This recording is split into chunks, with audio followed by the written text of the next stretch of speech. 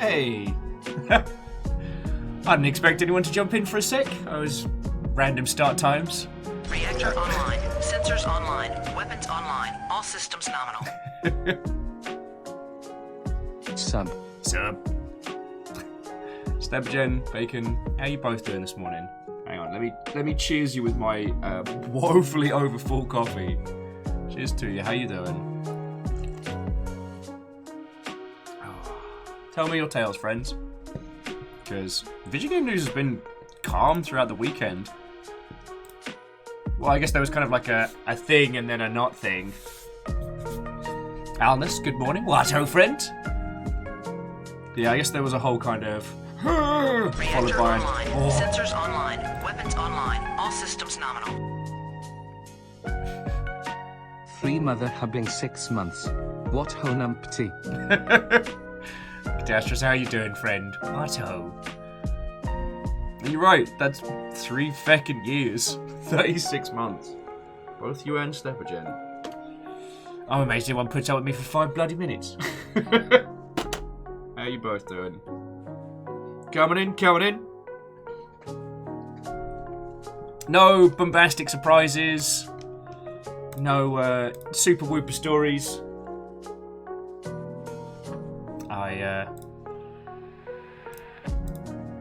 Yeah.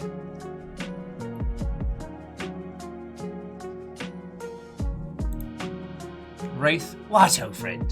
Hello. How are you doing this fine morning?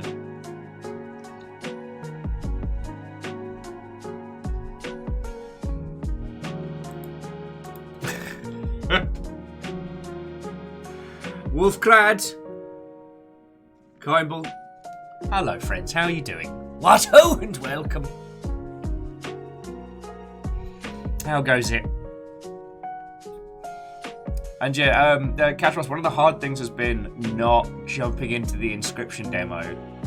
Because Star, who, okay, we know a lot of people called Star these days, but one of the stars that frequents the Longship for quite a fair bit, has been in on the early alpha and beta testing of it.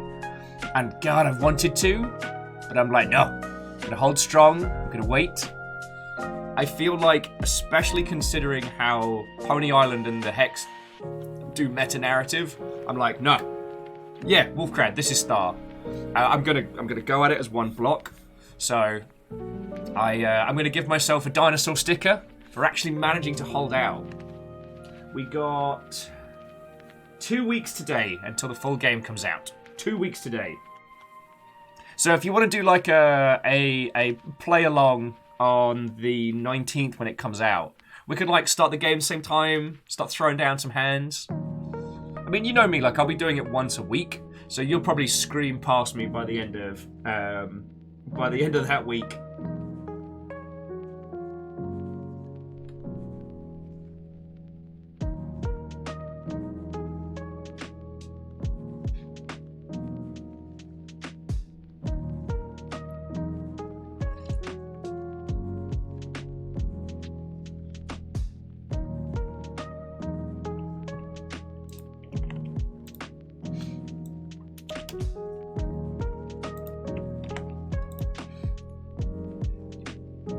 So anyway, how are you doing, you lovely Mother Hubbards? Tell me your tales.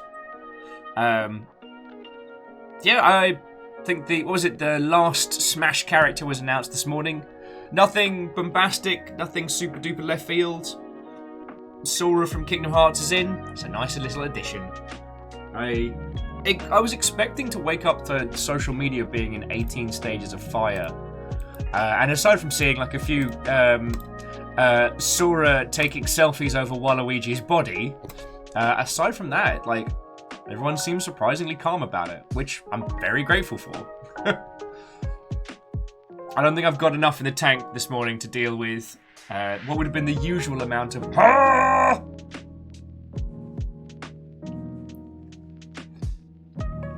Bacon, thank you for filling the pint glass. Apologies again for starting late. Was just going slow, and then the bin truck was just going clank, clank, bumpity, bumpity, bumpity, bumpity, bumpity, bumpity, crunch, thunk, thunk, thunk, thunk, clank, crunch, so on and so forth.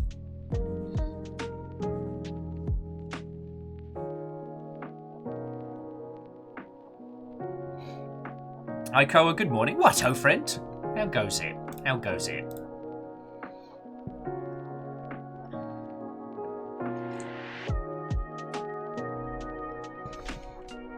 Sorry, I know I'm not being there the most. Ha-ha! It has been and days. It has been and days. Obviously, I'm happy to see you lot. Well, numbers, I wouldn't go so far as to say alive. I am live on twitch.television, yes, but the state of my being is still up for question. Ah, well, Kimball, I will do my very best to provide a spot of company, spot of conversation. Chrono, good morning. What ho, friend? Because I ain't doing so hot either, but we have a lovely golf game today.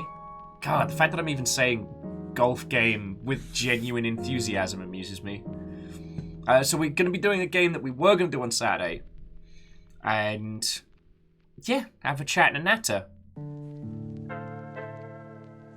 Git Ned, how you doing? What ho? And welcome.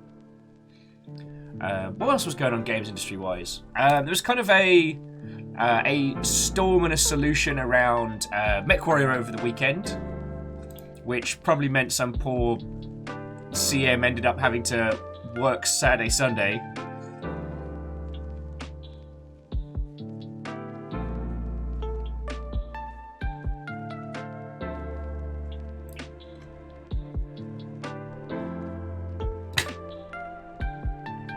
Sorry, just Wraith with Golf Club Wasteland, huh? Around here we just call it Aberdeenshire. Aberdeen. Ooh. Sorry, Aiko was already busting out the big guns with grilled tortilla with garlic butter and leftover chicken. Woof. Seed Witch, good morning. What ho, friend? Hello, hello. And Katastros, I'm definitely there with you. The noise around previous Smash announcements, I was very done with that song and dance quite a while ago. Captain on the bridge. Hello. People keep telling me that I should stop using fractions and use decimals, but I've drawn a line and that's the only point I'm going to make.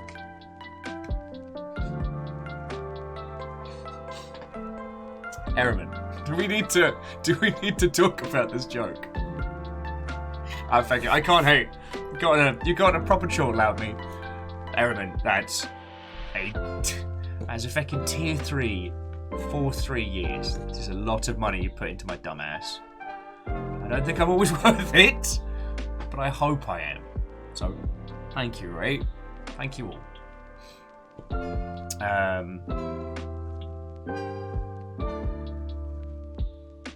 Oh, Favor did the £3 full English. Oh, that sounds glorious. That's glorious. I've got a leftover half a sarnie waiting to make friends with the rest of my stomach.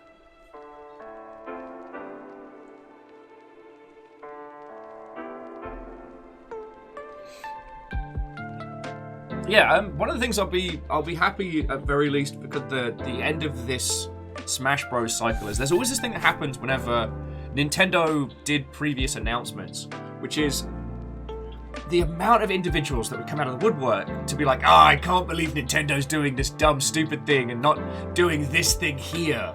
It actually does happen around a lot of Nintendo announcements, and I still don't really understand it. So many people will come forward and be like, I can't believe they're doing this. How are Nintendo this stupid? Yada yada.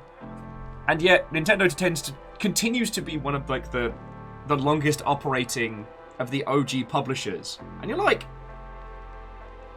I don't think the world needs. I think, dear rest of Twitter, you might be wrong. I ponder that a lot. Because, like, Nintendo's business model is very slow and very methodical. But you know what? People care about Smash. No one cares about the new Street Fighter V characters they keep adding. Like, okay, no, that's very, very redactive of me, and there is a core community that do care about Street Fighter V and things like that. But, like, the fact that announcing a single character for Smash is a full-day event, God, and the thing is, as a Street Fighter fanatic, I can't tell you the last character that got announced. I haven't even bought Street Fighter 5. Yeah, as Kyle was saying, those individuals do also still buy Nintendo products. Oh, Navalis, good morning. Watto, friend. To Jackie Foxbutt, good morning, Watto. Oh, Kandarian, I don't think I said hello there. Your hello was nestled between Favor Six's breakfast. Oh, and Night Valen coming in as well. Watto! Yeah, Night Valen, I can't believe they added Mr. Dark Soul to Smash.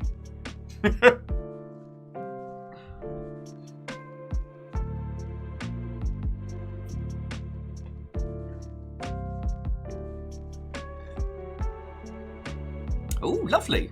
Sorry, Jackie said they just finished their D20 guitar pickup knob. Lovely. I did something I have not done in like 100 years, friends. I was having a shitty day yesterday. You know, those days that simultaneously sucks and is not that bad, but like, yo.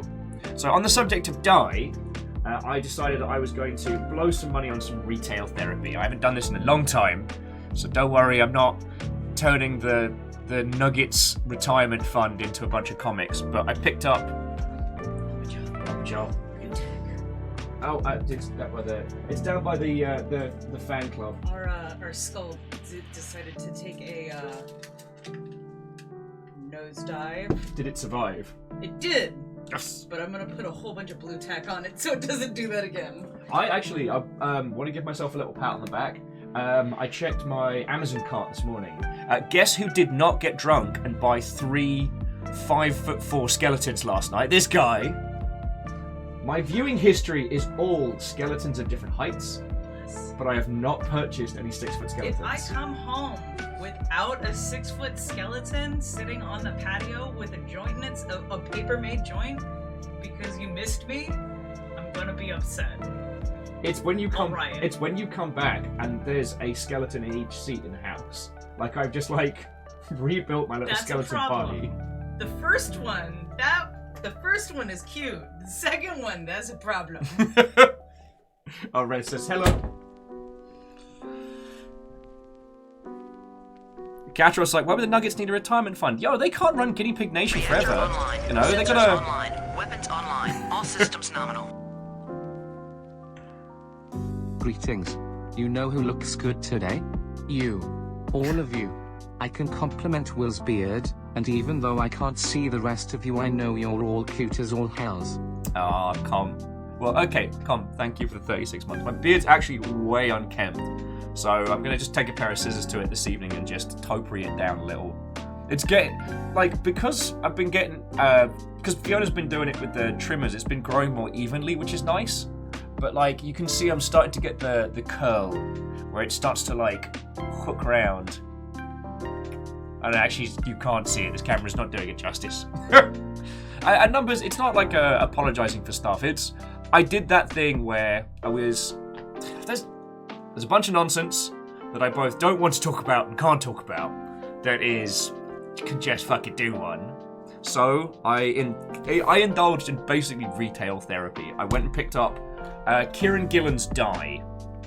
Now, I don't know how many of you know, I'm a huge fan of Kieran Gillen. I was a massive fan of his when he was a games journo. For those of you who don't know, he's one of the people that founded Rock Paper Shotgun.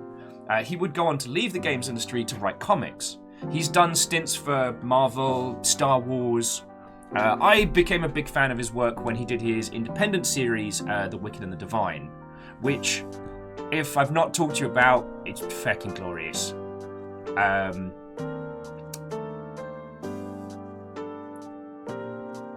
I mean, shite. You're all loving on Hades. I can see you digging The Wicked and Divine. Oh, Barcat. Watto, friend, coming in. So this is one of his newer series, and it is described as Jumanji meets D&D. And I've been meaning to read it for quite some time, because I like the author, I like the concept, it's not a hard sell. But last week I found out that they're demoing a D&D campaign, which is the story. Reactor online. Sensors online. Weapons online. All systems nominal. 3 years. 3 years, Will. Know that we love you and there is no shame in that. Well, Captain Steph, thank you kindly. Head of House Valkyrie.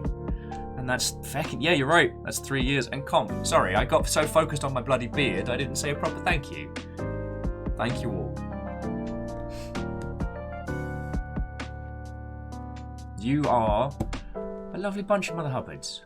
And my my happiness is not your problem, but you lot make me feckin' happy. I love doing this. Like, I love sitting here and having a chat. So feckin' yo. Anyway, so yeah, I spent $9 on this, and I also got this one, which is Homesick Pilots. Now, this Mother Hubbard is The Shining meets Power Rangers. It is about haunted buildings that become so infested with negative energy and ghosts. Who wants to sing? Oh, and Captain Steph, thank you for the host. Just all the hosts make the numbers go up, and I'm very grateful. Yeah. Haunted buildings become kaiju. So the idea of like poltergeists infesting a building, that when it becomes an absolute peak breaking point, these buildings kind of become monsters in their own right. And the only thing that can fight against them is people essentially piloting spiritually charged buildings across the world, like be it their family homes or otherwise. And I keep forgetting who the artist is on this one, but like if you can't see like the hot teal purple stylings of this, like I feckin' love the art style. I just keep forgetting who's the OG person on this one. Oh, is it Casper? Hang on, I'm friends with him on Twitter.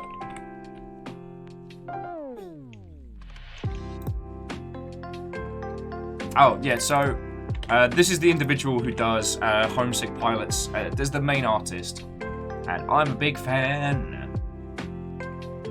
Also, when I say I know that person, the UK comic scene is tiny, and so I know Kieran from Vigigames and Casper. I think I met him at like Thought Bubble, which is like the indie comics convention in the UK. Anyway, so that was my little like retail therapy yesterday. I have not yet bought a crap load of tall skeletons, but I'm gonna level with you friends. I am considering getting one while Fiona is away. So I'm gonna have like my own little like calcium bonio mate in the house. Oh. Anyway, what's going on with your good self? Steel, how are you doing? Lost Flowers, Watto! And Sea Witch, thank you. That means a lot to say. Alright. Sometimes I worry that I'm just, streaming for my own sake. Getting that kind of like that little digital pat on the back. But then again, I'm a fucking warrior, so there we go.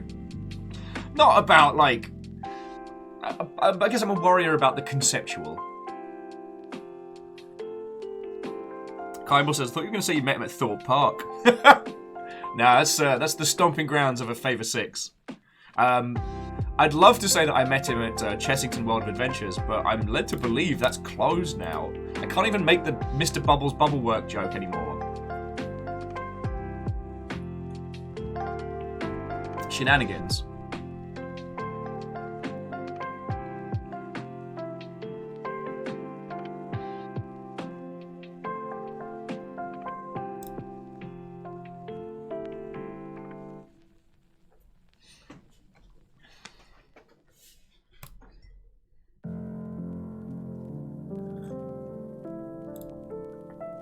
Oh, well, Steel, it's nice to hear your new digs are doing well. Stammering, good morning, friend. How are you doing?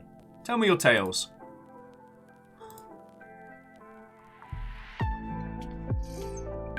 Okay, in terms of video game news, I think you all saw on the Discord, there was a kerfuffle over at Piranha Interactive, which thankfully got resolved, but was a lovely reminder that being the president of a company does not make you good at talking to the public. I was a little worried, I won't lie. Oh no, Numbers. Sorry, Numbers was just sharing their Skies of Arcadia figure that they're looking at. No, Numbers, don't do it. If it makes you feel better. Okay, well, actually, it probably wouldn't, because I won't be able to pick it up, but...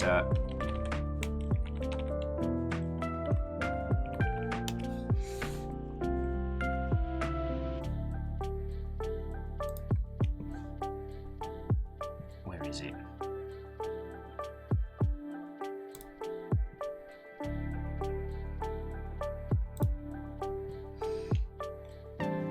Yeah, Numbers, if it makes you feel any better, this keeps coming up on my feed because I've been talking to people about Arknights, and this particular character's kind of become my main, if you will. Oh, Vanderbeest, head of House Order, what, oh friend? Hello, hello? Sorry, enough about my my nonsense. So, Comp's currently looking after the house while the mother's in another part of the country on related matters. It's a freeing sensation just to be alone and responsible. It's feckin' lovely. Comp, you should get yourself a 6-foot plastic skeleton from the internet. Because that way, next week, I won't be the only person with a plastic skeleton around the house. I also think that I'm talking myself into buying a plastic skeleton. And it appears me and Numbers are just going to ping vomitously expensive statues at one another. Okay, that's not as bad, but the quality on that's grand. Again, I am not a person in need or in want. Oh. I'm still playing Arknights, and I'm still really enjoying it. What I love about it as well is... Sorry, you're gonna have to hear about Will talking about mobile games. I'm really enjoying Arknights to the point where I wish to progress the story because I have a genuine care as to what's happening. And I love the fact that it's not just about like dumping points and time into like one McPunch hard so he can McPunch harder to get you to the new game damage level, yada yada. It's actually working out like a plan. So at the moment, I need less people who get shot in the face. So I'm trying to work with some of the stealth characters. Oh, Alan, it's like I've got real skeleton money.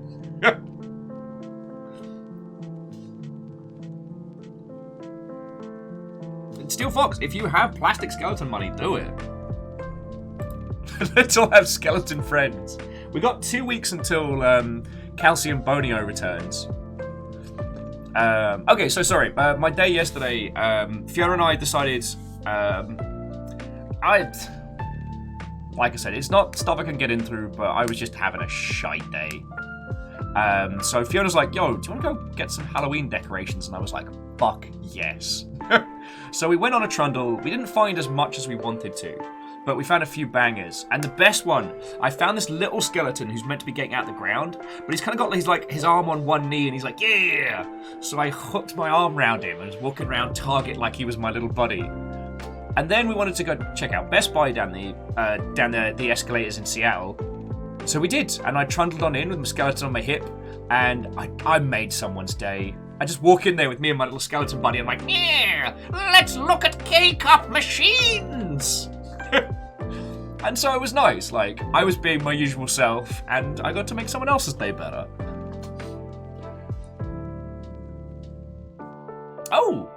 Oh, Stammering, actually, thank you for the reminder. Stammering Gaming just wanted to let you know is that if any of you have the whole Twitch Prime Amazon, Prime nonsense, there's a bunch of banging games right now. So there's Ghost Runner, Alien Isolation, and Star Wars Squadrons, which, for no money, is pretty rad. Climble's like, wait, you have a real skeleton in the room with you. Did you not hide a skeleton in my room? How very dare. How very dare. Yes, numbers. Calcium Bonio will be on a Saturday. I don't know if that is a good thing or a bad thing. I haven't checked out the status of the Epic free game right now, but I do believe that Alan Wake Remastered has launched on Epic. They finally introduced achievements on their platform, so all right. Oh, I'm sorry, Numbers. It's more because like both Laura and Zalavir do real people jobs, not like my dumbass. So I wanted to time it on like a weekend. There may be some times where we do Divinity 2 on a Sunday, because I quite like the Sunday afternoonery of it. Plus, it means I can have a bevy and be a silly bugger. But for Saturday, like, I wanted us to be able to, like, sit down, make characters with everybody, you know? And Numbers, like, I take you lot into consideration.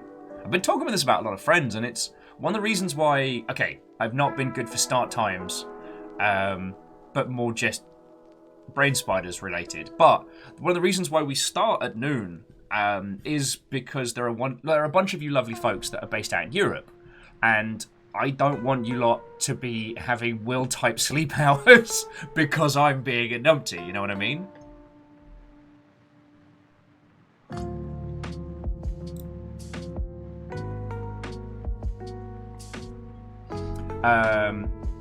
Oh, it's still Europa Universalis as the free game on Epic. So if you want to spend 1,000 years...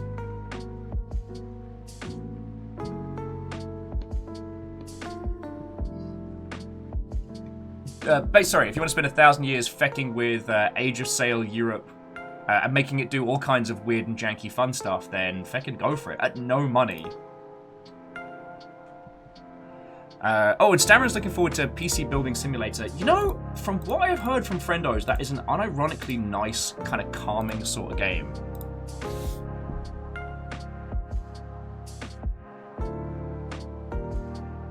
Vanderby says that feeling when you're sorting your pending server farm jobs to ask yourself, why job ask for 1/4 terabyte memory? Oh, Kimball's is hoping to get their Far Cry 6 credit next week. I hope so. I definitely agree with the... God, I forget who wrote it. This stain like the waffle. It is a nice way to end the day. Old Stepper Jen, thank you.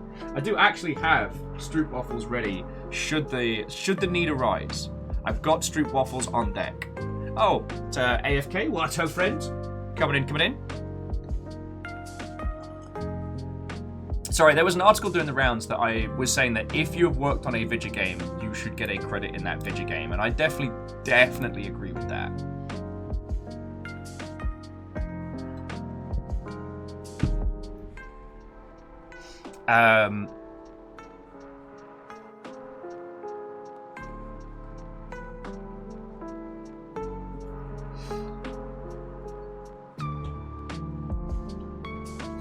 Sorry, if you've not really come across it, it's a terrible habit in a lot of the bigger studios, which is the credits for a video game are usually worked out towards the end, and then it can only be people who are working on it at that space and time.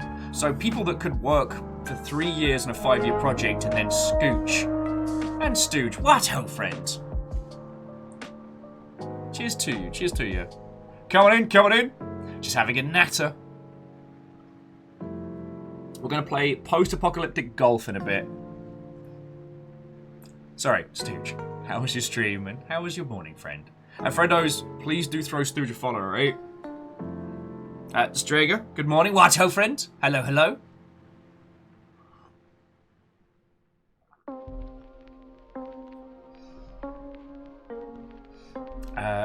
And I won't lie, last couple of days have sucked.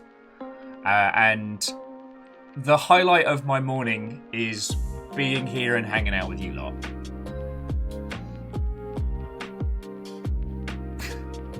Hey, Mal, how you doing, friend? I see you sneaking in there. What ho, friend? Yep, and Vanderbeest. That's a good little unit, good little shield wall there. I'm impressed. You're all ready. I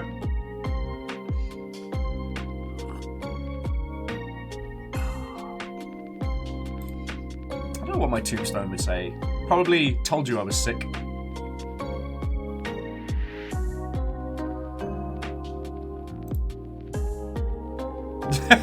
I like Mimic Check, that's a good one.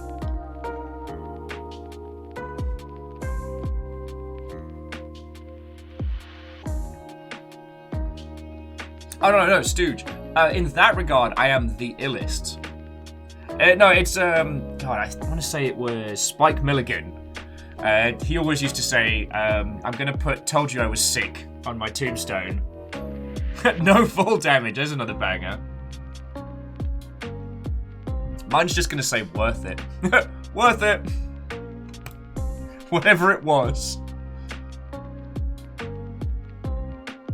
Worth it feels like the positive equivalent of Avenge Me. Reactor online. Sensors online. Weapons online. All systems nominal. Camille, Baby shark doo doo doo. are you happy? Are you happy bringing the old words in here? Camille, thank you for 36 months and everything else, yo. I hope you're doing good. Oh, and sorry, Intrepid Canvas. I see you sneaking in there. Watto, friend. How you doing? Oh. What were we nattering about before we had lovely peoples coming in? Oh, there was a bunch of stuff over at Piranha Interactive, the company that make MechWarrior Online and MechWarrior 5 Mercenaries. Thankfully, it got resolved, which I'm real happy about.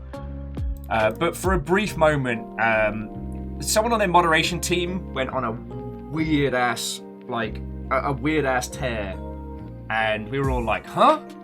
And then their CEO responded to it in typical kind of old white guy fashion. Everyone went, whoa!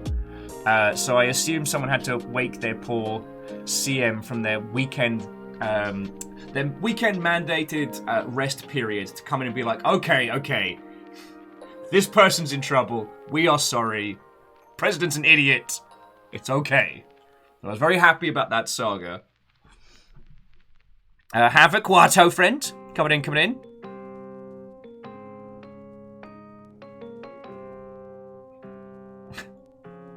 Well, I mean, stammering, there is one tier above the bag of Maltesers forming a block. That is the Maltesers ice cream. If it can be found. If it can be found, then feck yes.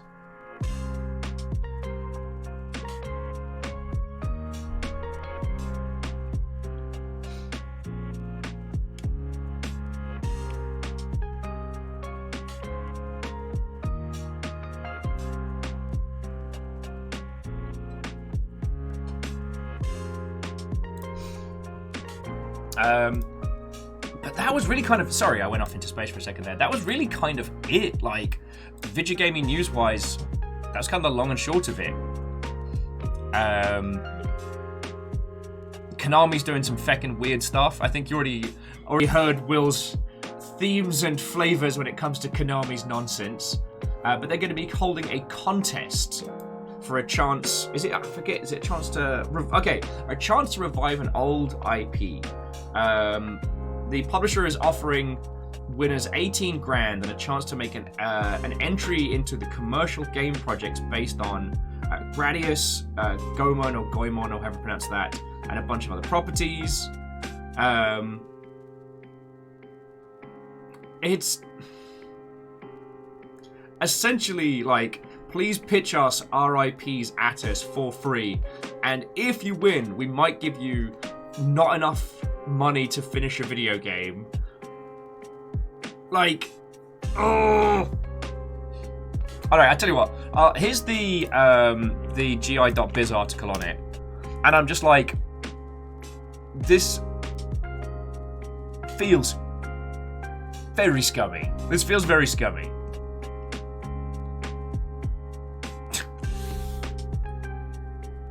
Well, and sorry, Fred was being like, if you do super well, they give you the bonus extra S+ achievement. Exposure. Exposure kills people.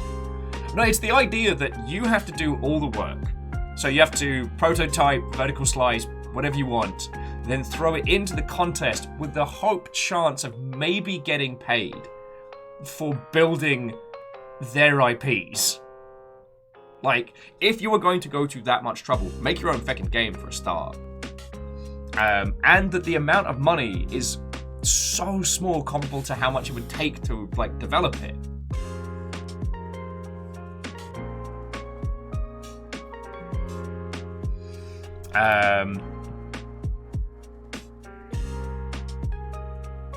Oh yeah, sorry, Stooge was just jumping back to the Piranha Games thing of there's nothing quite like having a community fire on a Sunday because your feckin' idiot president ran his mouth. Yeah, I feel for the MechWarrior community team. Reactor online. Sensors online. Weapons online. All systems nominal. Oh, look, I'm in this group too. Yeah, you are, friend. Yeah, you are. Salen, you for 36 months on top of all of it. Back in your alleged. Right, ho, friend. Coming in.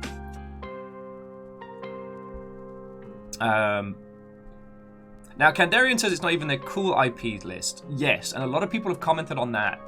A lot of people are hopeful. They want to believe that because this contest doesn't include Castlevania, Metal Gear Solid, that hopefully we're seeing new entrances into those franchises. Sadly, I highly, highly doubt it. What I think is that there are licensing agreements with both of those properties in the works. Because the thing is, like, Konami don't make pachinko machines. Konami license their IPs to pachinko machine makers. And there's probably a janky cut of cash and whatnot. Or at least that's as I understand it. So those IP deals would restrict anyone just being able to go hog wild.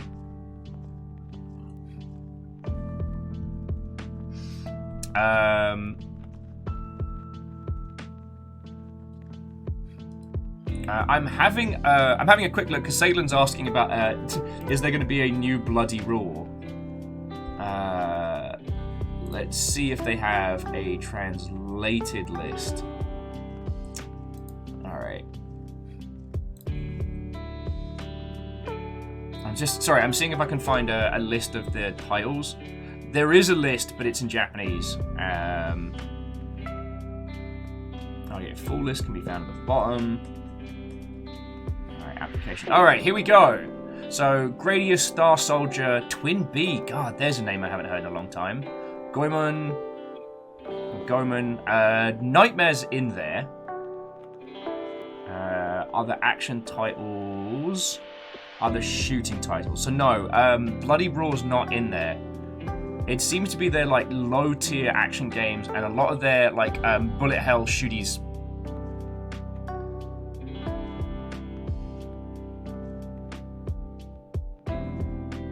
Well, okay, so alleged. Here's what's happening. Currently, Konami is running a contest to allow people to make a pitch, make a demo of a game that they would like to make with Konami's IP. And the winners will be given like 18k and I guess a publishing deal, which is trash hot garbage. And Goemon the Mystical Ninja is in there as well. Okay, no, the Goemon IP is in there.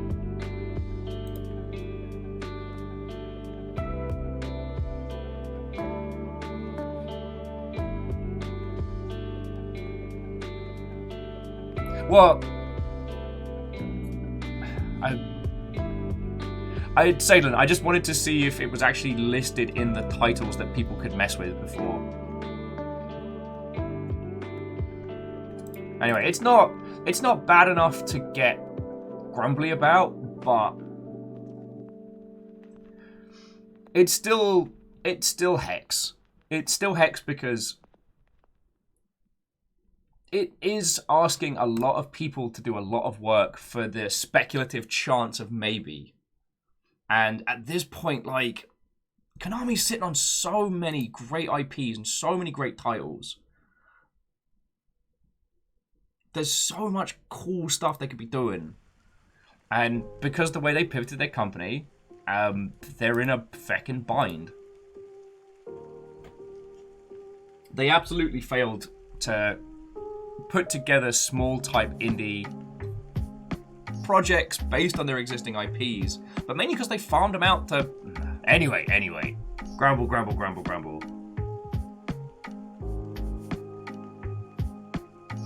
Okay. Just giving me static. All right. Sorry.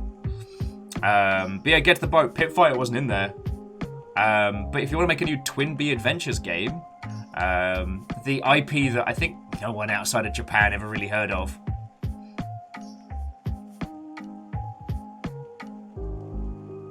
And Kandarian, like, I don't disagree that Konami is hurting now, but Konami were making very, very, very poor choices before the global lockdown. And here's the thing, everybody else in video games has come out of lockdown better. Like, I'm not celebrating the fact that we all got stuck indoors for what will be eventually 2 bloody years. The irreparable damage that it has done. I'm not making light of that. But video games have been selling hand over fist throughout this whole thing because we're all stuck indoors, right? Makes sense. So everybody else has been making a crap load more money, but Konami hasn't. Because they pivoted away from video games and were doing weird nonsense. And they're over... Yeah, I guess I'm driving this point slowly around Kandarian to what he was saying is like, they over-focused on physical gambling machines. And when you can't go to a physical gambling space, what are you gonna do? So, Edgy? Washo and hello? Sorry, I guess I was getting into the rantosphere on Konami. Like, right now, I would like them to just stop. Take a breath, take a breather, let some proper companies pitch some proper concepts, and just let go. You can't do it, you can't manage it. I mean, the over-meddling with Metal Gear Survive definitely showed me that, like, Konami as a publisher can't produce games without a drastic shake-up. Sorry, I didn't mean to get onto the rantosphere. I will say, friends, video game-wise, we have a cracking week this week. I actually had to make some serious choices on what games we cracked into this week. I was going to get into Industria today, but Industria has a patch coming. There's one bit that the devs said they were unhappy with, so they wouldn't be patching it. Who wants to sing? Oh, and Fiona, thank you for the host.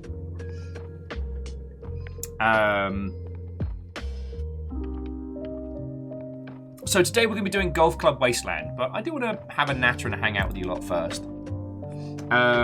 Tomorrow we're having a crack at Deathloop, because JP was mentioning Original Prey and, well, what would have been the sequel to the original Prey game. And while JP, I do agree with you, like, I was really excited for that whole kind of, like, hyper sci-fi space bounty hunter. Like, that had some real style to it.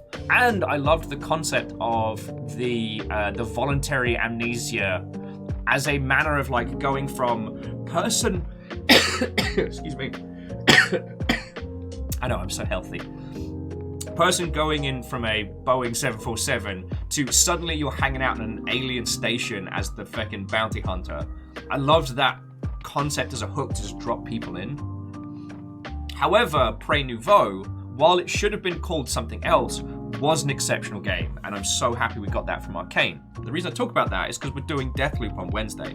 But Aperios is getting free reign to murder my face. So it's gonna be Aperios hunts Will. Jumping back in, so Alleged was saying classic Konami was good. Konami now has rethink its life. It's needed to for a while. The other biff outside of Metal Gear Survive was the last Contra game, which wasn't awful per se, but it was a combination, like, it was a brawler twin stick shooter in that kind of like top-down manner that missed a lot of Contra Hard Corpse's nuances, and the fact they called it Contra Hard Corps Where set the bar, and it was a bar that they couldn't hit, even with, like, you know, Cyber Panda dual gun wielding brain in a jar. And yeah, as Fred says, your guns overheat in a Contra game, and it's just... Now, again, that was a game that could have been good, but Konami were desperate to put a license on it that they hoped would sell more stuff.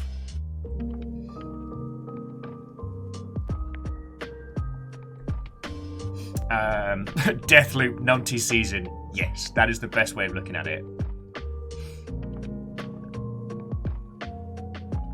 Oh, so Alnus, I've played a lot of Metal Gear Survive now, and I've got to be honest, like, there's a heart to that game that is very, very good. But there is an absolute design by committee thing that comes through from playing it. And perhaps it is, like, as we've talked about, like, the wake left when Kojima Productions just left Konami. And a bunch of, like, upper businessmen...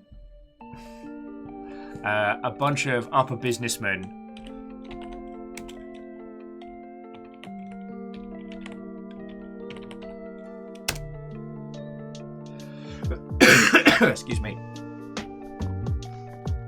All trying to be the next Kojima, or all of them with their frustrations of having to work with a named creative. Perhaps that's why Metal Gear Survive ended up being such a design by committee, but I tell you, the feckin' monster in that, and the points when you have to go in and out of, like, the fog cloud things, like, if you can struggle through the early stuff, it has some great moments. But it was also designed to be 4-player co-op, so trying to play it solo is very hard. To pretty much Edgy is asking, wait, do you mean do I like Cyberpunk? As a genre, feckin' yes. The game that came out most recently, I'm gonna call a Wizard Veto on, because I feel like we've discussed and rediscussed and rediscussed it. But there's definitely... I almost haven't finished digesting Cyberpunk as a game, if that makes a weird sense. But yeah, at this point, I think Konami's best strategy is a professional licensing house. Like, they need to find a way to get someone on board to do something very good with one of their existing IPs that is both familiar and does not feck with the continuity of their existing IPs. They don't want to do a big reboot of Metal Gear Solid. What they do need to do is get a re-release of Metal Gear Solid on multiple platforms.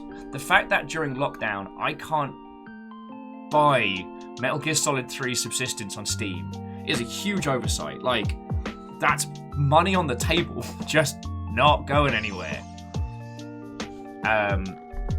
A lot of people have talked about things like the boss's units and their operations in World War II would be a good jumping off point, like just close enough to the Metal Gear Solid vibe, but low tech and interesting enough to be like a little creative space. Oh.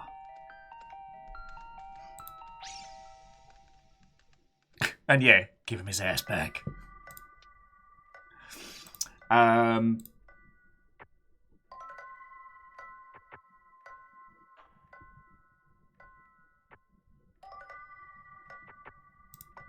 Sorry about that. I know, I'm just a beacon of health today. All right. I've ranted about Konami nonsense enough. I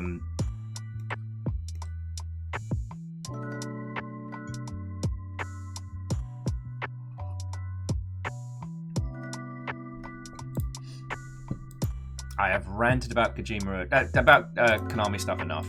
It's hard because the only person that killed Konami was Konami, and so sometimes it's difficult not to obsess on those things from like a biz dev perspective.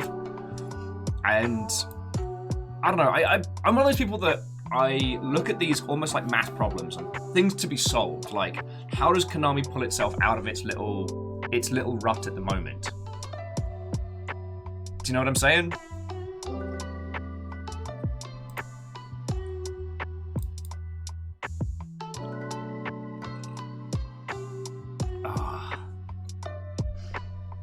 Anyway, sorry. That's really been kind of like the long and short of it. Game news has been quiet. I think everybody got all their early September stuff out of their system, and it seems to be a nice a week with a little bit more breath in it. We do have Back 4 Blood coming up, so that's going to be another big release. As Catastros was saying earlier, like, Inscription's in 2 weeks. God. There's so much I still haven't gotten into. And I don't have a date for when we're going to be doing the Outer Wilds DLC. But if you do want to play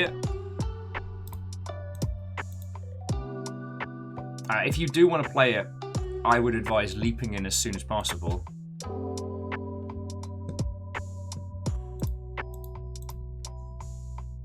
Because from what I've been told, the Outer Wilds DLC is exceptional. Don't let anyone spoil it for you.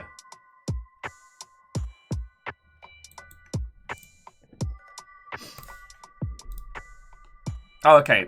Before we dust off the Konami conversation wholeheartedly, just that JP was adding that they feel like Konami's led by the old dude that doesn't understand the fad of modern gaming. Well, I think that's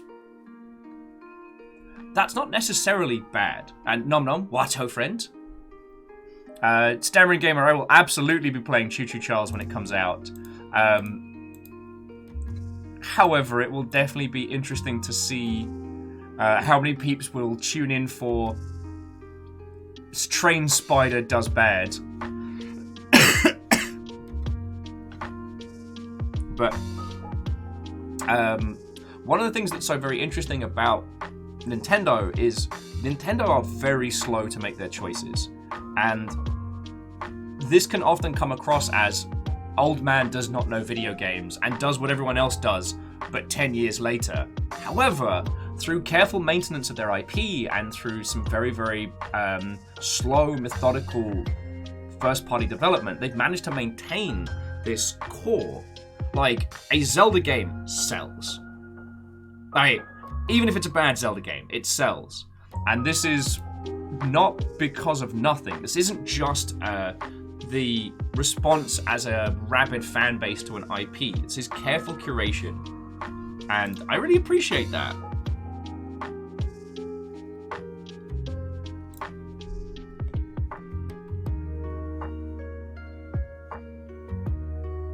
It's...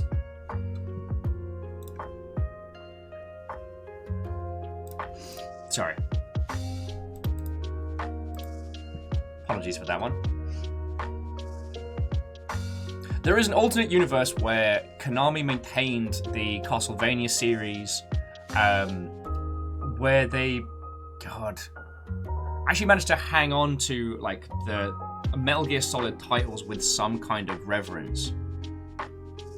Because here's the thing, like, they released their titles in like HD re-release bundles, and that definitely says something about the quality. Whereas Nintendo don't do that too often. They have realized that there is value in their old games, and whether you love it or loathe it, from a business standpoint, like, the fact that Nintendo will say, no, if you want to buy the original, the newest version, the newest release of the original Legend of Zelda, that is going to be $30. And it sells. It's essentially setting your own price point. And Konami didn't do that. And the thing about setting your own price point, setting your own value, is you can't go up. Like, you can always bring your value down, but it is very difficult to bring your value up. If people can already buy your game for $2 somewhere, and then you go, okay, but now you have to give me $30, they might be like, how about no? Okay, sorry, I don't mean to be as snarky as it's coming across. Anyway, Konami do better. That's what I'm saying. And I'm not even going to get into what they did with a bunch of their wanky licenses. Janky licenses was what I meant to say. I'm so sorry. God, I'm all over the feckin' place. I am all over the shop today.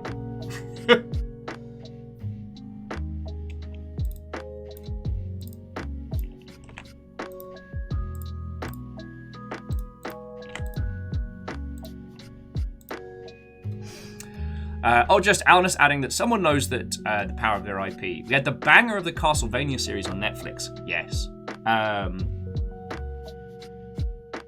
And the thing is, you can see it if you go back and have a look at how that Castlevania series was adapted, because it's feckin' smart. They essentially did a long-form pilot with like a couple of really big Sakuga moments and let both the performers and the story breathe.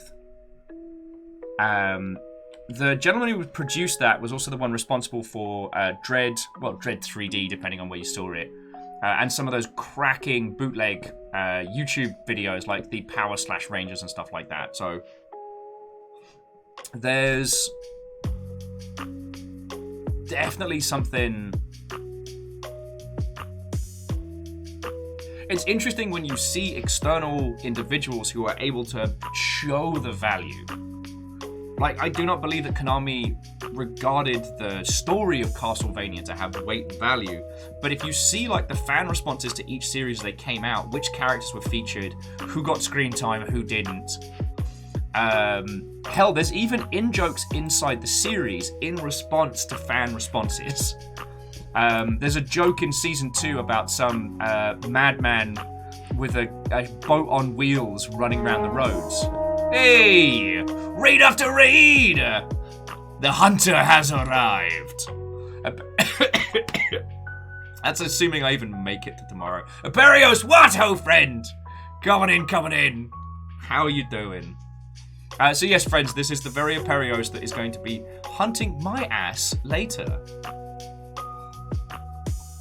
Oh, okay, Arkham Basement Ghost. I am so sorry. The snow cone machine is actually 2 doors down that way. So what you want to do is you want to head to the Twitch categories section, and when you get to Devil Daggers, take a left. Then you should be able to find the... Sorry. Hello, Watto, and welcome. Sorry, how goes it, Robin Watto? Prolo Watto, friends!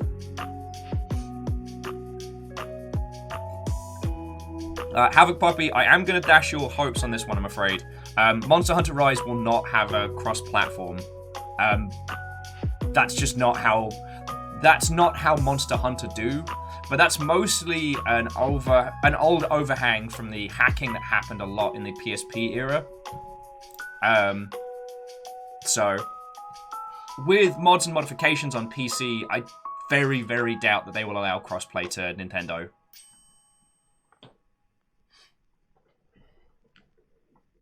So yes, what ho friends, coming in.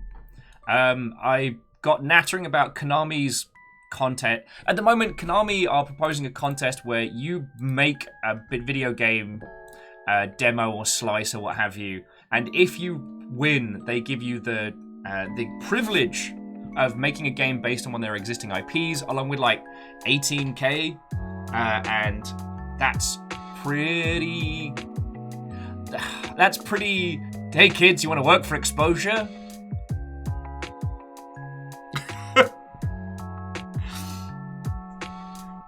Sorry, I got one more package, actually. I got one more package. Hang on, let me move my bits box. So, actually, I should have mentioned, because I know someone was waiting to see if something showed up. This did come from the P.O. box. So, let me just tell Discord. Okay. Friends, will you just indulge me one more little whinge? On top of the shit that I can't talk about that's just fucking making my life miserable, I got like a little email yesterday saying my final Gundam had been delivered. Alright? For those of you who don't know, I have been spoiled by the lovely folks at the Longship for like the last year. Well, okay, since I started doing this. I have so many Gundams. My goal was to build every Gundam kit by November. That's not going to happen. So now I'm going to try and build every Gundam kit by next November.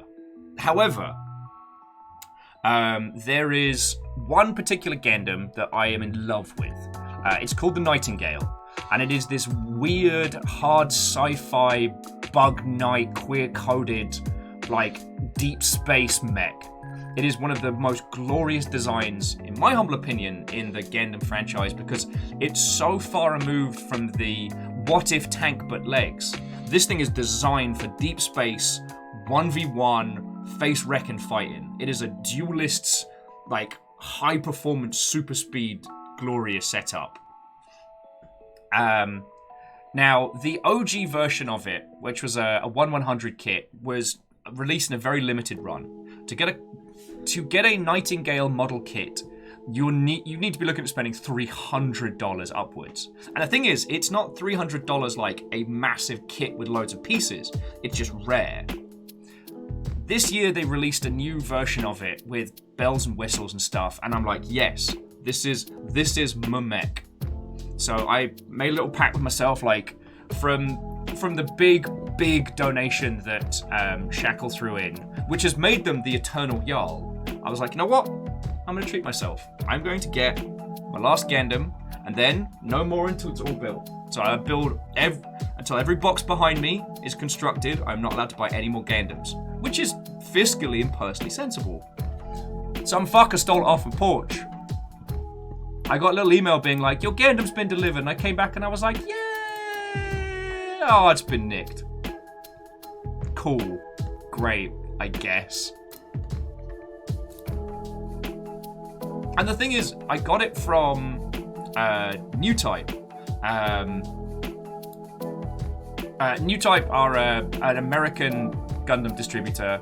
They're really cool and they do a lot of great charity work stuff. And the thing is, it has a big old New Type sticker over it. Like, you can't mistake it for a mobile phone box or something like that.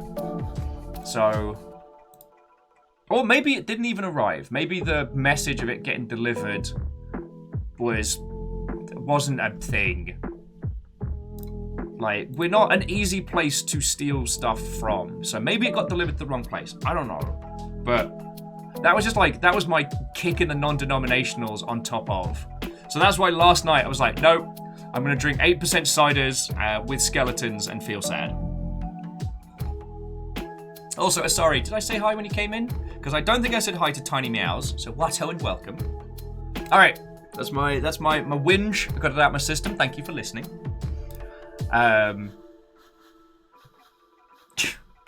If I get names.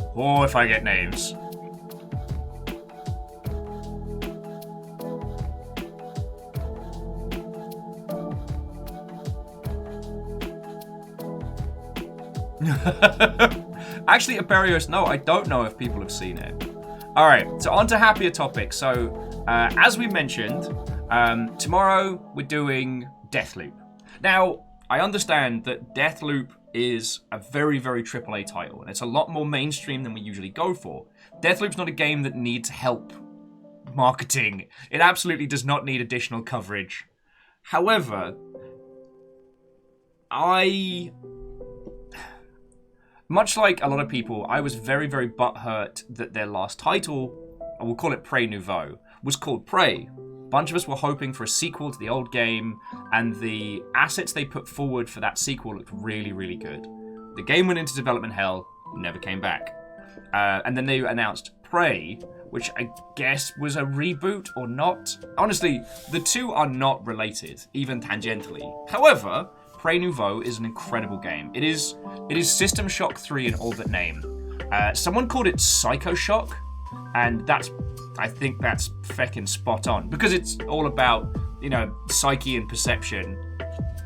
Okay, so the idea being like System Shock is both the systems that you hack into and also, your systems as they get improved, shall we say. Bioshock is all about like hacking your own biology, and then we've got Psycho Shock, which is all about fucking with your own mind. Anyway, Prey Nouveau is exceptional, and with Deathloop, they're doing some very, very interesting stuff. The aesthetic of it, the characters, the faux 60s style, it seems to be evocative of the things that a lot of us were hoping We Happy Few was going to go down, sans the British element, obviously. One of the other hooks of this game, beyond its loop, is... Sorry, in case you weren't aware, it's called Deathloop because you're dropped on an island and you have to kill a bunch of baddies. But every time you die, you restart the day again. So it's about learning the world, learning how to murder everybody. But to keep it spicy, an opponent assassin, another agent, is in play, and their goal is to murder the crap out of you and stop you from fixing the loop, and stop you from breaking it.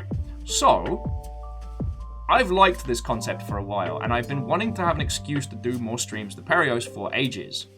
Anyway, tomorrow we're getting into that. Now, I'm gonna talk to Perios this evening and like do a bit more in the way of planning, like how we're gonna present the stream and how we get people connecting in and doing murders. But John has taken this as a, why don't we get some memes going?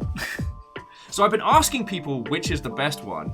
So far, we've had some feels, but yeah, I was Halloween stuff shopping yesterday, and frickin' Aperio sent this one across, and this one, which works because John's upside down mustache does look like a butterfly.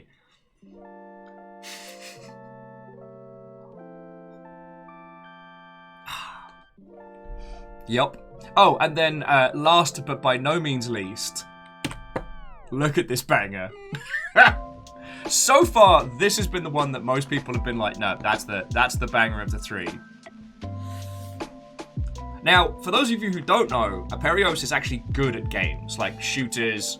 I've not had the chance to play Valorant. Just, I haven't had the time to get into it. And as someone that used to be a CSGO fanatic, like, that's... I'm not a fan of the Team Fanatic, someone who played it a lot. It's been great being able to live vicariously through John during some of those streams.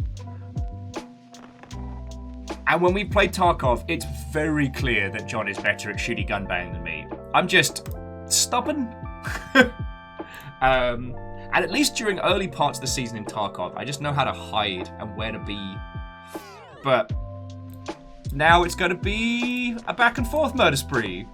So, feckin' yo.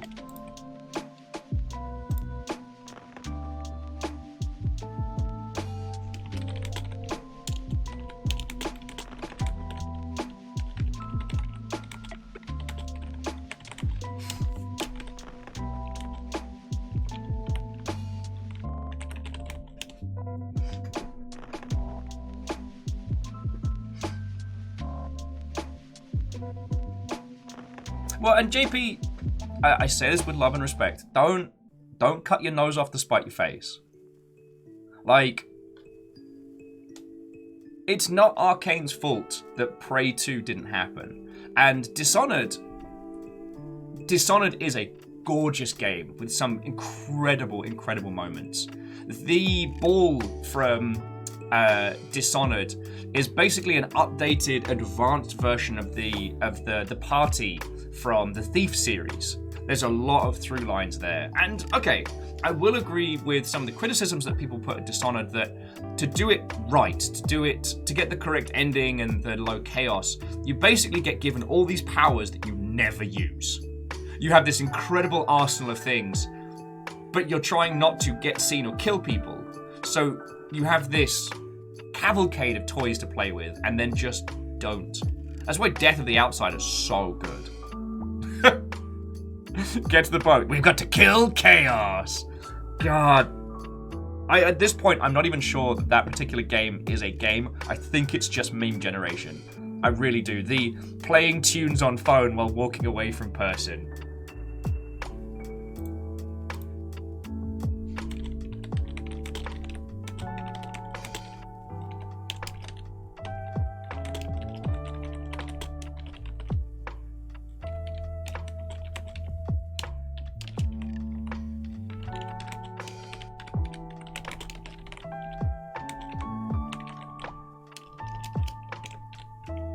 Sorry, bear with me just a second.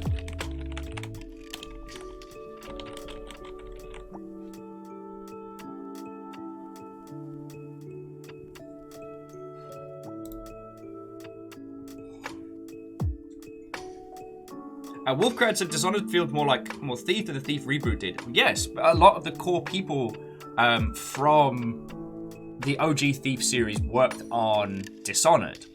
I believe Null was on that until he moved over to Question, but don't quote me on that. Neo Stowe says they have gross corporate meetings in 10 minutes. Can they just not? Just hook your pinky finger, hook your little toe around the internet cable going into your PC, and then just yank it out when you're mid-sentence. And tell everybody you're having technical problems. Make a cup of tea. You'll be fine. Unless your boss is watching, in which case, sorry that I just ratted you out.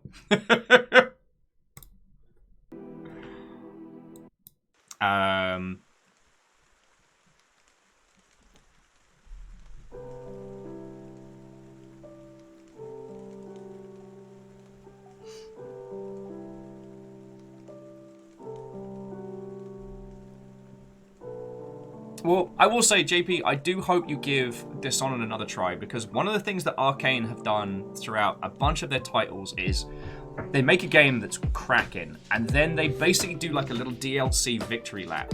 So, I'm trying to remember which one it was for the original Dishonored, because there was more than one.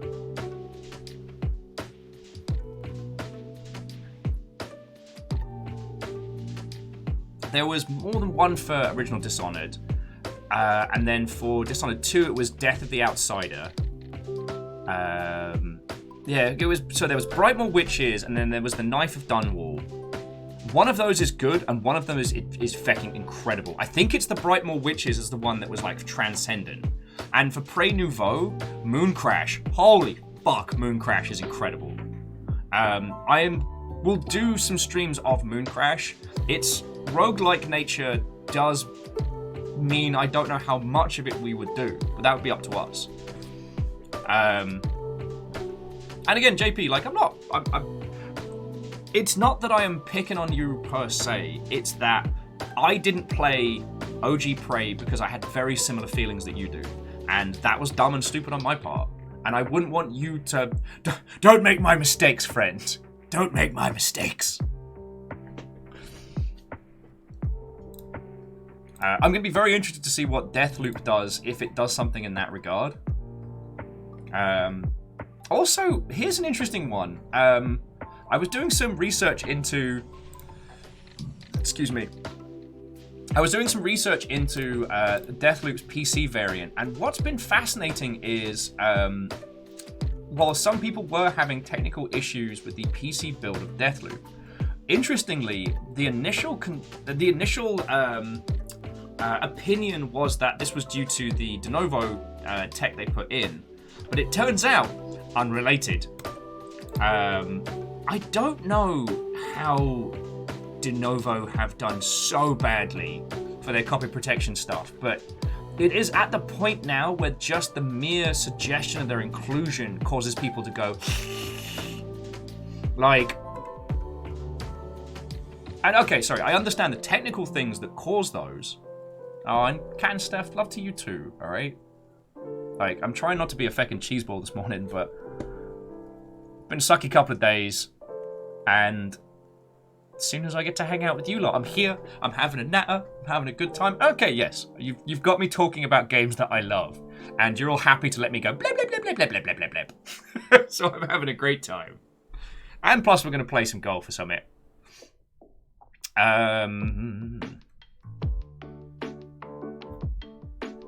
Oh, yes. Like the great failing of de novo. Like, feckin' yo.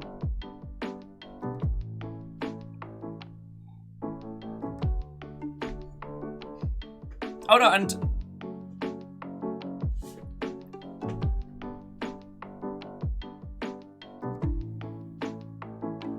I mean, Akoa, spot on. They desperately need a rebrand. If they're going to continue. Now, I'm not saying that I am pro de novo, or pro-novo, if you will. As, yeah, some of their previous iterations, as Parlo is saying, is like, they've given kernel-level access. Like, no thank you. However, I do also understand that, like, piracy's fucking rampant still. And the more difficult you can make it for people to pirate your game in the first 2 or 3 weeks, the better off you're doing. There's a philosophy to video games where, so long as it is easier to pay for it than it is to pirate it, users will usually spend money. And I don't know. I don't know if it's just because of everyone kind of giving less hex, but it does seem like people are becoming more and more open and more blasé about, now I'm just going to pirate it.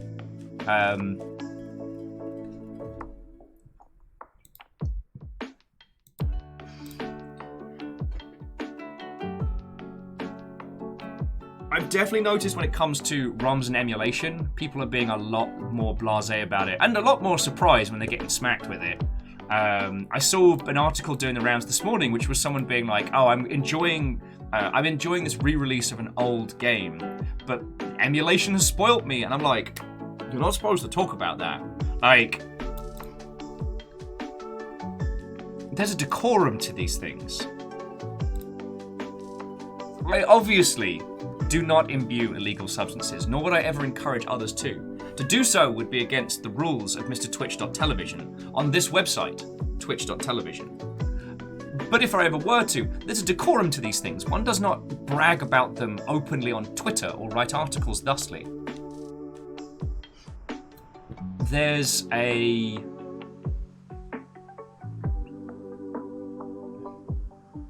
I don't know, there's an industry-wide understanding, yes, emulation and things does happen.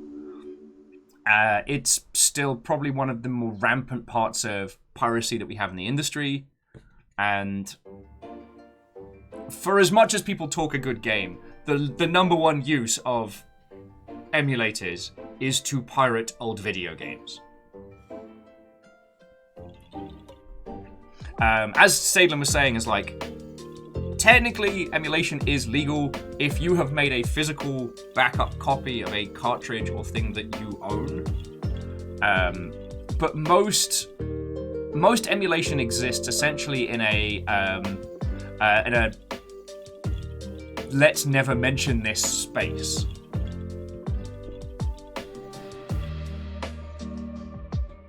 So it has been interesting to see how those conversations have become more and more prevalent, which I wonder if it does come from like a background misunderstanding.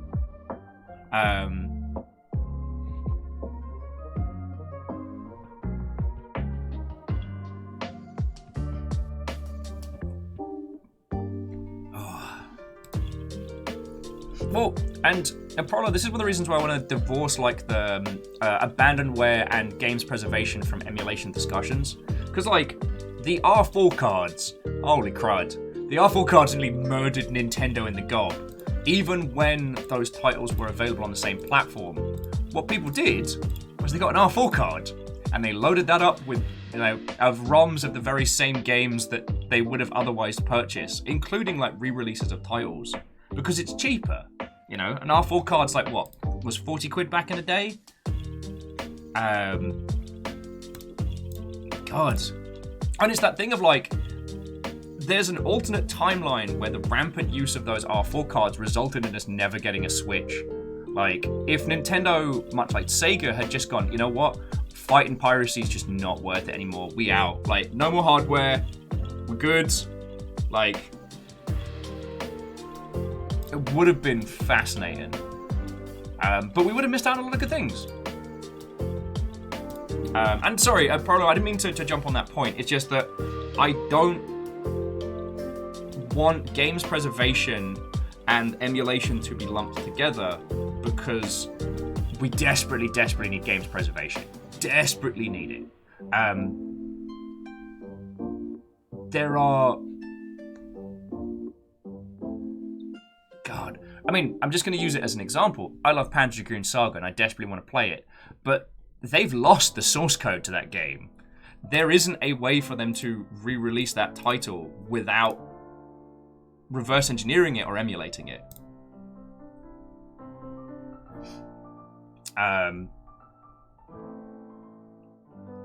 What I have noticed is that... sorry, I don't want to drive this point too much into the weird here. I guess... emulation exists in a grey area. Kind of like streaming video games on Twitch. However, the general consensus is that, you know, emulation of titles that you don't own is still very piracy. And Nintendo are the only ones going after it as aggressively as the others, but they're also the ones with the most to lose. Sorry, if you're wondering what I'm saying, video games on this twitch.television. Did you know, if I was to follow the exact letter of the law, I should not stream video games here without a licensing agreement. Now, it has genuinely become accepted by the industry as a whole that we're all fine with people streaming games. Like, it doesn't hurt video game creators, except in some edge cases, and there's no benefit to cracking down on people showing off your game and being like, I feckin' love this. But to the letter of the law, this isn't how it should go down. My worry is that similar mentality might be carried through into emulation, and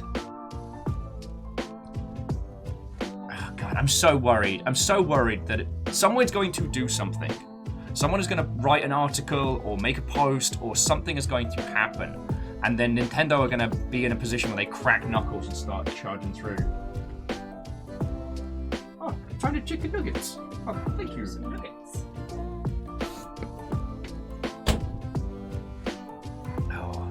Should we play some golf? I'd quite like to play some golf. Sorry, I feel like I'm getting into topics that we've all discussed a bunch of times. And I don't want to start getting too bloody preachy, you know what I mean?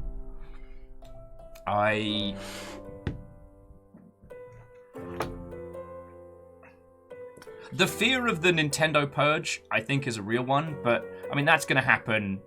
That's going to happen whether or not it's based on emulation or otherwise. Sorry, but let me grab some of your points before I move us on to golf and nonsense.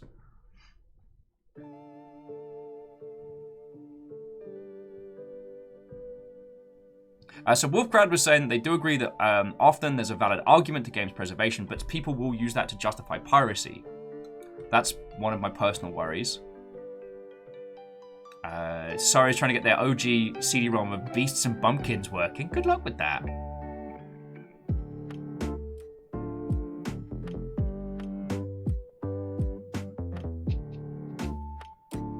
Oh, okay, so Prolo, sorry if I missed your points completely. And JP, I should have prefixed that, you know, we're talking like main territories, so English language territories, then like Japan, China, etc. You know, countries that the cost of video games is at a level where it is not extortionate. I completely understand there is a whole part of the world where the price of video games does not match the average person's income and things like that. I don't want to dismiss those, but again, sometimes that is used as a justification. God, I'm getting all preachy today. I do apologise.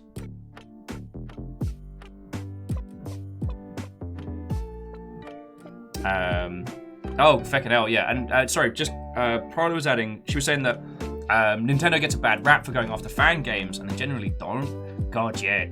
No one's taking shit on Take-Two for just gutting like their entire modding and fan community because it kind of sorta clashes with their HD re-release of their old GTA games. Everyone's like, fine, you know. But anyway, you know what? We're not going to get into the fan game conversation because you know all that's going to happen is I start frothing at the mouth. Okay, on a happier topic, friends. Stammering's got 20 quid Steam credit, looking something for decent to buy. All right, so Stammering, let's play Sommelier. So, can you give us some flavors, some notes, some hints of what you're looking for? And Imperios says, just on the subject of streaming, it's kind of a don't ask and we won't push sort of situation. That is good for us, yes. Free advertising for companies is huge, it is. But if the company wants to put their foot down, they can, like with, Persona, where it was like, don't stream past this point.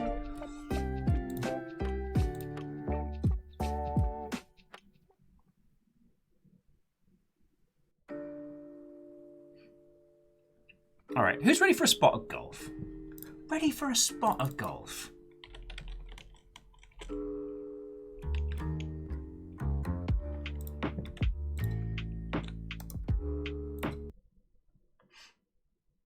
Ultrazini says they've seen the Hot Wheels game released not so long ago. Wouldn't it? If it wasn't $50, like I've seen Chorby play it. It looks like a lot of fun, but $50 to roll the dice on a Hot Wheels game. I'm like, and I don't have any contacts to get a press copy, so.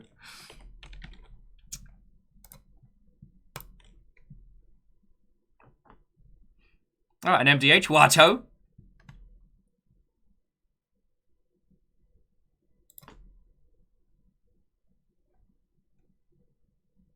Alright, when you're ready. When you're ready, golf game. You gonna do the thing? Hey! Crowbeak, how have you been? Watto, friend! Okay, Crowbeak, okay, the last couple of days have had an inordinate amount of heckin' bad times. But I'm doing good. I've got a bowl full of chicken nuggies, and I get to hang out with these lovely Mother Hubbards. After the great ecological collapse, the ultra-rich moved to Tesla City on Mars. That's not on the nose at all. Now the citizens of Mars take chartered flights to Earth to play golf in the ruins of civilization.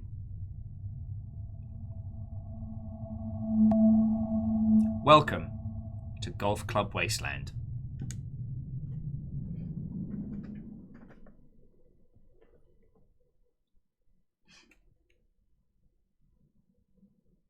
Alright, Crowbeak, it is entirely fine. Lurk away, friend, lurk away.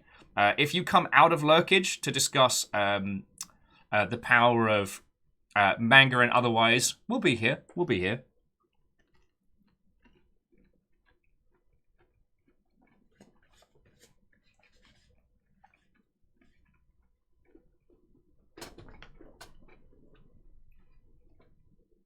Actually, Aperios, I was contemplating that.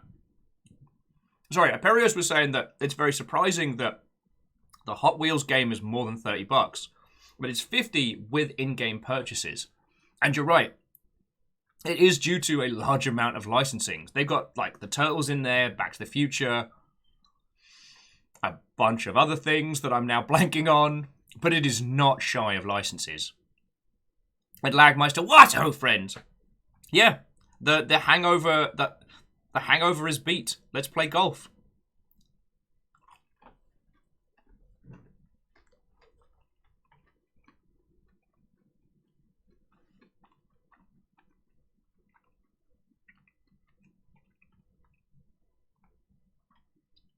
And just on the copyright issues thing, there is the element of you have to be seen to be defending your property. So, if something becomes so large as to clash with your brand, copyright, IP, you have to be seen to be defending it. Otherwise, it could be claimed... someone could make a case that you've given up your claim. That's why fan games tend to get left alone until they get a mass amount of coverage.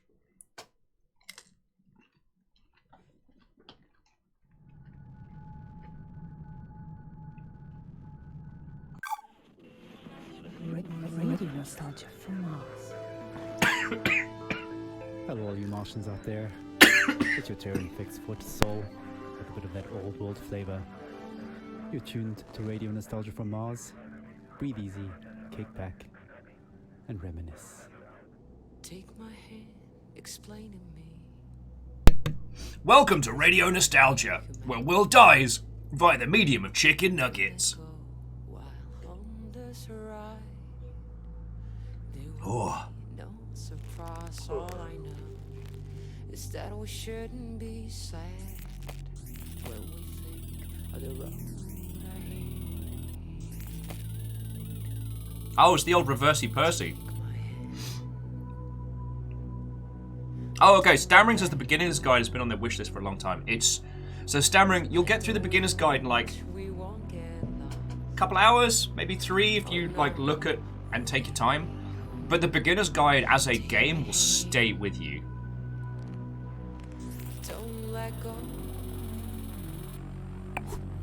The signs are fake and the maps are false. Reckon we. But we must go on. Wolfgrad's like, death by chicken nugget? There are worse ways to go. There are.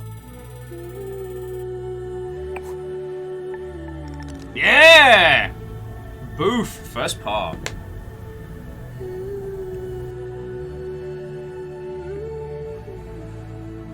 Lord Stefan. Here lies Will Overguard. He died due to chicken nuggies. Through our keys, as we drift through this metropolis. Take your earphones off, listen to me, and I'll guide you through this. Is that a glowing cow? I think it is. But they've nothing to say. Why would anyone know the way? Take my hand, Oh, that was a terrible shot. don't let go. Hey! Look. We won't get lost. Aspects, what, ho friend? How you doing? Lurk away. Don't let me stop you. But My hand, thank you for 36 months, you feckin' ledge. don't let go. And let me know how audio levels and stuff are, friends. The fact that it's called Radio Nostalgia, I think, is very on the nose. But we must go on.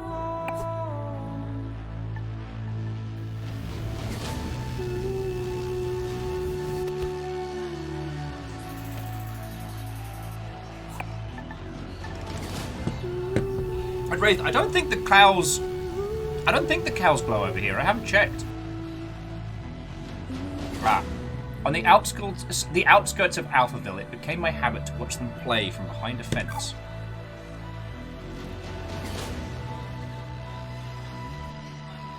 Alright, be wary of water and other hazards. Alright. Take my hand, we're almost I want to check the diary. Welcome to the Wasteland. My legs are numb. I'm too old for these trips.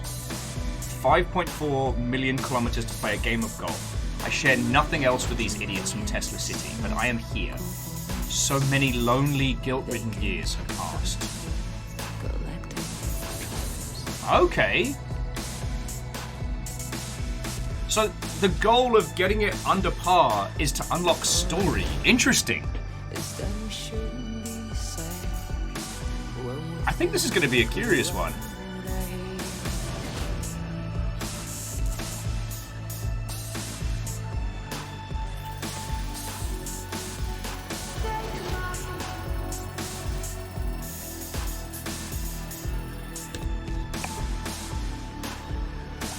Darn it!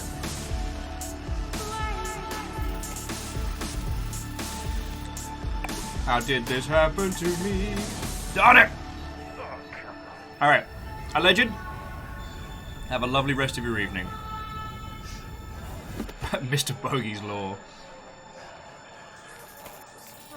I believe Mr. Bogey was a very, very different kind of character. Radio Nostalgia from Mars. Wow, what a way to start the show. Yeah! Anna Churchin would take my hand, her sublime take on our wonderful project called Humanity. Beautiful.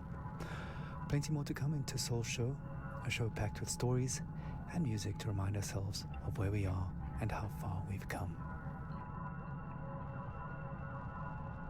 Our first caller for the show calls it like it is, and was a hard-hitting look back at the last days on Earth from the perspective of a shrewd businessman and loving father. Stories, memories, the good old days, original sources, authentic tales, hope, inspiration, drama. Radio Nostalgia from Mars. Okay, I this work game in is oil. not fecking around. Brokering gasoline, to be exact. It's a strange business, probably not like you would actually imagine it to be. My day started something like this. I check Reuters and my sheets. See if there's been a change in the fundamentals. See if the spread's up or down. And then when the clock strikes go, I'm on the phone.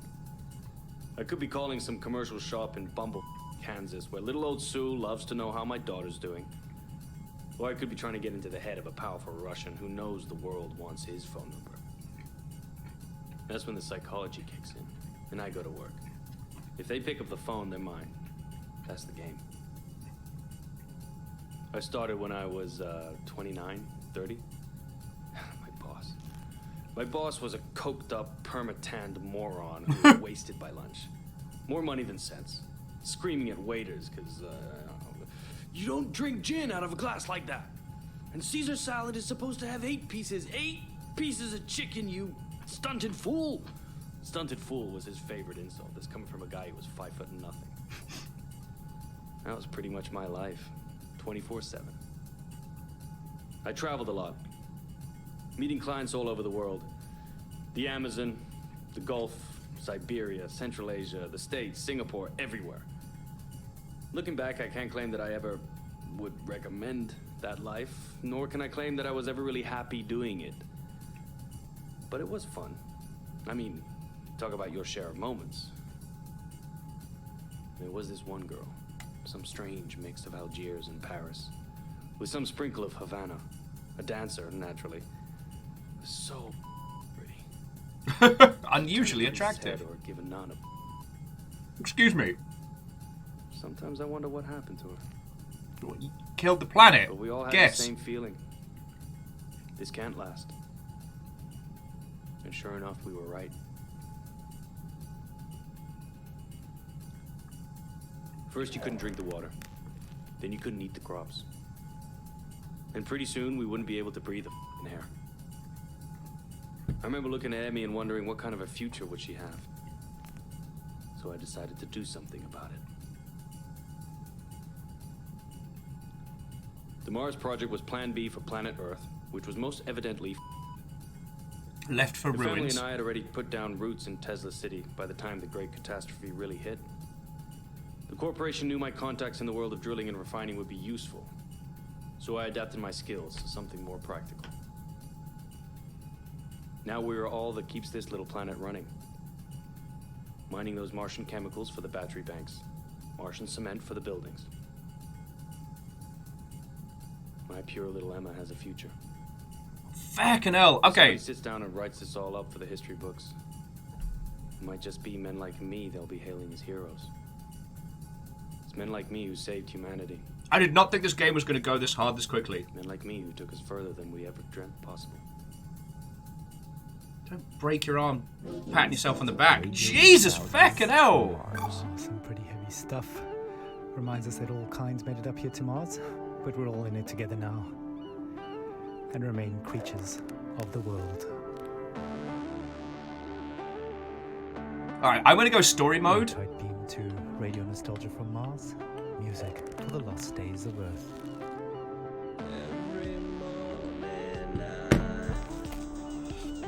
Yeah, Wraith, I thought it was going to be a slow burn, but they are wearing their narrative on their sleeves.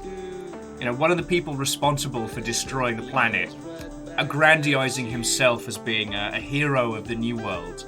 Mate, you killed the last one, you bastard!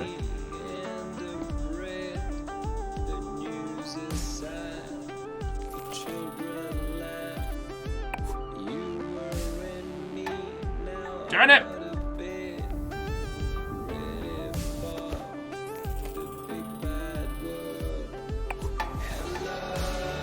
Oh, almost.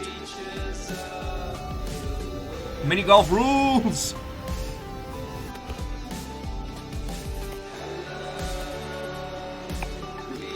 Numbers were saying that pipe dreams in the background's a little on the nose.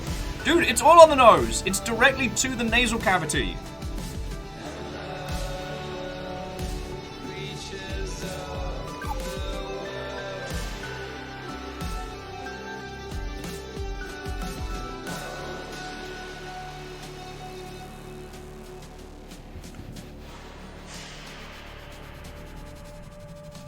Yeah, numbers. It's so on the nose, it's a PCR test.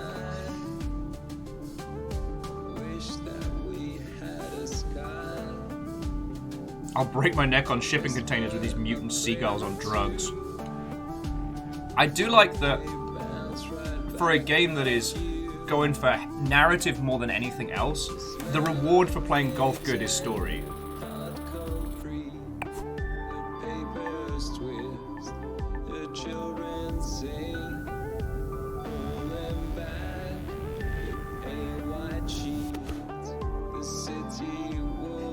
Vote populist. Oh, come on! This is bullshit! I was set up for victory there. Stolen.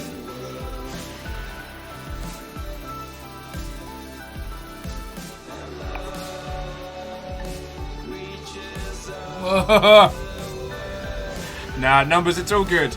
That way, if peeps do decide to play it for themselves, there's still stuff for them to get into, you know?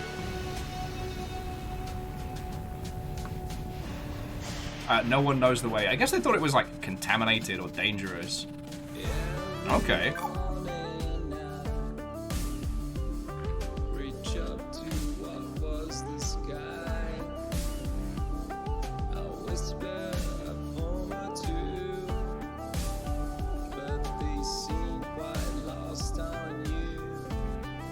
So, Wraith was asking if it would make me feel better if the game was called Cricket Club Wasteland. And Prolo was saying it reminds him of Adventure Time. I know what you mean. I think it's the, like, it's got real big after the fall kind of vibes, you know what I mean?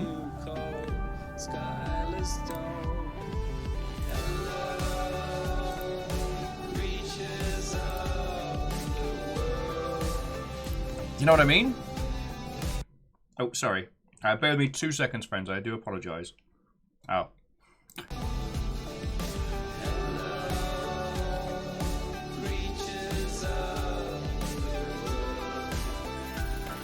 And Imperios, this is the music for the game.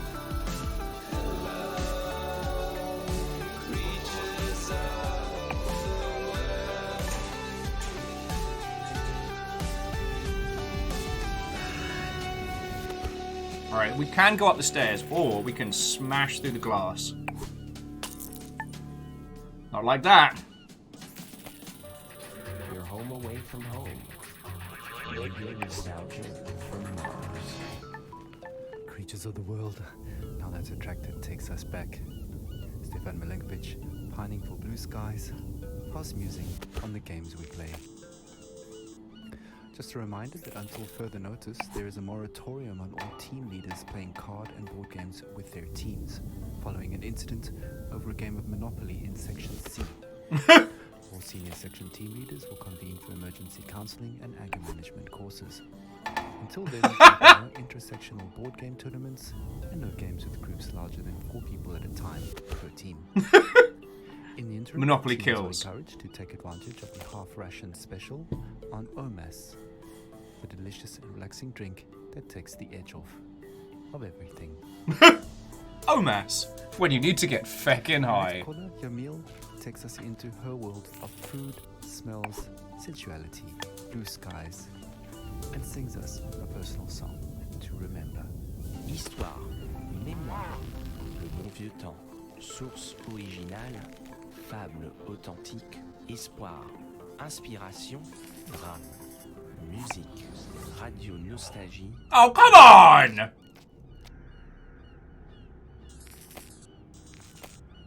I have nightmares.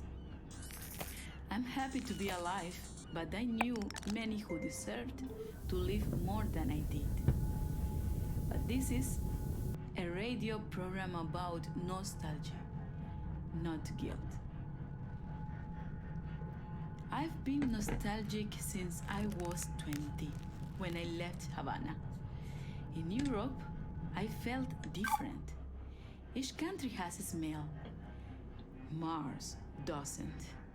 Where I come from, the smell of the ocean, mango, bananas, coconut, mama's food, ropa vieja, de la abuelita, el con gris, la yuca con mojito, the most beautiful sun of Malecon, the smell of my street when the rain falls, all of that make me into the person I am. So when I left, I grew stronger. I experienced the world, but forever stayed incomplete. So now I'm double nostalgic. We were full of life, laughing on warm nights under blue sky, touching each other. the air filled with the smell of sweat from dancing with an orchestragon playing from an apartment. Now, the only way I can feel this scent is by singing.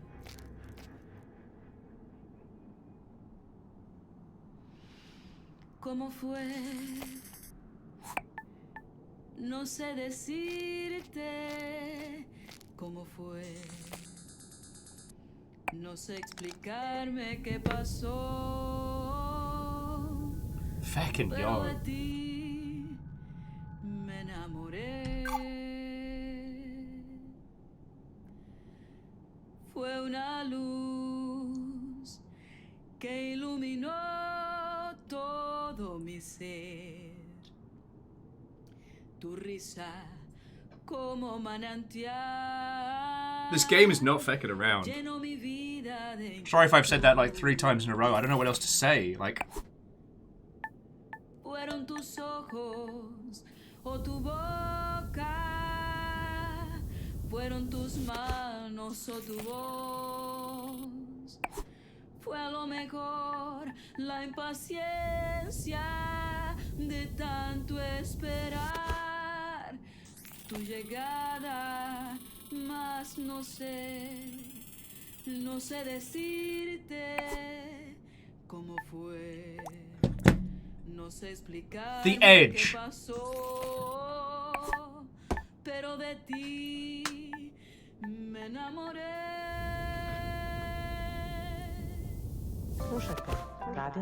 Madame, your hauntingly beautiful songs are putting me off my golf! What a wonderful story. Reminds us that life is about so much more than just base survival.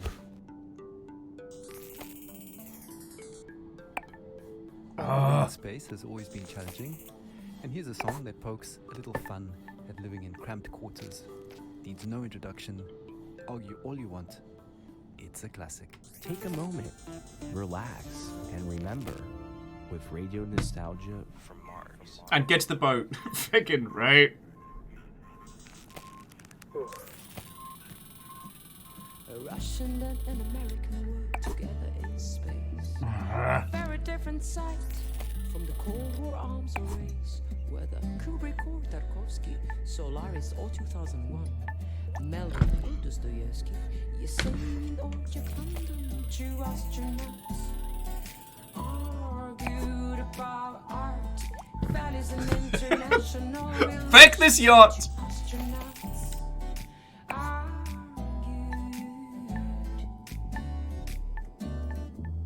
Америка убила иракцев, убила Аленда и Лумумбу. Она убила корейцев и вьетнамцев. Yeah, full power. Maximum yo. Don't get me started on Stalin and your talent to suffer under SARS, my friend. I'm golf cursed. But yeah, it does look like this game's not hacking around, like in the slightest.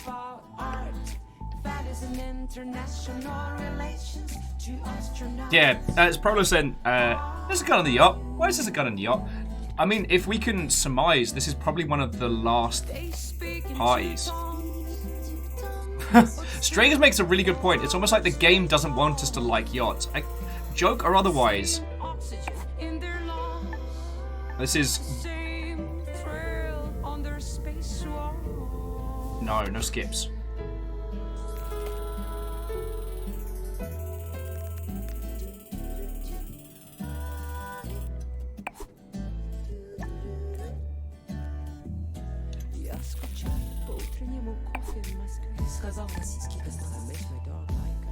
Alright, Rubber Duck! Fred, how are you doing? Yeah, actually playing a video game. I'm not just nursing a hangover.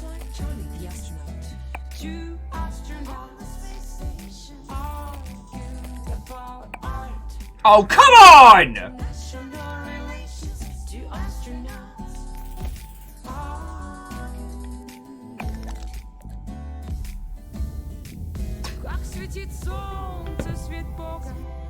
Let me tell you a story. Sensors online. Weapons online. All systems nominal. What's this banging music? Jungle is massive. Sorry, Fangoriously. Firstly, thank you for 34 months. That's a very large amount of time. We're playing Golf Club Wasteland, the game I wanted to show you on Saturday, but then I was too hungover. It is a golf jaunt through the ruins of Earth. The ultra-rich have left and moved to, and I shit you not, Tesla City on Mars. So the tunes you're hearing are from Radio Nostalgia. Like an Earth nostalgia station.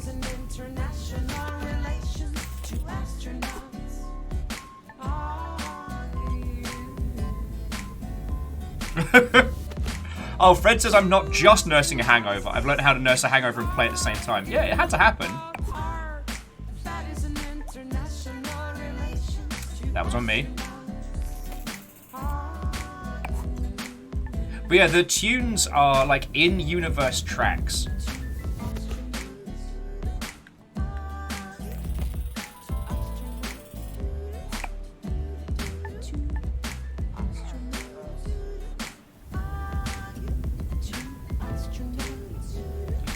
Kisa, Galfin in space!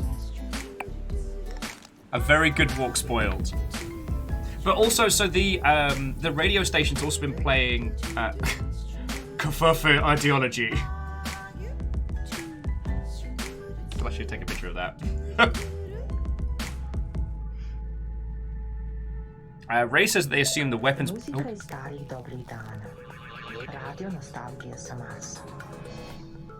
It does, and they did look like weapons. Oh, sorry. Interplanetary hit, 2 astronauts, an anthem to the Great Evacuation, and certainly one of our most popular requests.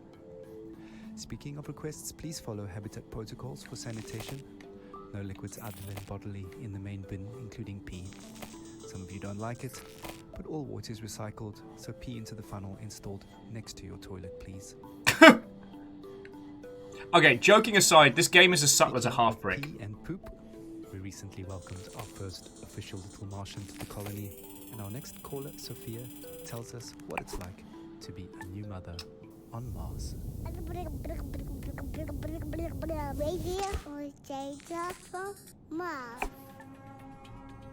I'm so happy we moved to Mars. It was a project I funded from the very beginning. I knew it had potential and I trusted the amazing team working on it. As angel investors, my husband and I got early placements in the ARC ship. I'm so grateful for the opportunity to further human survival in our solar system. Speaking of the human project, I have some exciting news. Just a week ago, we welcomed our baby boy into the world. Words cannot express how overjoyed we are at welcoming little Maxim. Putting him to bed reminds me of my parents. From our window here in Tesla City, we can see the Earth, tiny enough to fit in Maxim's hand. It pains me that my child might never experience the beauty of my home in the Hamptons. The nature, coastline, the old lighthouse, and the food, the houses of our friends, our evening parties, full of life compared to this barren, rugged terrain. I send my little Martian to sleep with a lullaby my mother sang for me. Thanks to these songs, I'm able to retain, at least on a rudimentary level, my mother tongue. She sang like this.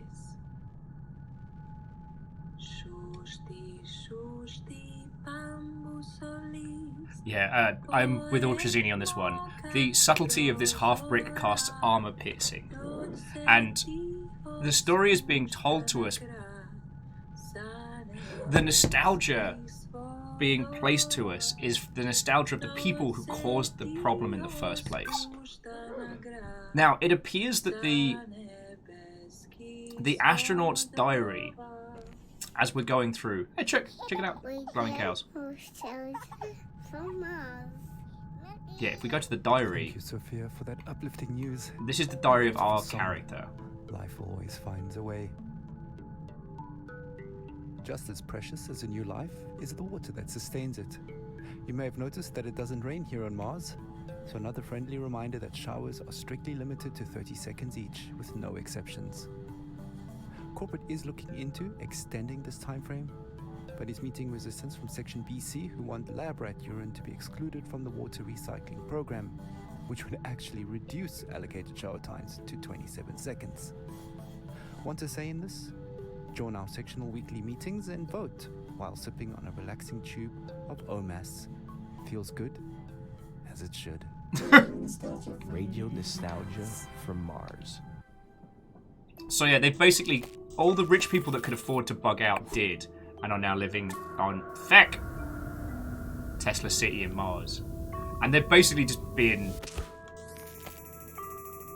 Oh, this is going to take a lot. High speed on the Autobahn, like spaceship Earth around the sun. A diver's breath in a deep blue sea.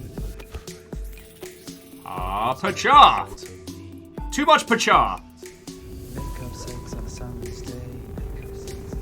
Yeah, poor Mars. It's now got a human infestation. Those things are really hard to get rid of. Melts like ice cream in the sun. It doesn't fool anyone. Like a desperate man, takes chance. Quick as you set your first dance. Keep your eyes open and don't you blink. You'll miss the boat. Chrono says that the OMAS reminds me of the Joy from We Happy Few. I think it's darker than that. So like, the OMAS, the Joy in We Happy Few is very much the over-the-top psychedelic control to hide the darkness of things.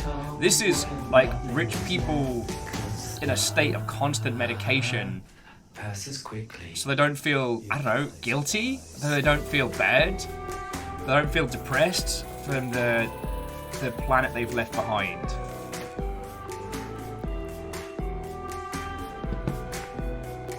Frangurius says, how are we compensating so well for 6% difference in gravity? It appears that our character... Well, this is the thing. The world and the radio is telling us the story of what's going on. We also have one more narrative thread, which is our character's diary. When I was a kid, I thought the building was an ugly piece of brutalist modernism named after a communist company. Later they renamed it after some post-communist tycoon. Now I love it. But the story of our character is going on here. Like a diver's breath in a deep blue sea. Passes like your thoughts of me. Make up sex on summer's day. Like an airplane on a runaway. Number says person in the foreground? Oh shit, yeah! Numbers, I would have missed that, thank you. Feckin' yo!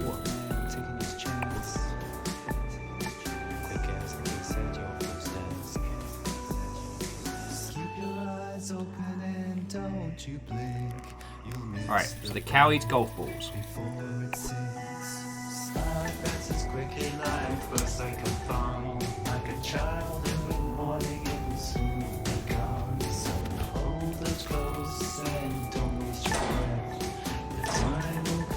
That was not how that was meant to go. Bacon's asking if pink glowing cows make strawberry milk. Radioactive death milk, but I'm told it's similar in flavour. Life passes quickly, indeed. Another blast from the past, reminding us to savor each moment as it flies by. Speaking of savoring things, the Health and Wellbeing Department would like us to remind you that the popping and fizzing noise your dried food makes when you're adding water is perfectly normal and does not mean it is gone or is contaminated. The Health and Wellbeing Department would also like to take this moment to remind you to take your bone density pills twice a week now. Beltalowda! It was discovered the original dose is off by a factor of 2. Beltalowda. Right, on with the show. Music and dancing have always been a mainstay of stress relief and letting go. Our next caller, Merva, recalls her teenage clubbing days with vivid memories of awkward first kisses and a life-altering club experience invoking a philosophical epiphany. Stories, memories, the good old days, original sources, authentic tales, hope, inspiration, drama, radio nostalgia from Mars. So, when I was a kid in Vienna, in high school, we used to learn all the German poets, like best friends, Goethe and Schiller. But Perios, I'm coming back to that. The poet that actually spoke to me was Heinrich Heine. I knew a couple of Heine's poems by heart that are now buried somewhere deep in my mind. But one passage about burning books stuck with me. Yes, even till today. So, just to fast forward to college, just a couple of years before the Great Catastrophe, I was walking around Berlin with a group of friends coming from a house party. I still remember that apartment smelling of potatoes. Yes, because we always made pommes and drank schnapps before heading out. Yeah. And after that, I remember passing by Alexanderplatz on that very, very hot night. And next to me was a guy I liked. We kissed before, but I can't say I really remember that. Probably from over drinking, or maybe he was just a bad kisser. Sorry, Giraffe. But I can still feel this sticky, sweaty, and very ambivalent feeling of us holding hands. Yeah, anyways, we popped some pills and entered our techno church that, well, now when I think back, I visited more often than my college. So close! And I remember the beat in my chest and all these young bodies moving in this industrial space. I used to love dancing and counting beats in techno songs, but one song was very strange. It just went repetition, repetition, repetition, and then this female vocal would creep out of nowhere. And then suddenly I felt very dizzy, so I sat on the ground and held my knees closely to my chest. It was some sort of like protective instinct. I was like an animal. And I felt cold sweat dripping down my neck. Oh, you've had some bad stuff, my friend. I'm sure my guy thought I was completely crazy. And then out of nowhere, the Heine lines clearly came to me. I sat there motionless, surrounded by the ugly, hypnotic, delirious atmosphere. And no effort to recall Heine's lines. They were just there, planted in my head. Wilde, düstere Zeiten dröhen heran und der Prophet, der eine neue Apokalypse schreiben wollte, musste ganz neue Bestien erfinden. Und zwar so erschreckliche, dass die älteren johannischen Tiersymbole dagegen nur sanfte Täubchen und Amoretten wären. Die Götter verhüllen ihr Antlitz aus Mitleid mit den Menschenkindern, ihren langjährigen Pfleglingen und vielleicht zugleich auch aus Besorgnis über das eigene Schicksal. And yeah, 2 years later, I ended up here. Well, if any of you understood that, I'd be curious to know at least a little bit of what that was. That does bring back memories of university days and sweaty club nights. Earthly hedonism at its finest.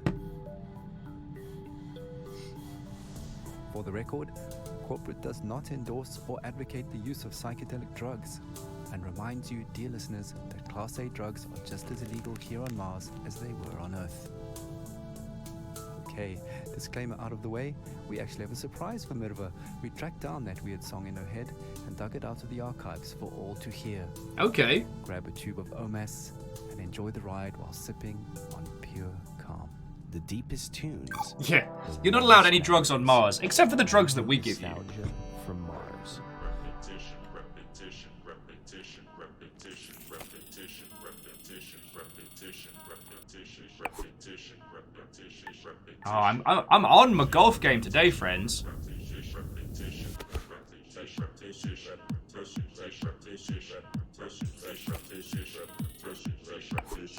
Nope, my golf game is off. I regret everything. I'm filled with golf regret. Smallest waffle. What, ho, friend? This game is incredible. Okay. I mean, I'm not a golf game playing sort, so I don't know if this is good by golfing game standards.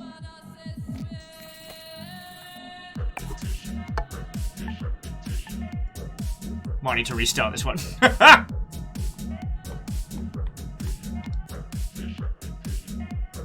But yeah, so far this game has been feckin' grand.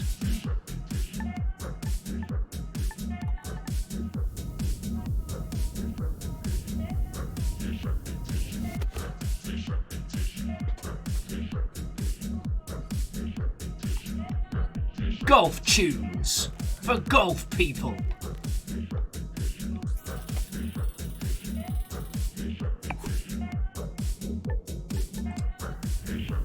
Not good.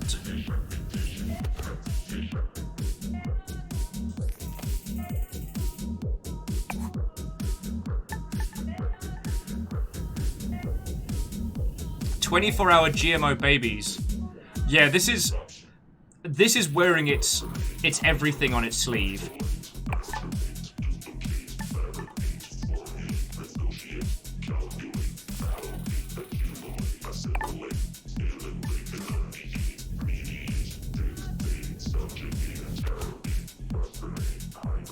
Got it.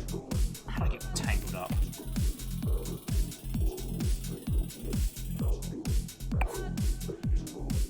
Oh, come on! Yeah, this is definitely peak golf. Solent Green is made of people. Wait, Solent Green's made of people?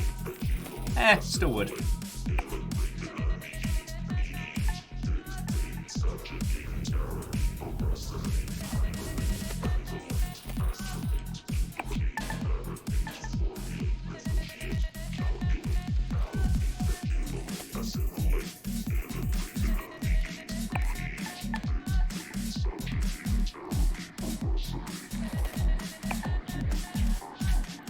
If we get in here, does it?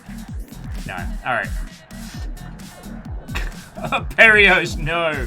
Sorry, Smallest Waffle was like, how's it taste? And Perios was like, it varies from person to person.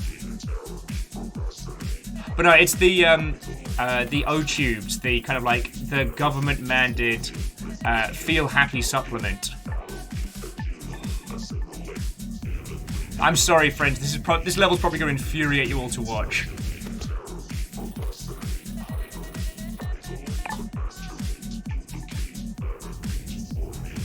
Fred's like, and somewhere there's a physics teacher laughing. God, I don't even remember the name of my physics teacher anymore.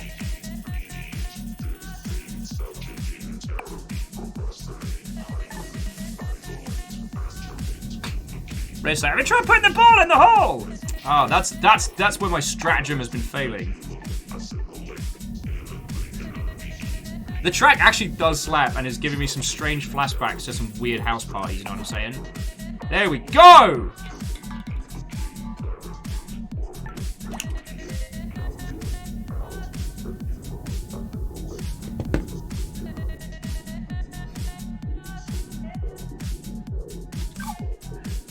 I didn't expect it to have banging tunes. Yeah, okay, look. That was definitely a creepy weird child. Oh, feckin' hell.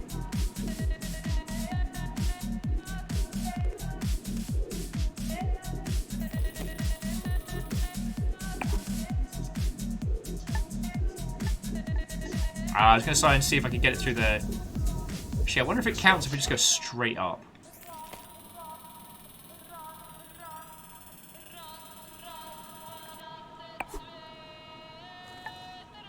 Woo! Swish. C2 says, in your pro career, were you ever forced to golf? God. I have had golf enforced upon me in the past. I'm told that You're listening to Radio golf plus large amounts of booze can be a fun experience, but I've not gotten to do that outside of mini golf, which is awesome. But with a little help from some friends, she pulled through. Another thing that can get into your head is living conditions here on Mars. Life up here on Mars can get a bit overwhelming at times, so along with the... Hey, Casper's Watto friend, how you doing? It bears mentioning that wellness counseling is mandatory for all team members, regardless of rank or tenure. The wellness sessions are completely confidential and anonymous. And to the Great Blue Huron, what ho friend? How goes it? Recorded for security reasons, and you must have your ID badge and sectional access pass. Wolfgrad, I'm fucking happy to hear that, yo. Sorry, Wolfgrad was saying that from our conversation earlier, they had Mooncrash installed on their PC. On their Xbox, and we're playing it. Casper's, the Tepid collection is up to 550. It's been a weird couple of days, but I'm doing good today. And this game, okay, just like brace yourself, because this game does not feck around, like emotionally. It was an extremely humid summer. My parents would not let me out because of the floods in Italy. My father went outside and was working in the greenhouse on the vineyard, and my mother was a doctor. She read Italian fairy tales to me. I was very small, but I remember many days when our neighbors would gather at our house and make plans. It rained heavily at night. They would only say to me, "Powerful people want to take my great-great-grandfather's land." But one image stuck in my memory. It was daybreak.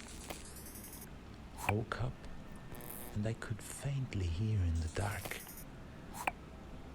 "Oh, Gorizia, tu sei maledetta." Only later I understood the history behind this song. Outside I saw men and women, my father and mother, rifles in their hands. My father was crying and singing. I was at the door of the house. My mother turned, smiled at me, but it was a mysterious, confident smile.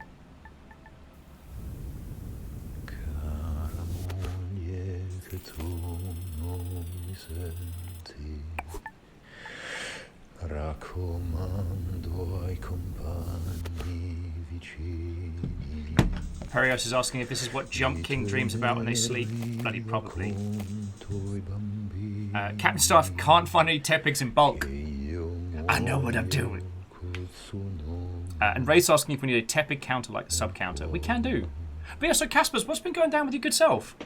Sorry, I had no idea where. It's been a weird few days. Streams have been fucking lovely, and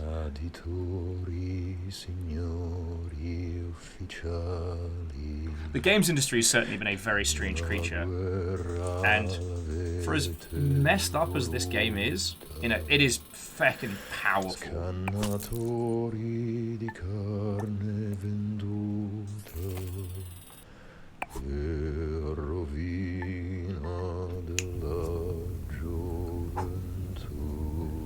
Golf! 12 years later, the Mars mission. In a way, the people who killed my parents found me in Italy and recruited me. Saved me, you can say. It is ironic, no? My parents fought for freedom. I cannot say I'm free here on Mars. They took my semen this morning for the population increase program. Oh. Here, on Mars, often in the middle of the night, I hear my parents saying, "Oh, Gorizia, tu sei maledetta." Woo! Had only took 1,000 maneuvers.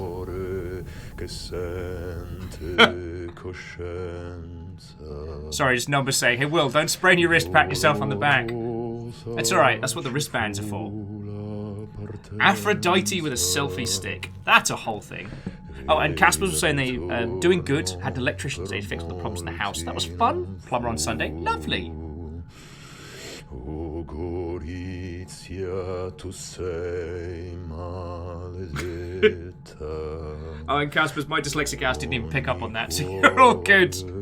Yeah, Wolfgrad, you're right. I'm really good at golf. It's just going from Mars gravity to Earth gravity is just messing up my shots. You know, it's messing with my my birdies and my par birdies.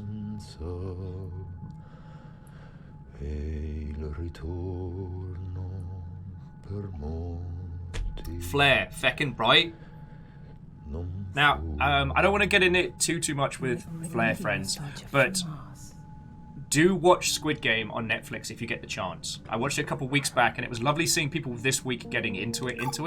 It is as good as people are saying, and it is absolutely worth your time. Actually, a good friend of mine was saying that she's been really hoping for more people to like show K-dramas and stuff too. But yeah, so friends, Flair was watching the end of Squid Game last night, and let me tell you, it's one of those ones where if you know what's going to happen, watching other people watch it is fascinating. Right, here we go.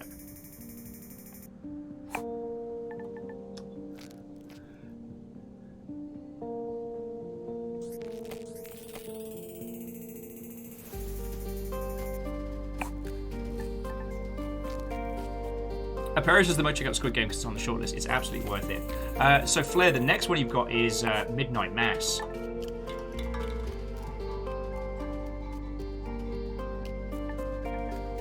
That is another one that Netflix just dropped that is as good as it... Which is as good as it sounds. Alright.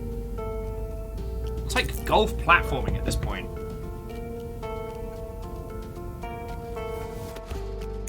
Gitned's recommending, as K-dramas go, the best one they've seen after Squid Game was Hello My 20s. Right, I'll have to remember that one. Oh, and Sharky, Wato friend, coming in.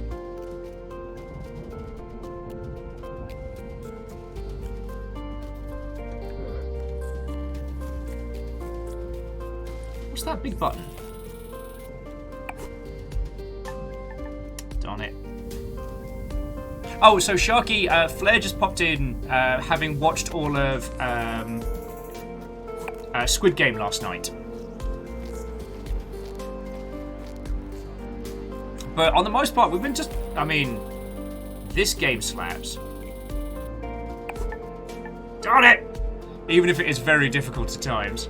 What are we even chatting about today? Konami's weird, like... Pitch us our own game contest we were talking about earlier. Oh, come on! That was a hit. Oh, C222 was asking if they have a sequel for that one for people in Ben's age called Goodbye My 20s.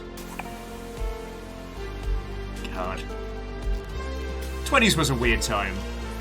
It's always so strange when you hear those stories of, like, people who end up becoming, like, millionaires in their 20s, and I'm like... If I had reached that amount of cash when I was in my 20s, I would have died. Haha! Only art remains.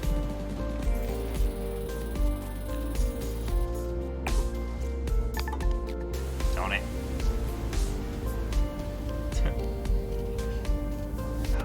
Yup. Honestly, I think that it's only really a healthy amount of poverty that kept me alive through my 20s.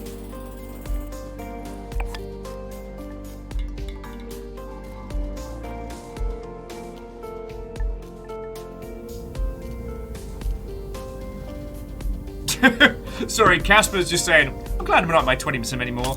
I'm in my, I don't care what you think. Yup. And basically, being 30 is like just being overpowered 20. It's great.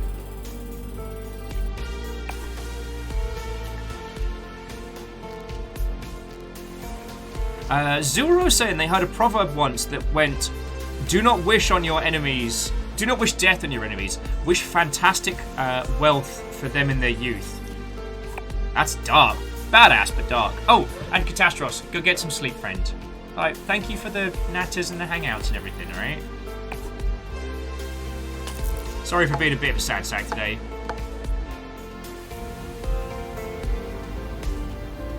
Yeah, it's Aphrodite with a phone. Woohoo! Oh, Casper's with the classic "May you live in interesting times."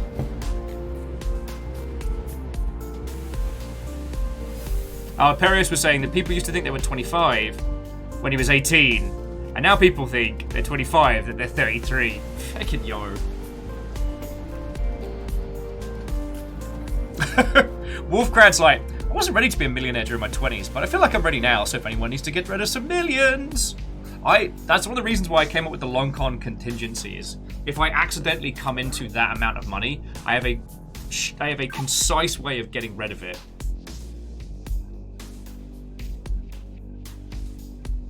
But yeah, so to those of you who just joined us, we're playing Golf Club Wasteland. You play someone from the Martian colony who has returned to Earth for a game of golf. Now that the Earth is completely uninhabitable... Reactor online. Sensors online. Weapons online. All systems nominal. Generally speaking, you're a lot different in those early years. The writers were a bit underfed and the show was on a shoestring budget. I do like that as a way of thinking about it. No. It's not that I was malnourished during my 20s. It's just, you know, I didn't have a lot of food for the writers. Booger.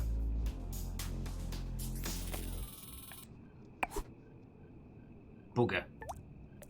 I think we've got to like bunny hop up to get enough height to clear it. Oh, come on! The deepest tunes, the warmest memories. Radio nostalgia from Mars. Well, that brings us to the end of the show. It's been a real journey. Music, stories, and memories. Radio Nostalgia from Mars has it all. If you want to be involved with RNFM, have a story to tell, a memory to share, contact us via the usual internet channels and leave a short message outlining your contribution. Once your story idea is vetted and greenlit by corporate, we'll track you down to organize a time to record you. Please note that not all stories are accepted, and we are not permitted to give out criteria, so stories and ideas are submitted at your own risk. Balls. A big thank you to our show sponsor, OMAS, the no stress, no fuss drink for the ultra elite. And a big thank you to corporate for allocating us this precious time and their resources on this tight beam to you. I hope you've enjoyed the show. It's been a pleasure to take your hand. We're playing out with Crowded in My Mind, a song that always reminds us that no matter how cramped and stuffy we feel, in the end, there is always a breath of fresh air in memories of blue skies. I'm not good at golf.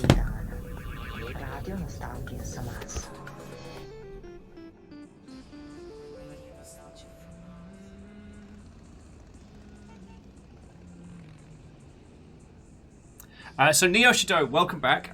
Congratulations on surviving gross corporate meetings. Our golf is going very well, thanks to our corporate sponsor, OMAS. OMAS, the calming drink for the ultra elite.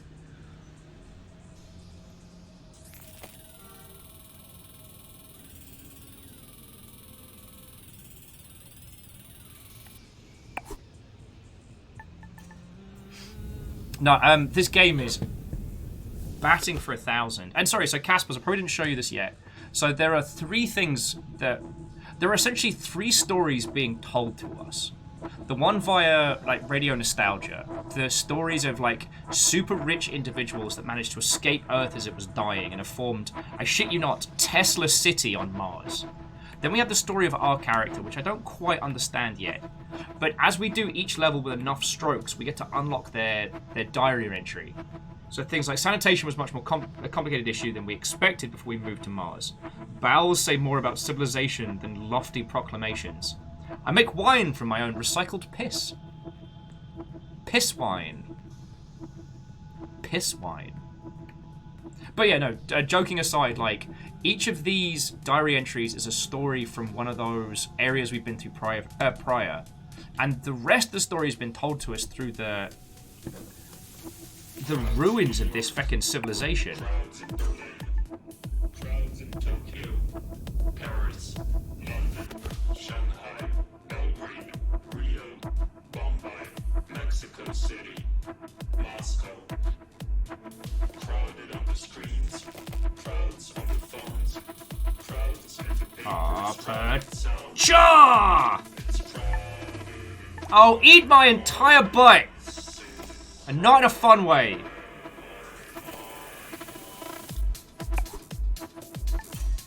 Oh, feck you! And the ball you rode in on. Sorry, I know I'm not very good golf mode. Alright, here we go. Drive it out into the distance!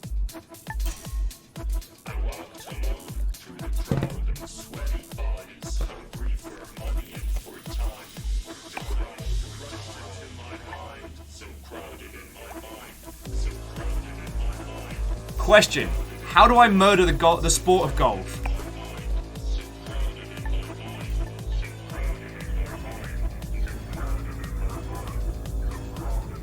Sorry, where were we? Oh, and Lagmeister. What, ho, friend?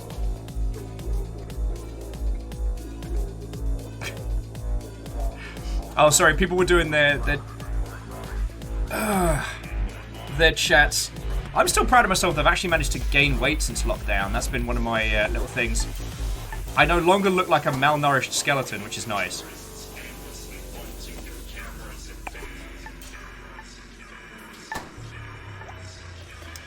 Something, something, definition of an insanity. Something, something, same thing, different results.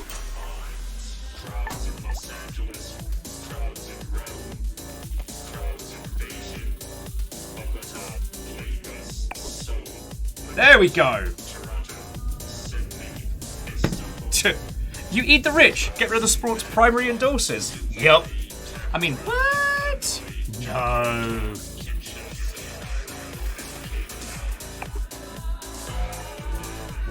Golf!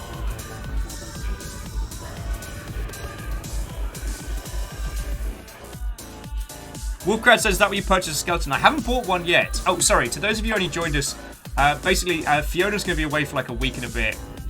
We did Halloween shopping yesterday, so our balcony's looking spoopy. It's nice, but we didn't get all the things we wanted. And one of the things I wanted was to get one of the full-sized plastic skeletons.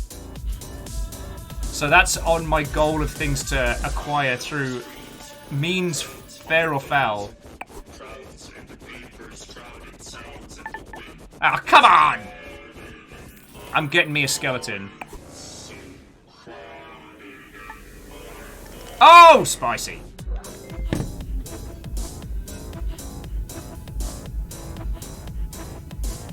Squirrels of Alphaville. Until I stumbled upon a group hitting an orange ball.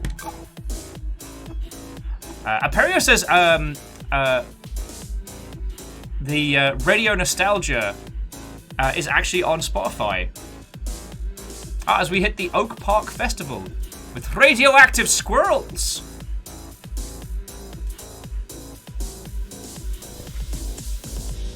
Fred's like, Skeleton Warrior had a banging soundtrack.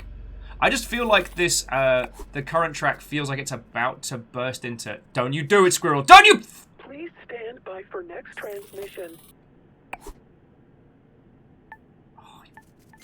Leave it alone! Please stand by for next transmission in 30 seconds. We got 30 seconds of calm. Also, I'm just gonna do a reset. Feck you, you bunch of squirrel bastards. Please stand by for next transmission in 20 seconds.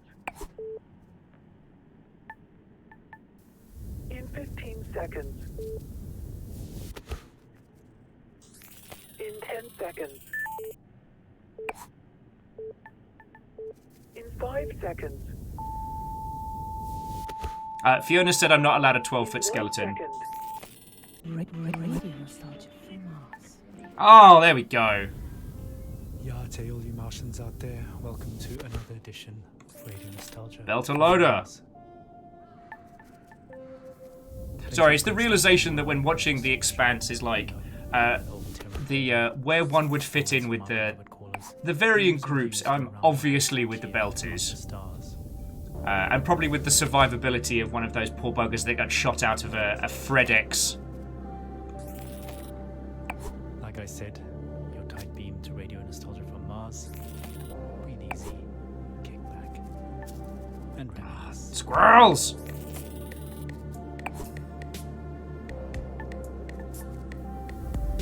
There we go.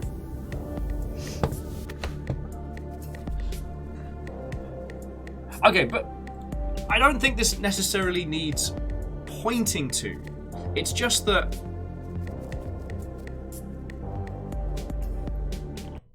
Oh, sorry, bear with me just a second, friends. I do apologise.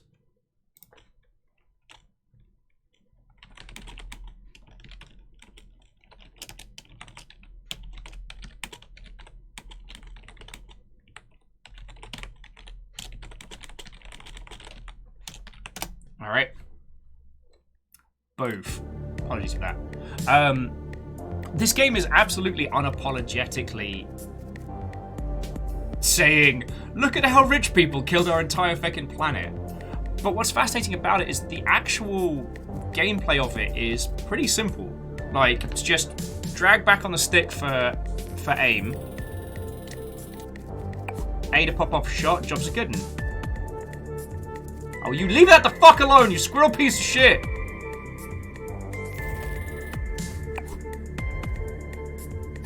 Perez is like, wait, has it been 10 seconds since someone looked at the Videodrome? Alright, do I have to have a look? Do I need to worry? Look on my phone. Oh, because I was dancing around the whole, the Expanse and which faction would you be? I mean, come on, Polycule Warship? Like, who's not down for that?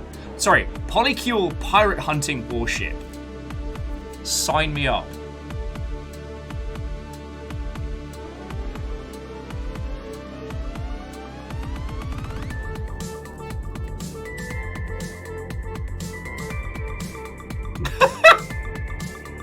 Deus, why? What have you created? All I see is cough cough bonus clip, and I'm like, what have you done with my visage? It was supposed to be a thing of beauty. Oh, actually, Deus Imperios. Let's realise we're all here hanging out together. Look at y'all.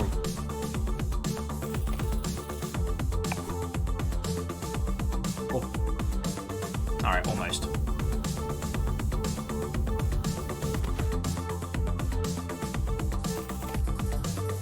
Alright, question. Do I need to worry? And I'm not going to eat the squirrel. Okay, these hazmat-clad Martians were collecting samples.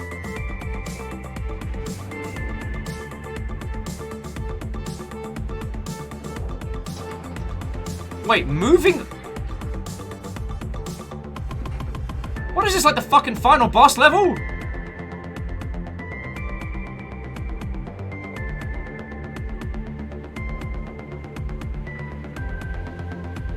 This isn't golf, this is madness!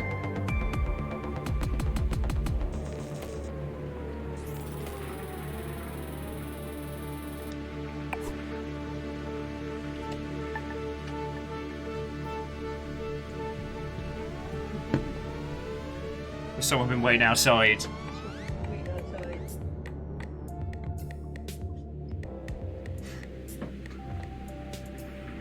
Fluffy Nugget has come to say hello.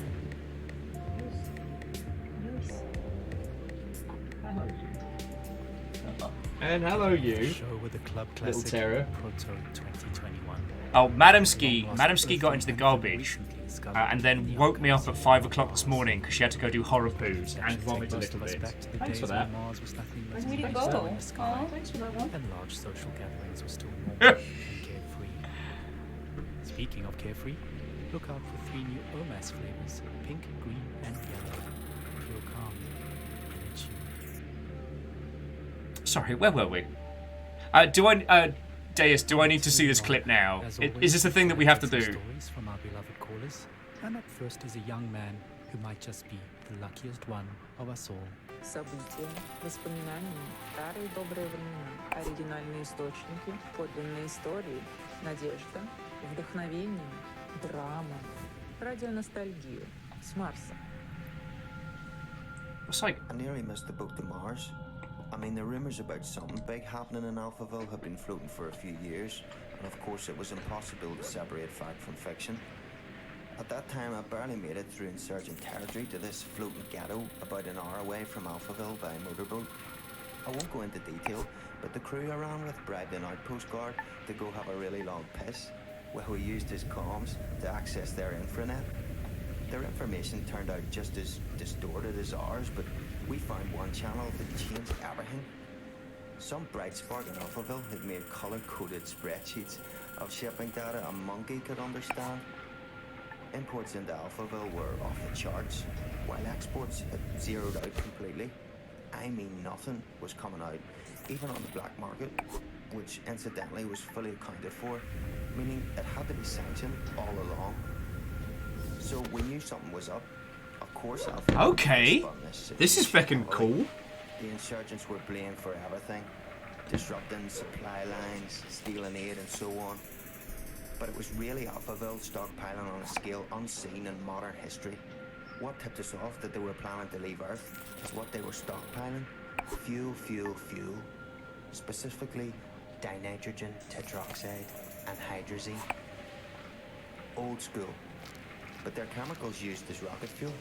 They're easy to store, but they're highly toxic and require careful handling, which explained another gruesome discovery: the covert shipping and dumping of bodies. A lot of bodies. There were so many that some of those bodies had started washing up in our neighborhood. So toxic, even scavengers stayed away. Coincidentally, it suddenly became much easier to get a multi-day work pass into Alphaville. We were so hungry and focused on other resources, we didn't make the connection. We assumed the workers were skipping on the visa. In fact, I was planning to do the exact same thing. So actually, I lucked out. I'm a small guy, and Alphaville was so strapped for labour at that point that I was given an unscreened pass and ended up in heavy labour, moving enormous containers into storage with mechanical suits. But it didn't fit them, so I was just given a scanner instead and told to scan serial numbers all day. It was very hard to breathe, so I traded for a spare hazmat suit from a drunk guard and put it on. Not unusual at all to hang out all day in a hazy. Technically, just walking outside required one those days. That's what saved me, twice. I mean, hindsight is 20/20, but those containers were the rocket fuel, and in no way was it being stored and transported safely. Fucking hell! Those guys died, withered to skin and bone, nasty stuff. Again, it was all hidden in plain sight. Hell, we were all skin and bone at that point. We just assumed everyone was starving. I only got onto one of the last ships up to Mars because I was in a hazmat suit and holding that scanner, which I think had stopped working within the first days of my assignment. I never told anyone, and no one ever asked. I guess I was confused with security or something. All I remember is being yelled at, rushed into a shuttle, and then everyone patting me on the back and calling me Scully. The name embedded in the biometrics of the suit. Fucking yo! I never saw my crew or the sky again.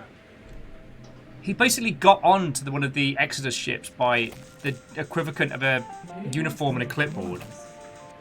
Wow, what amazing luck to be in the right suit at the right time.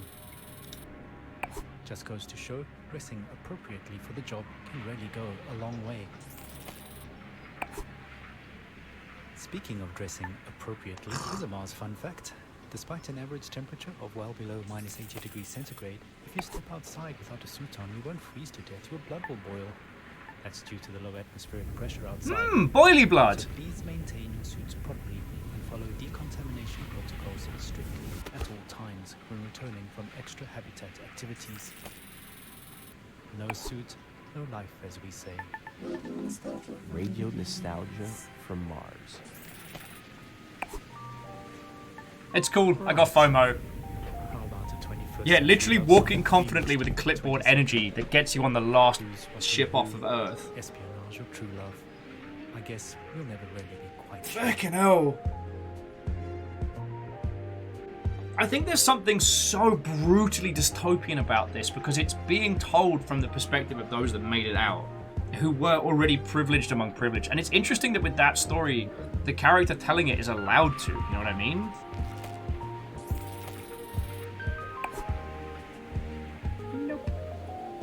Alright, I'm probably going to end up with like a...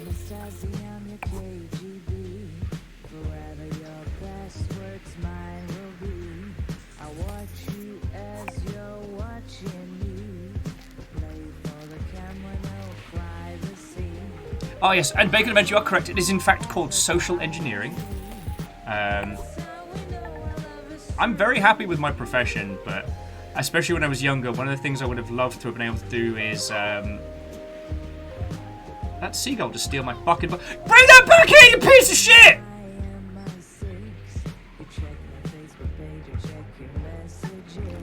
I take that back, thank you, seagull. Jackie inhaled Parmesan and now has cheese in their lungs. And Cap Steph, that's what's been so fascinating about this, is that it's not dark in the sense of, like, these are the people that made it out. Like, we're looking at what they left behind. Earth is a golf course not because of its great golf, but as so for the ultra rich to afford the nostalgia. Do you know what I mean? Oh, sorry, and Dust's saying, Madness, this is Sparta. I don't know if you all saw, there is a new Madness game on Steam, and yes, I am talking about the... Chili's. Welcome to Chili's. Oh, come on! I'm just trying to get it a little...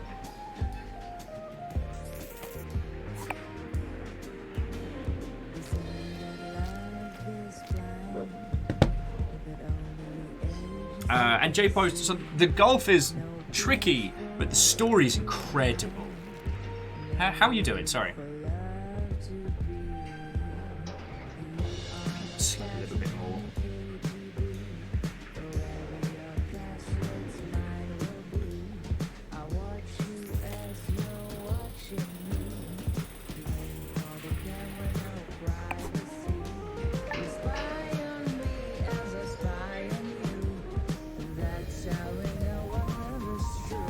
Feckin' wee. I didn't think I'd be able to do this one. Camstuff's making a pizza casserole. Fascinating. Potted!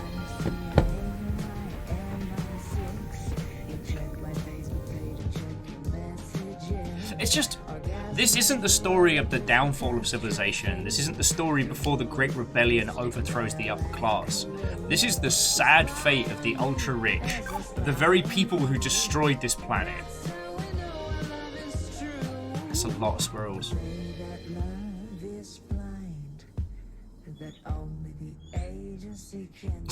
The children cry for salad!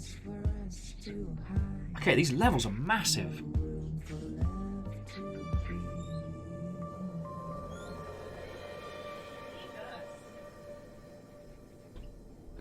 Over here, trying to eat some cheese and You're home away from home. They cry for salad. Can you hear the children cry? It's the crying of the nugs. Ah, surveillance love song, an oldie, but a goodie. What?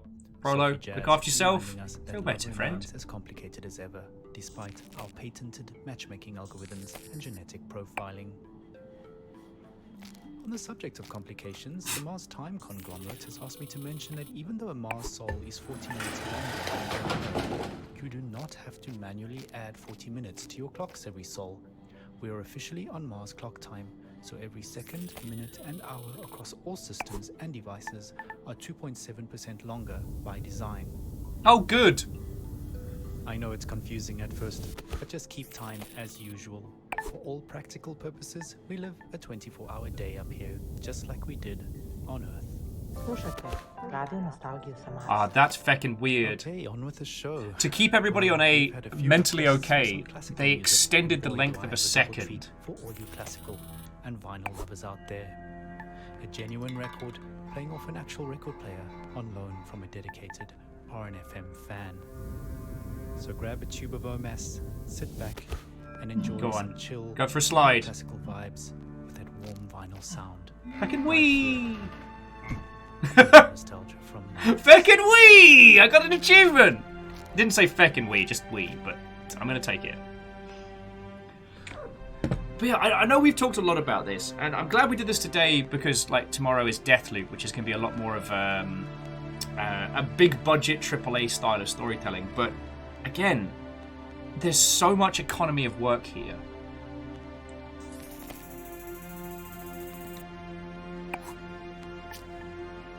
Oh, pick off.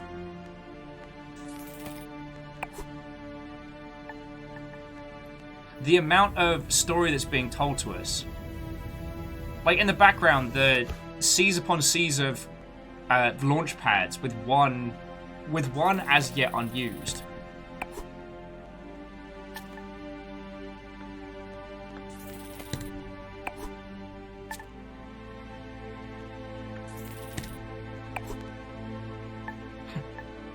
Only took 3 to run at it. Yeah, Lagmeister, if a second is longer, how does that affect music? How does it affect culture? Like, how does it affect... Yeah.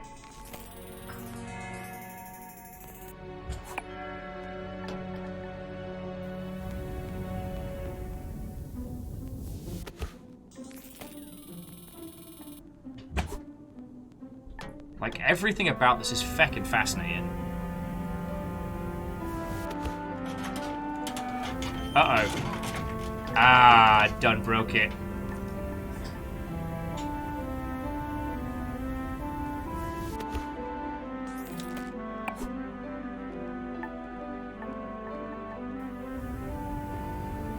Yeah, I broke Small Earth as well as Big Earth. Damn it, I think that means I'm the problem.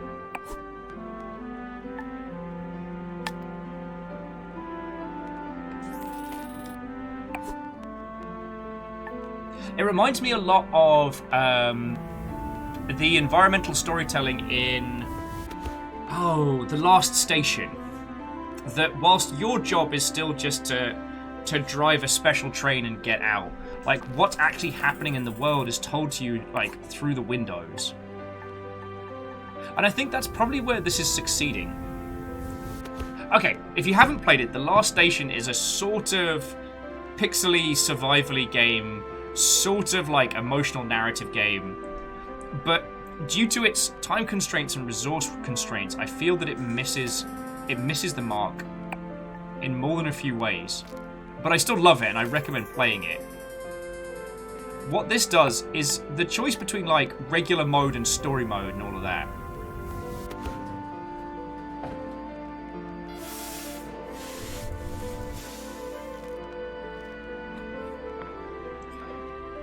It's giving us as much time as we want to be in this environment and experience it and understand it, you know?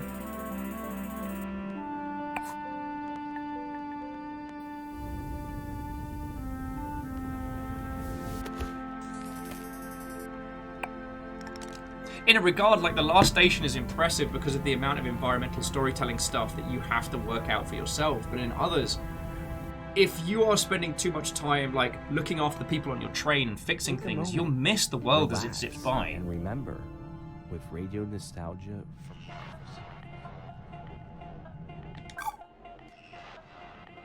Oh, I think we got another banger. Ha! Asa. Instead of NASA. It's ass.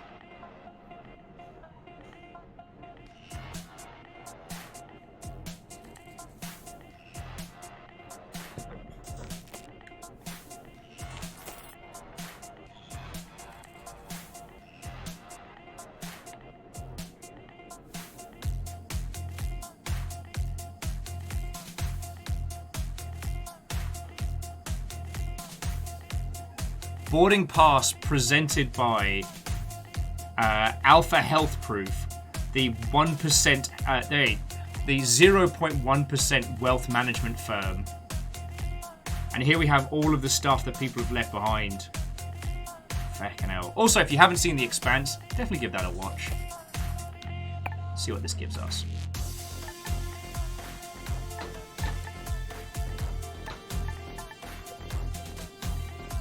Darn it! Alright, I've got another idea.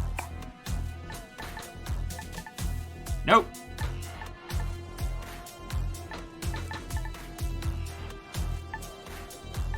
Damn it, Asa!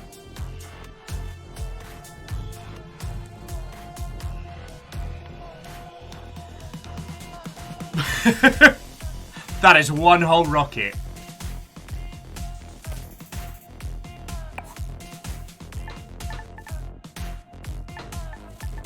Oh, come on! Game's messing with me now.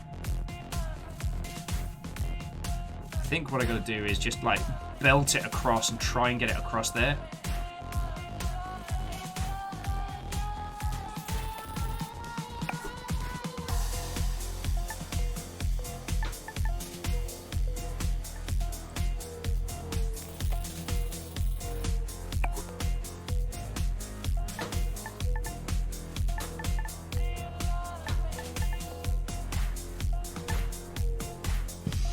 Let's have a natter, shall we? As I continue to hurtle golf balls down this feckin'... These tunes do slap, though. I'm getting serious Luftrausers flashbacks as well.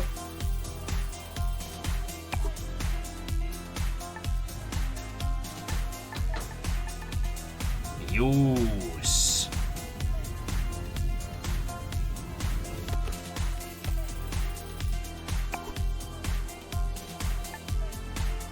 Yeah, that's how it's done.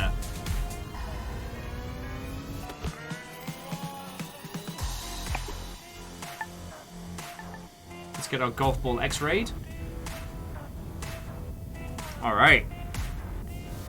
Golf ball is not contraband.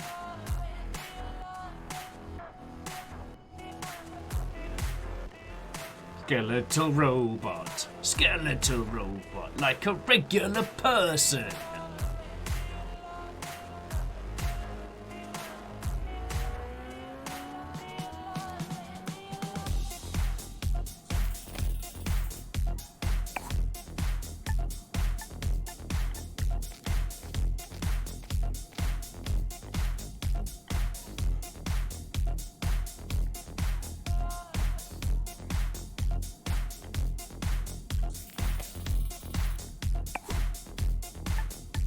J-Pro's like, that's a lot of luggage. Yeah, that's all the shit that was taken off them before they were allowed to board onto varying ships. I'm trying to think what I'm trying to think what sci-fi property I've seen that concept in before.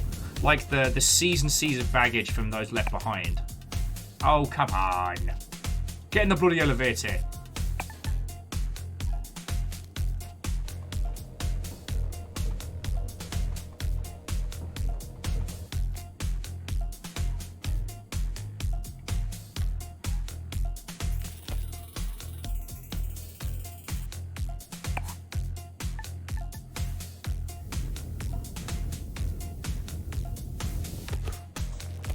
Was it in Wall-E? Come on! Both me and my little character's like, how could you?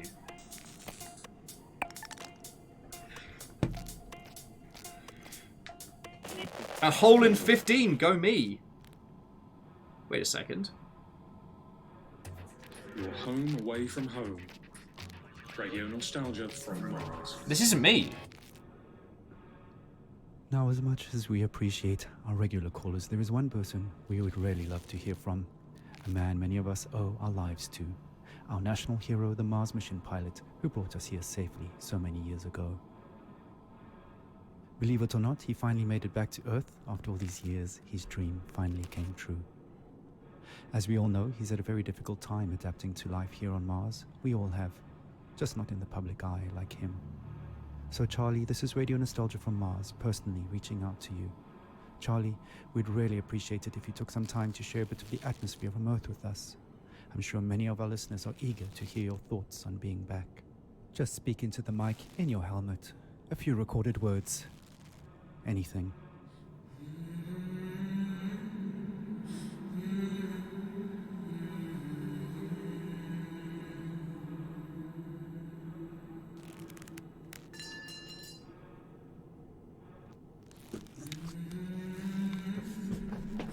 Oh, feck!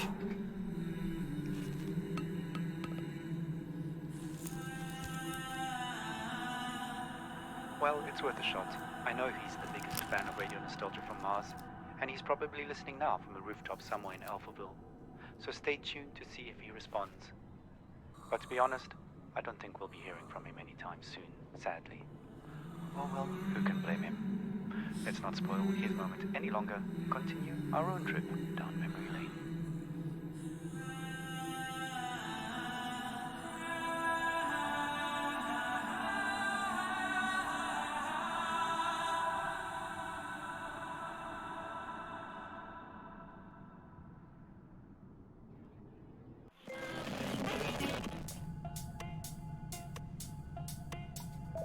Muzika iz starih dobrih dana.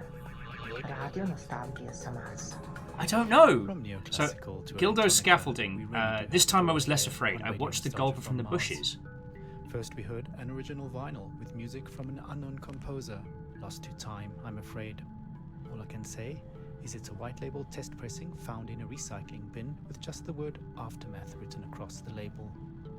After that we got the blood pumping with an upbeat tune from Polytet AD and their classic tune, Do You Love Me? Want to keep that blood pumping? Remember, exercise is mandatory. No groans, no bones. And mental exercise is just as important, so get on down to your local rec center for a dose of mentally stimulating team activities and some delicious OMAS. Okay, on to our next caller for the show.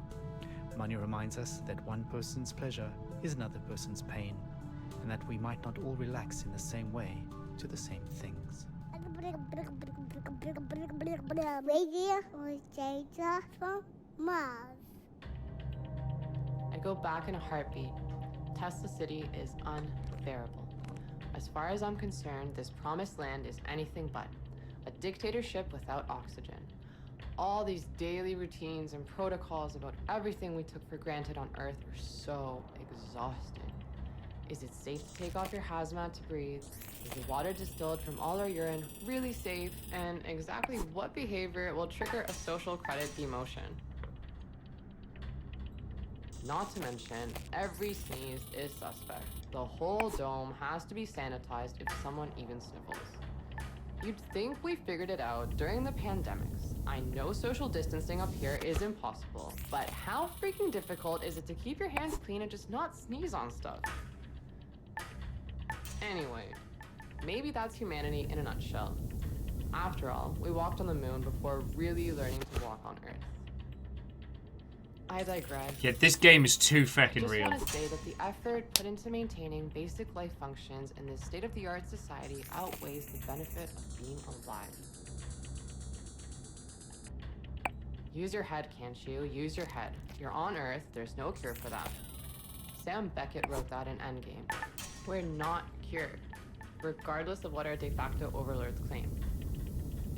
It's ironic that the only thing we managed to export culturally onto another planet is a Silicon Valley brand of Protestantism. Sorry for rambling. This video game is not apologizing. Program to share some Earth sounds I captured. I'm sure listeners of RNFM who suffer from nostalgia like me will appreciate them. In the meditation dome, we can listen to the light sounds of the Tuscan country, the olive grove shores of Kefalonia, the blue Danube below the Schwarzwald.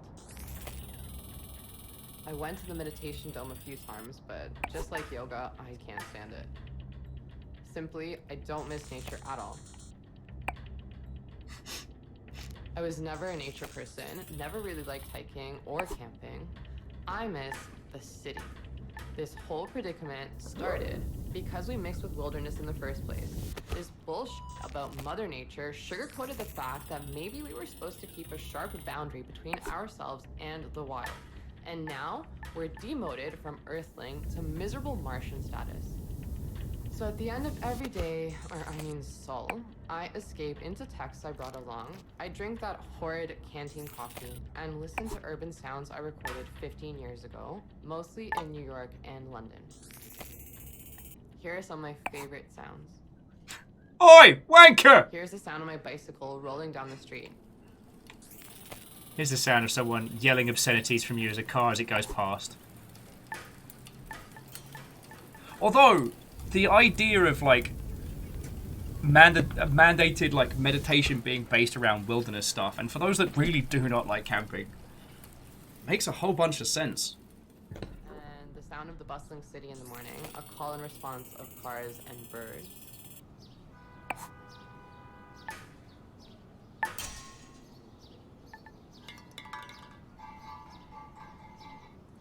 What just happened? Wait, was there like a... And the giggling of my kids in Washington Square as a group of street performers play the boombox and do tricks. Also, yeah, compliment Cap. Thank you for picking up on that one. Suffering from nostalgia.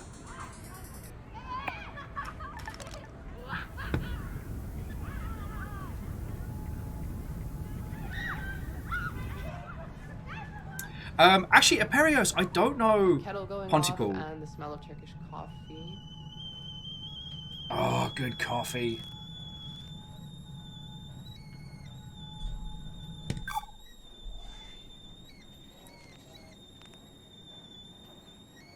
That's a lot of shopping trolleys. And for some reason, I'm obsessed with the sound of the New York MTA.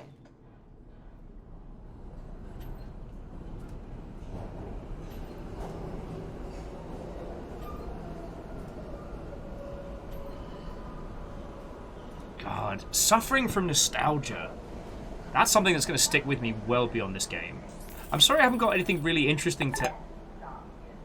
Okay, firstly, feck you, game. Sorry I don't have too much interesting to add to this, but like... Okay, so Aperios says, Pontypool is a zombie apocalypse film from the perspective of a radio DJ with amazing twist. Yo, could you send me, could you DM me some deets on that one? Because I would love to give that a listen. I even watched, I want to say it was called Headcase, but don't quote me on that one. The post-apocalyptic, like, robot murder film that was the inspiration for Three Dog. I've seen that one.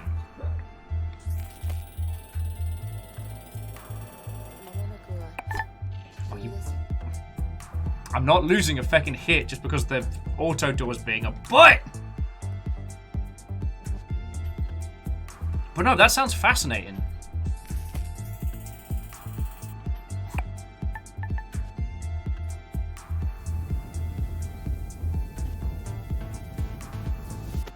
Also, the very subtle, we're just not going to talk about it mode there. Powered by Loot Box! Feckin' hell. Ubisoft, we don't want our games to be political. This tiny golf game. Let's fucking go. What is kind of cute is as we're getting further in, there's more like little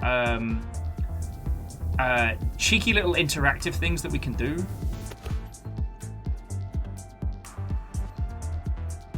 Like from here, if I can make it work, if we can get up, there's like a golf ball, not golf ball launcher, sorry, a tennis ball launcher.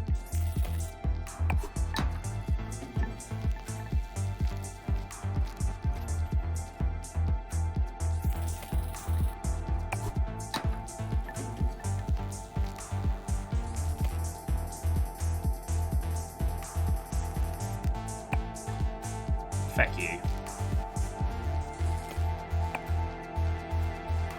Yeah, Neo Shido, we'll have a little bit of video games with our politics.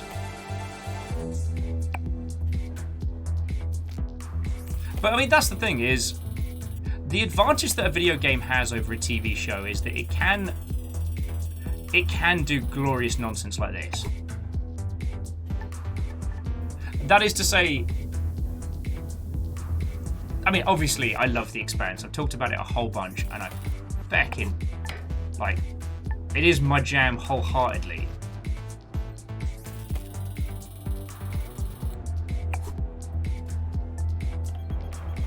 Haha! Hadouken! Sorry. Oh look, Custom Spines Labs. Well, Chrono, that's the ridiculous irony is that, yeah, the Far Cry series is incredibly political. It often... Okay, Far Cry as a series often...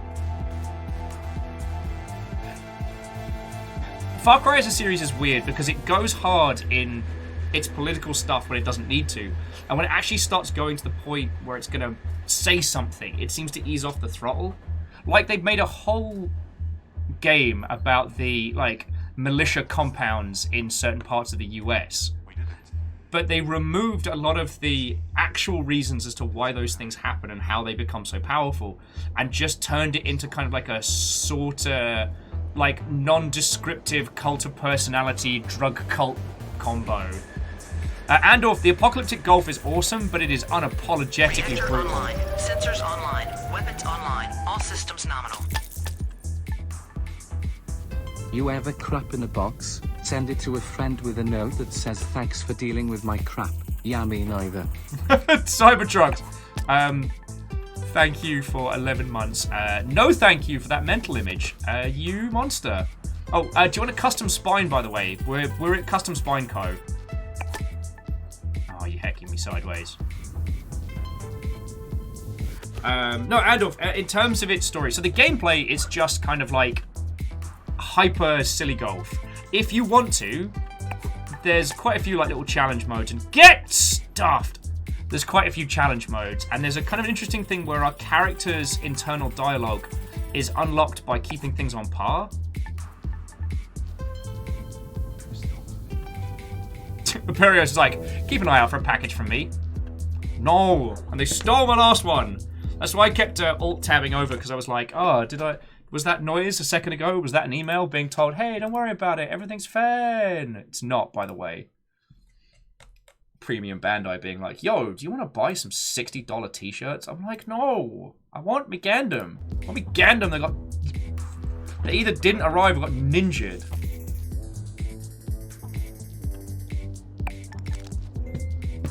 Anyway, so this game is about after the Earth became uninhabitable, the ultra-rich fucked off and made Tesla City on Mars. Our character might possibly be one of the pilots that flew everybody over there, who has returned to Earth as essentially a golf course while listening to this, which is Radio Nostalgia. That's a big statue.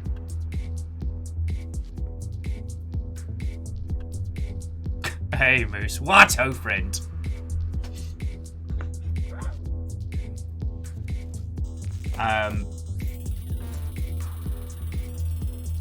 But yeah, this is a game that is unapologetically getting into the weeds of it.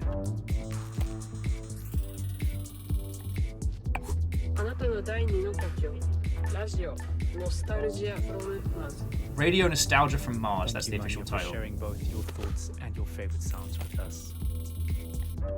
That MTA recording actually got me digging into my proverbial record crate because it reminded me of this old track from my DJing days back on Earth called Tokyo 320, a minimal tech house homage to life in the commute and traveling while standing still.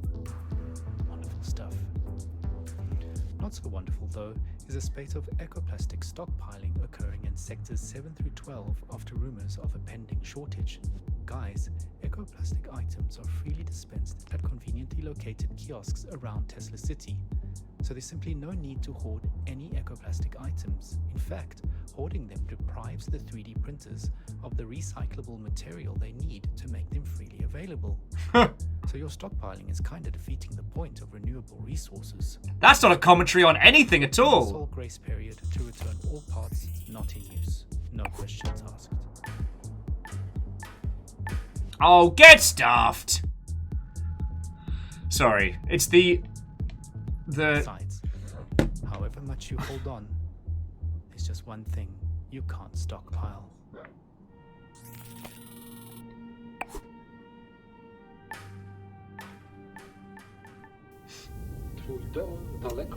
That was mildly threatening.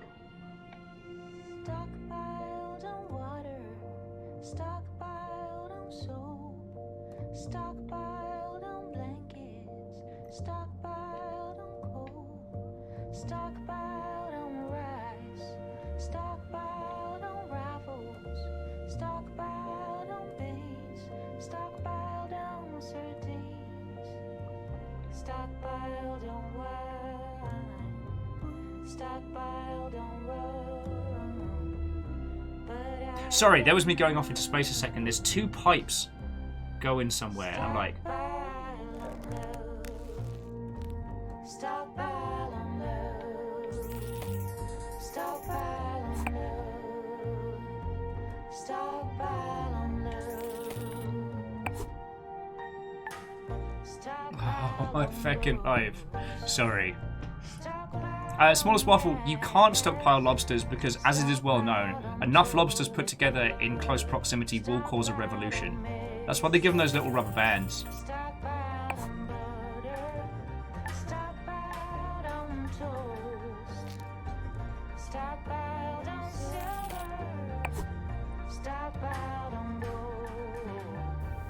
Stockpiled on bourbon, stockpiled on scotch. Oh, come on! No. Someone's getting stabbed with a golf club.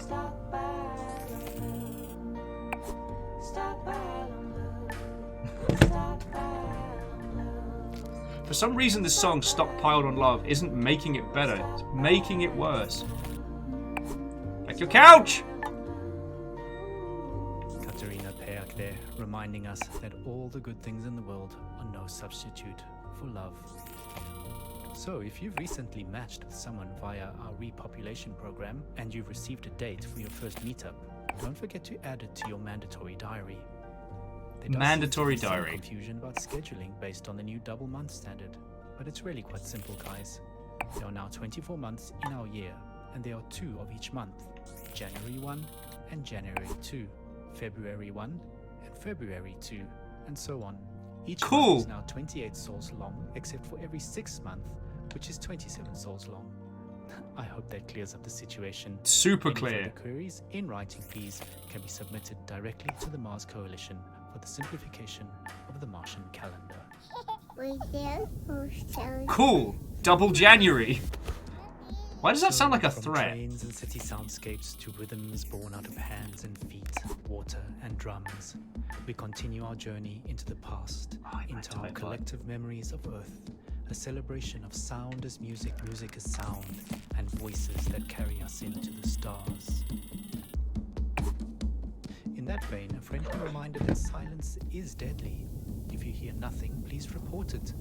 General machine noise means we are being kept alive. Speaking of keeping us alive, 2 equals 1. Duplicates are not spares, people.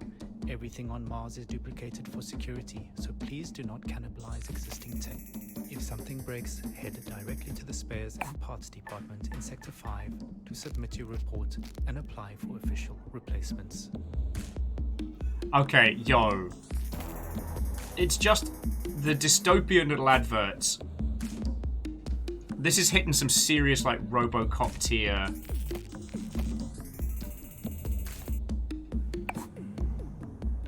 Oh, so close! Alright, almost.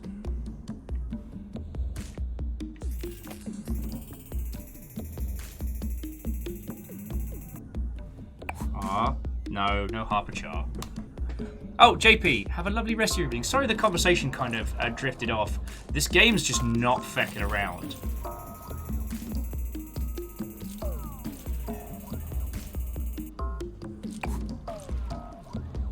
Like, it's almost like Scarfolk Council tier.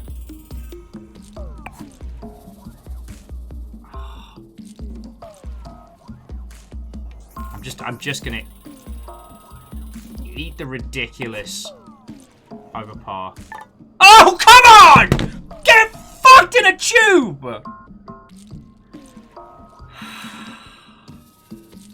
Sports are bad! Even golf! Someone said it's a good walk spoiled, but the only thing this is gonna be is a Molotov thrown!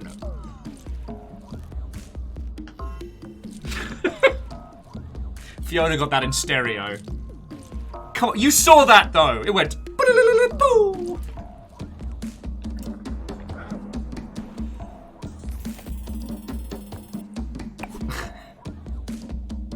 Jackie's like, can you explain this tubular intercourse? No, and I will not be taking further questions at this time. I'm sorry, get what in the what? Vanderbeest, thank you for the 200. I do not deserve it today, especially when I'm playing shite like this. As in, playing shite, not shite game. I'm too stubborn to reset it now. There! Get to fuck!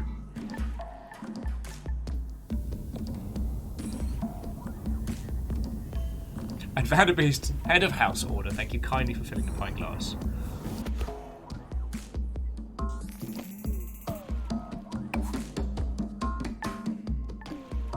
No! No! No!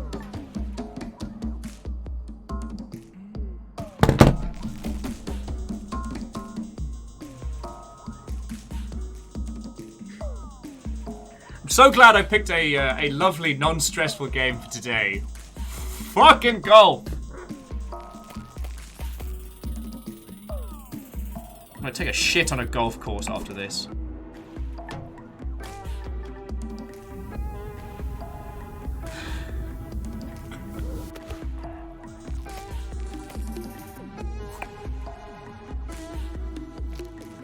This is the point where I pick up the golf ball and smash it into the hole. Just as a point of vengeance.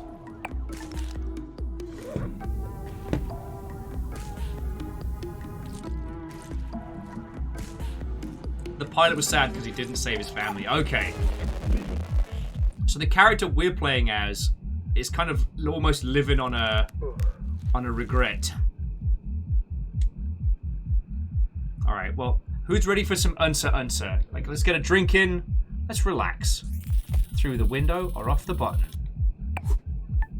Neither! Guess we're going through the door.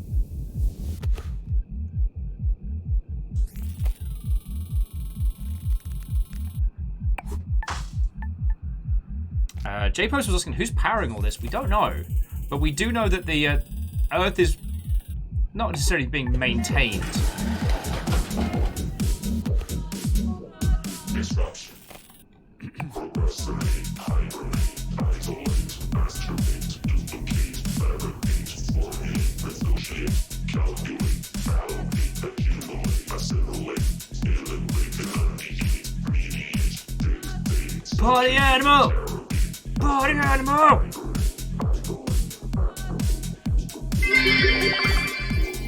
Getting it in the hole with Bennett Foddy. I do believe someone actually made a parody golf game called Golfing Over It. And Bert Vanderbeest, thank you for the 100 again. Yeah, the soundtrack slaps for a hyper arty, like dark sci-fi golf game. Oh.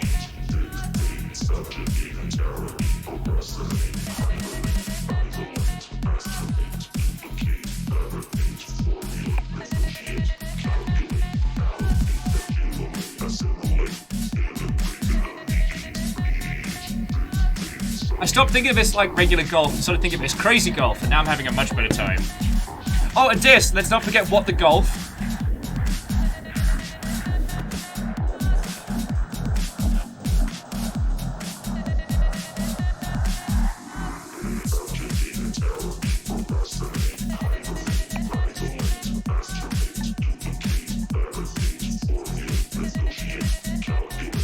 Oh, J-Post, also 100-foot robot golf, which does feature the Corgi Voltron mech, one of the best mech designs of all time.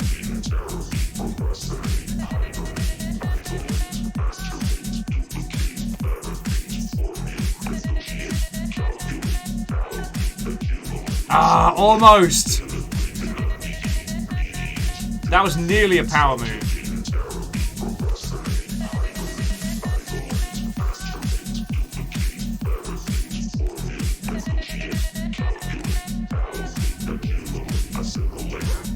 That's how it's done. Underground. He was full of guilt and nostalgia.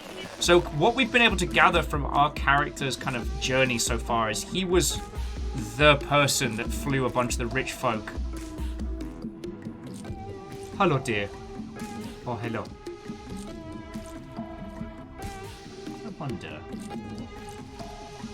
What happens if we go hang out with the deer rather than with the giant Bitcoin? Let's go find out.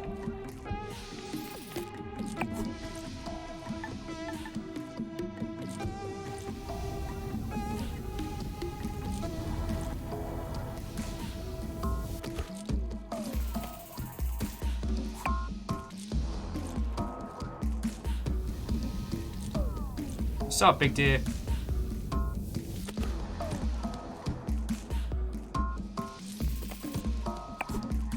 Yeah, that deer is big.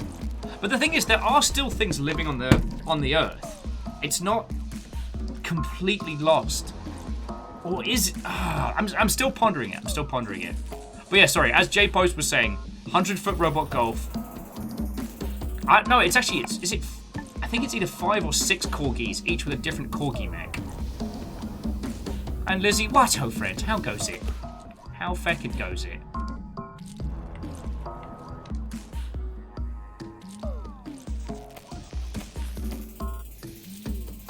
We're golfing it up.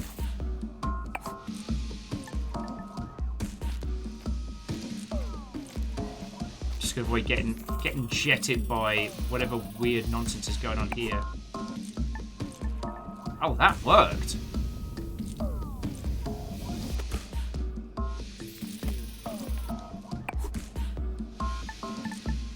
Oh, so close! Oh, fun fact though, friends, those are actually to scale what Bitcoins look like. Not a lot of people know that. That's why, like, people use, like, the disambiguation of a Bitcoin, because the actual physical size of them is ridiculous.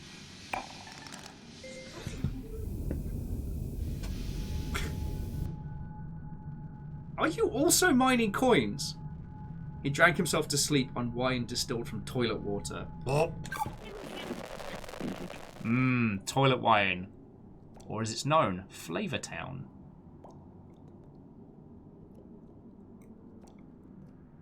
Two tubes.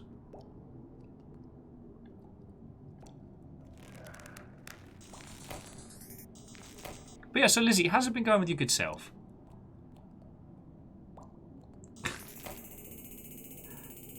And Fred, in my defense, I haven't done Hobo Tequila since that last time.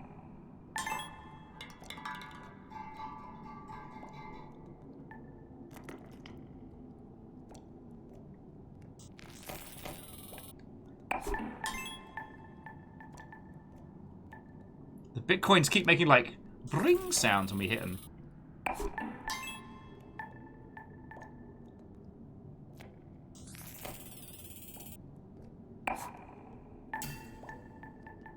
Don't worry, everyone. I've got an idea.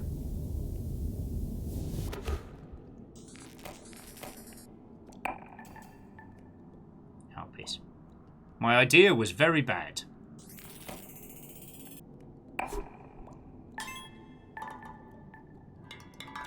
Ha-ha! My idea worked! I'm a genius! Feckin' we!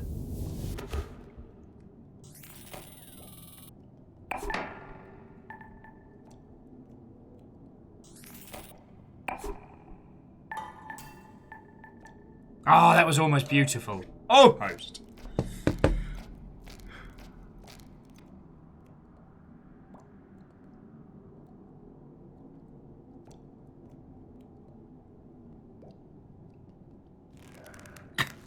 Okay, Zuro.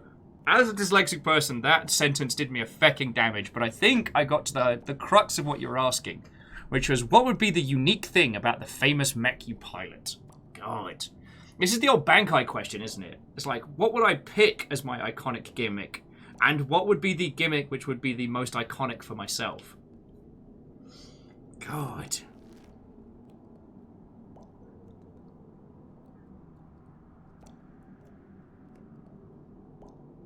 Oh, that's a good one to ponder on.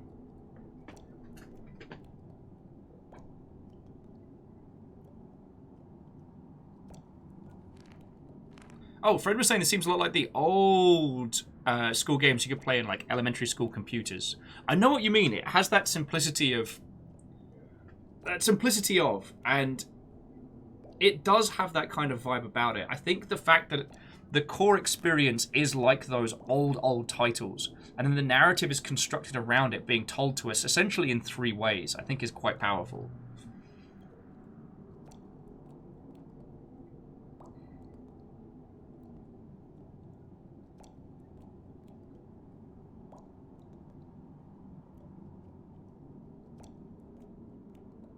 Oh, Salem was already noodling on how to make Scorched Earth but golf while listening to this. Yeah. And it's interesting because they haven't tried to overcomplicate the core elements of it. Like, yes, there are some crazy golf parts and there are some destructible terrain and some interactives, but there isn't, like... We don't have to move around as a character. There isn't anything else to manage other than where we are in our position and our shot. So it frees up a lot more effort to be put into the storytelling, which I think is very nice. Fossil under Eiffel. Though, through connections at Golf Club Wasteland, he went on a solo trip.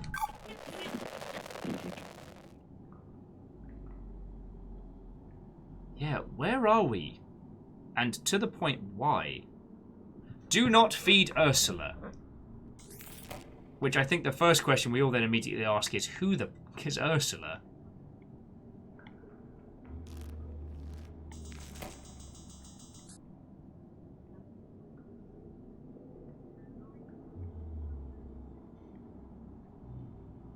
That's a lot of toxic waste.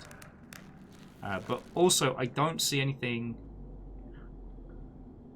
Okay, yeah, no, I don't see anything as a sneaky, cheeky shortcut. But the sort of radioactive purple is quite interesting. Because that's the same stuff we saw in the vending machines, which may or may not have been OMAS.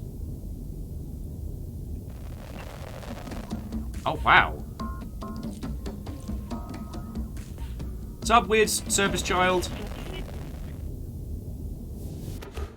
Can't get radio all the way down here. Which begs the question, why are we here? And not in a philosophical or a blood gulch kind of way, but like, why are we playing down here? I think this is where we're starting to get to some personal plot on our character's behalf, you know?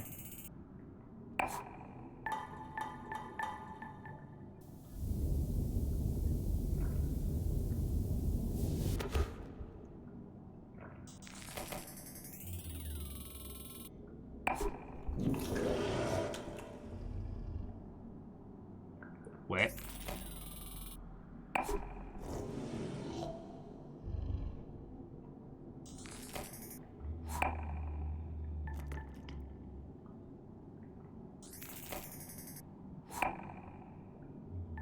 Oh, come on.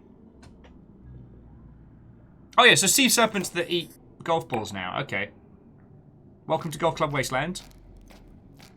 I'll be your host, I guess.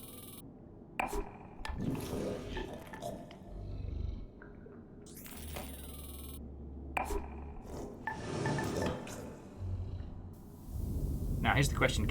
Oh no, they're going to let us fly over. Sadly, it does look like we fed Ursula, which was probably not the smartest play. Woohoo! See, the things I'm trying to think of now is like, how many of those old classic titles could you do something similar? I remember there being one on the Acorn computers, which was like a UFO. You were in a 3D environment, but all you could do was propel upwards. You had to tilt the ship using the mouse and then jet it around, and then like shoot lasers and stuff.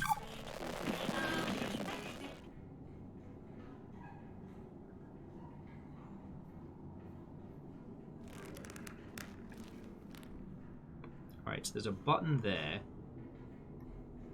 And there's a golfing to be had.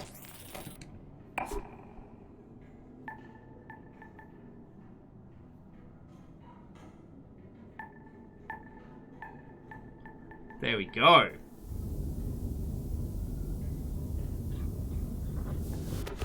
Unless, Lagmeister, perhaps Ursula isn't so much the squirrel as like the master squirrel, you know?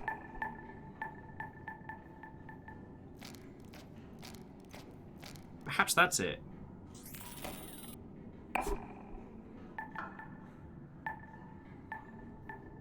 No, that would make sense. Master Squirrel, definitely. Like the Master Sword.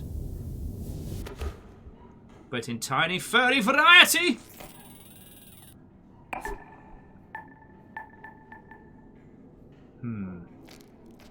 I don't know if we can depress the button. I don't know if that helps us or hinders us or what. Aha! Feck yeah, it helps.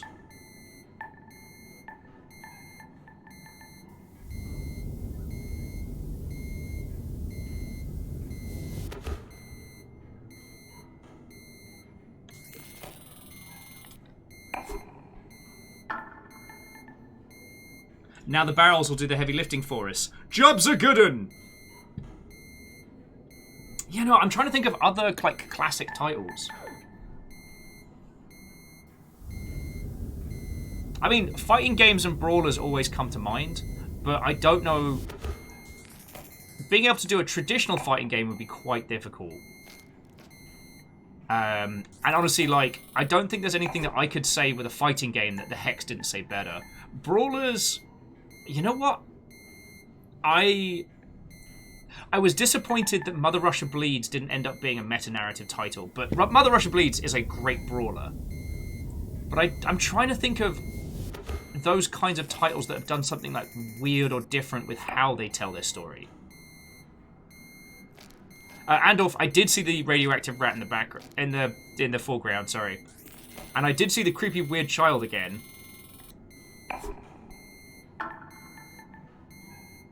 But the thing that keeps striking me is that this looks like the same chemicals that have spilt out of the vending machines around the place.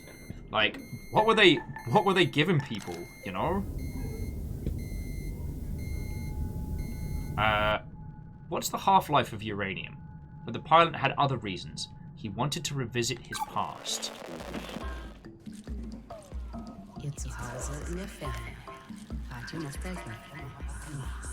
It's time for our last caller. A senior geologist at Tesla University gives us a slightly different perspective on ecology from his research lab at the South Pole. 思い出エピソードあの頃の記憶古き良き時代の話希望ひらめき出来事ラジオノスタルジア from Mars. As a geologist, it always annoyed me that the color of Earth conservation was green. Seen from space, the majority of the Earth's surface is blue, with the remaining 29% for land. And of that land, deserts make up 1/3 of the land surface area. Sweeping burns of ochre, rust, and gold. Green. Give me a break. Anyway, as a lifelong acolyte of sun and sand, I'm not up here pining for jungles and wetlands. I yearn for week-long expeditions into the desert, traversing dunes big enough to swallow entire towns in one sideways drift. Oh, to feel that oven-hot wind dry as a bone on my face. There's more dust in my veins than water, I can tell you that much. It astonishes me that people up here are oblivious to the fact that it's our understanding of living in deserts that makes life up here on Mars even possible. The early days of Mars habitation experiments took place in the Gobi Desert and in Hawaii on the side of a barren volcano, not in a protected marshland in the Okavango. You get me? What did the last trees of the Black Forest give us except fuel for our final fires? Heck you, mate! It saved us. Oh, I mean, the irony is not lost on me, but no Sahara, no Amazon, no Gobi, no Mars. Where do you think the Amazon basin was getting all its fertile sand from? Blown over from Africa. That's where. How do we know how to recycle water to near 99% efficiency? The Gobi Desert. There was always so much focus on saving the planet, saving the whales, saving bees, saving the trees. The deserts, am I right? Make them green. I knew it was over when those idiots deliberately tried to flood parts of the Sahara with one species of tree. I mean, come on. A publicity stunt by a French paper manufacturer with deeper pockets. And no one blinked an eye. It was meant to help, but the Sahara Tree Project literally poured salt into the wound. It started out well enough, but some unknown fungus wiped them all out, but not before they had sucked all the fertile phosphorus out of the sun blowing over the Atlantic, effectively salting the Amazon basin like an Italian grandmother making tomato sauce. And then there was no turning back. Deserts are why we exist at all, you know. Now as much as then, so history repeats itself. To paraphrase geologist William Grayboe, the ancestors of modern man did not leave the trees left them. So, are we then the neo-great apes leaving the proverbial trees? The stars our new savannah? From that perspective, we didn't leave Earth so much as Earth left us. Oh, how very convenient! There's always one step ahead, and in a way, living on Mars before we even left. This game is batting for 1,000 because that. Ah yes, not all of us up here pine for the fjords. Put me in the desert camp for sure. that searing blue sky and endless horizon. I'm still not used to how close the horizon here is on Mars, and the strange sky still throws me off when I see it, and apparently I'm not the only one. The Recreation and Relaxation Department has asked me to remind those complaining about the red color filter on the windows of the panorama observation deck that the sky on Mars is not blue, but salmon pink. So please bear that in mind when submitting your request to visit the outer domes. And also bear in mind that the waiting list is now double months long, so book early for the experience. Fucking wee! Sorry, jumping back in. Aperio saying, I'm low like this person. Desert's aren't my jam, that's why I live in the Northwest. Well, yeah, but also, like, his... Let's take a trip. There's... Into the desert. There's a level that very well-learned, affluent people get to where their particular area of expertise is the only one that could possibly be. When all those idiots came rushing in trying to save the trees. Oh, what a bunch of dum-dums. There's something about that character having no understanding of... I'm trying to think how to phrase it. I don't want to say just a complete lack of tact, but... It's a cadence I've heard from people in the past, and I do not like those people.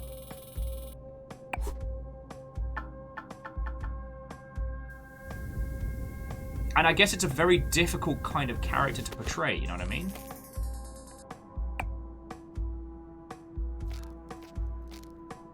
And I think that's where this game keeps succeeding, is... it isn't just going, lol, rich people bad. It's showing their lack of awareness. Like, showing their lack of understanding of the impact they have and how they damage stuff. Does that make a weird sense? That character is absolutely one of those.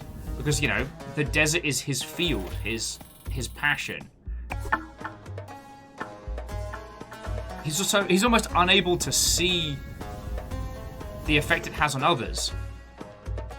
Sorry, and Fred was adding, I think it'd be dark, but a game that tried to be vaguely authentic to the long-term consequence of radiation or by toxic exposure would be interesting. Feckin' yo. I do not disagree.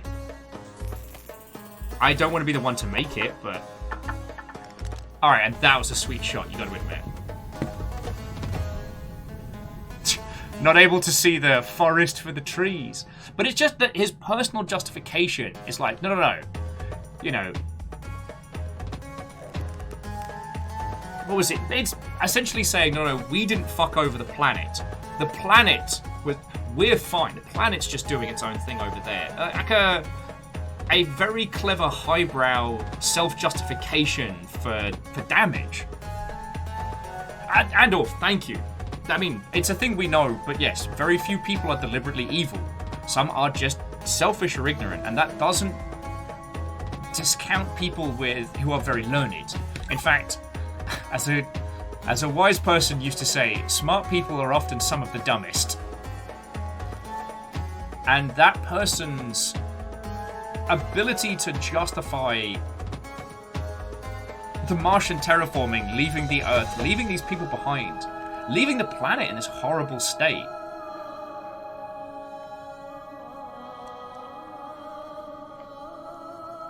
Oh, there are a lot of teddy bears here. Oh, they're anxiety bears! Okay, firstly, how dare. Sorry, I think that's why that last guy got to me so much. You know what I mean? Because it's like...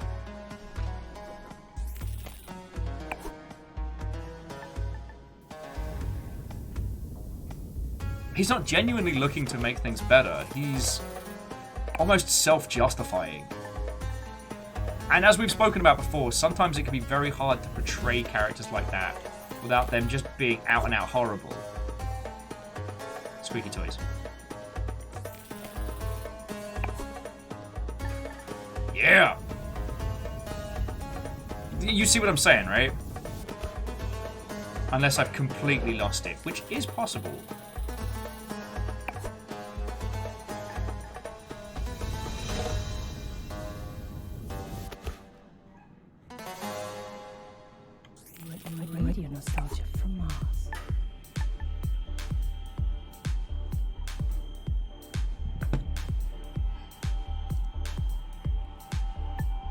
Oh! Alright, that was a cracking shot. Thank you. I will accept my Will is the greatest golfer of all golfing time medal at your earliest to conclusion. This particular show, I hope you've enjoyed our rather geological excursion into the past. From music to stories and memories, Radio Nostalgia from Mars has it all.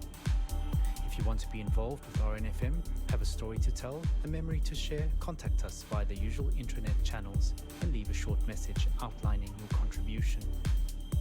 A big thank you to our show sponsor, OMAS, the No Stress, No Fuss drink for the Ultra Elite. And a big thank you to corporate for allocating us this precious time and their resources on this tight beam to you. C Triple Sue says, living in Silicon Valley, they call it STEM bro syndrome. Oh, God.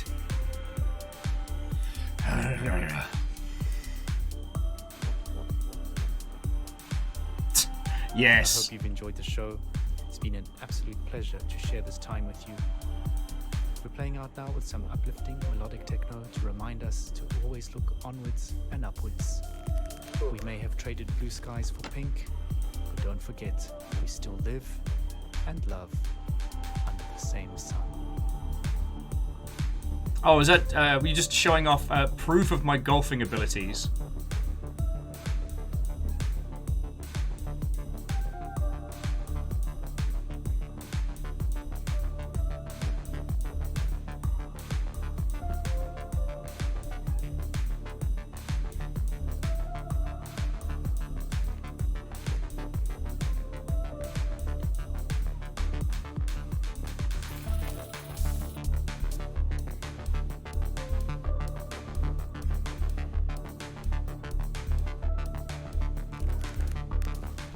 Sorry, let me take a moment.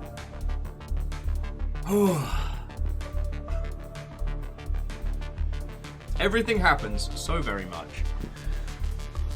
I find my thoughts occasionally straying. Apparently, yes, Deus has recorded evidence of my golfing abilities, which I am sure will haunt me.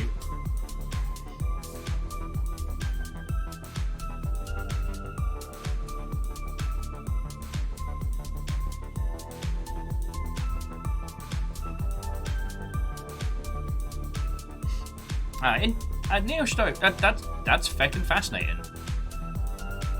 Oh, Dare says it's only been put in the Discord for now. We'll see how the day goes. I mean, I get to hang out with you on Sunday, so I'm feckin' stoked for it.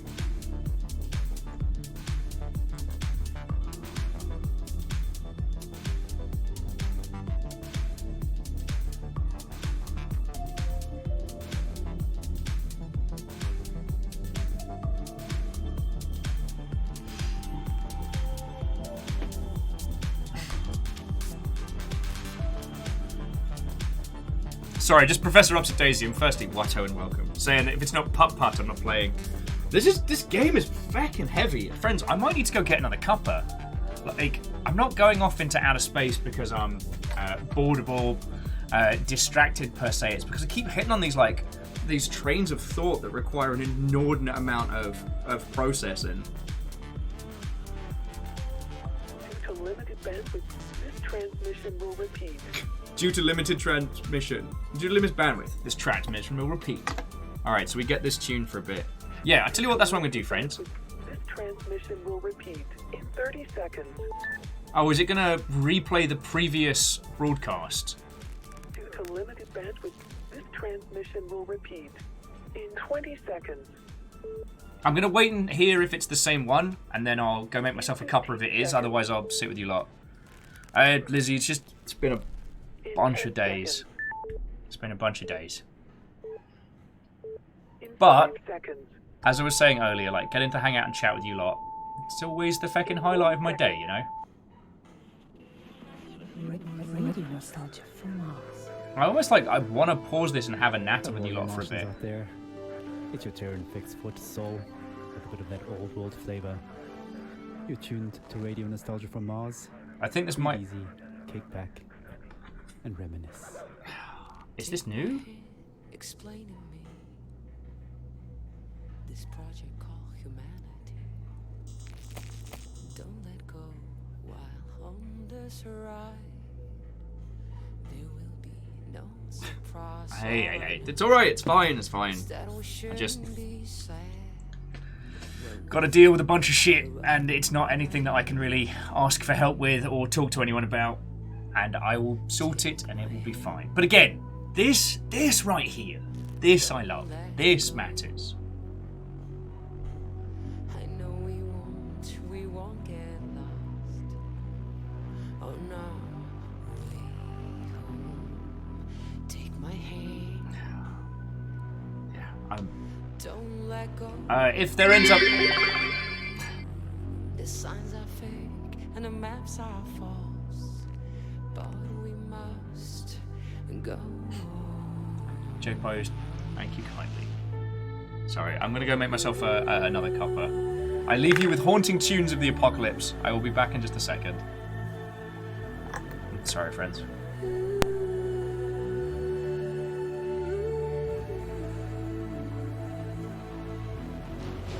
Whisper directions through our keys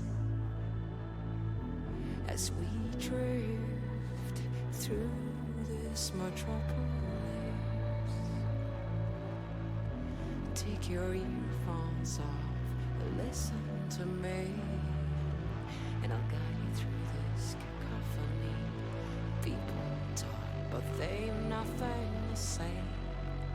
Why would anyone know the way? Take my hand, don't let go. I know we won't get. Oh no, wait. Take my hand, don't let go. The signs are fake and the maps are false, but we must go on.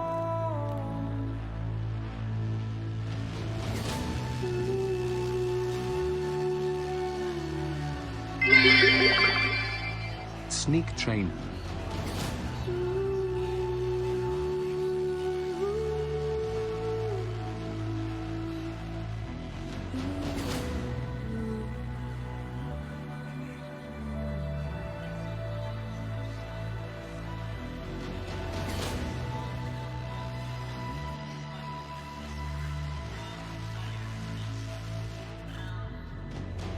Take my hand, we're almost there. I'm not going anywhere.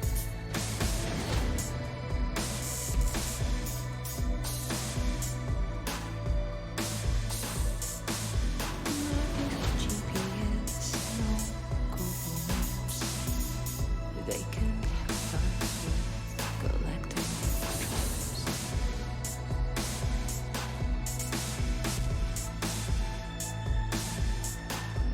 All I know is that we shouldn't be sad when we think of the road ahead.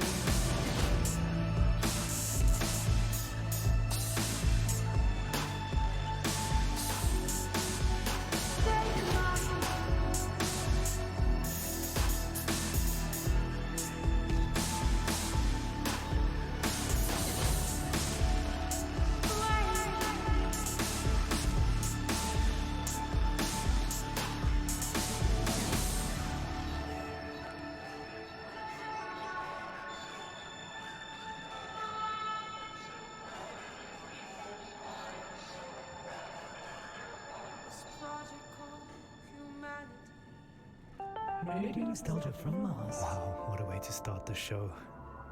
Anna Churchin with Take My Hand, her sublime take on our wonderful project called Humanity. Beautiful. Plenty more to come into Soul Show, a show packed with stories and music to remind ourselves of where we are and how far we've come. Our first caller for the show calls it like it is, and was a hard-hitting look back at the last days on Earth from the perspective of a shrewd businessman and loving father. Stories, memories, the good old days, original sources, authentic tales, hope, inspiration, drama, Radio Nostalgia from Mars. I worked in oil. Brokering gasoline, to be exact. It's a strange business, probably not like you would actually imagine it to be. My day started something like this. I check Reuters and my sheets. See if there's been a change in the fundamentals. See if the spread's up or down. And then when the clock strikes go, I'm on the phone. I could be calling some commercial shop in Bumble, Kansas, where little old Sue loves to know how my daughter's doing. Or I could be trying to get into the head of a powerful Russian who knows the world wants his phone number. That's when the psychology kicks in, and I go to work. If they pick up the phone, they're mine. That's the game. I started when I was 29, 30. My boss was a coked-up, perma-tanned moron who was wasted by lunch. More money than sense. Screaming at waiters because, you don't drink gin out of a glass like that. And Caesar salad is supposed to have 8 pieces. 8 pieces of chicken, you stunted fool. Stunted fool was his favorite insult. It's coming from a guy who was 5 foot nothing. That was pretty much my life. 24/7. I traveled a lot. Meeting clients all over the world. The Amazon, the Gulf, Siberia, Central Asia, the States, Singapore, everywhere. Looking back, I can't claim that I ever would recommend that life, nor can I claim that I was ever really happy doing it. But it was fun. I mean, talk about your share of moments. There was this one girl, some strange mix of Algiers and Paris, with some sprinkle of Havana, a dancer, naturally. So pretty. She'd turn a priest's head or give a nun a... Sometimes I wonder what happened to her. But we all had the same feeling. This can't last. And sure enough, we were right. First, you couldn't drink the water. Then you couldn't eat the crops. And pretty soon, we wouldn't be able to breathe the f***ing air. I remember looking at Emmy and wondering what kind of a future would she have. So I decided to do something about it. The Mars project was Plan B for planet Earth, which was most evidently The family and I had already put down roots in Tesla City by the time the great catastrophe really hit. The corporation knew my contacts in the world of drilling and refining would be useful, so I adapted my skills to something more practical. Now we are all that keeps this little planet running. Mining those Martian chemicals for the battery banks, Martian cement for the buildings. My pure little Emma has a future. When somebody sits down and writes this all up for the history books, it might just be men like me they'll be hailing as heroes. It's men like me who saved humanity. Men like me who took us further than we ever dreamt possible. Radio Nostalgia from Mars. Wow, some pretty heavy stuff. Reminds us that all kinds made it up here to Mars, but we're all in it together now. And remain creatures of the world. You're a tight beam to Radio Nostalgia from Mars. Hello, hello. Thank you all for waiting. I have a big old coffee. The Dreamer says I missed a trip. What happened? And Andolf and Spooky Ghost, thank you for throwing some bits in, friend. I'm sorry I've been such a sad sack of shit today, but thank you kindly. And I am genuinely enjoying spending time with you lot. I kind of want to be able to just pause the... Well, I understand like the radio nostalgia on this works really well. I want to be able to pause it and chat about what's going on. And I feel like we don't get enough time to natter. We've got... God, I think we've only got 3 more sections to go. But it's interesting to see how much of the diary comes forward.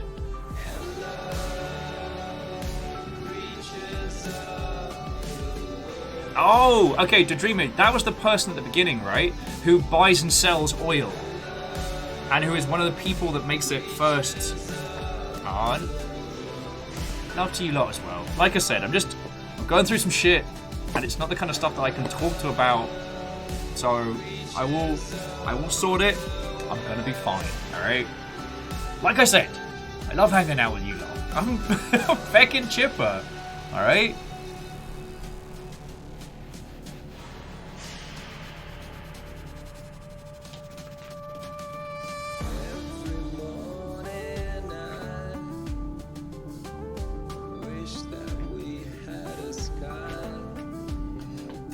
Well, also, sorry, something showed up from the PO box yesterday, and I was asking Longshippy and Peeps if anyone had sent a thing across, and apparently, but also no. So I guess I'll open the thing tomorrow and we'll see what's going down. I'm still chasing this. I've had no response about the AWOL Gundam.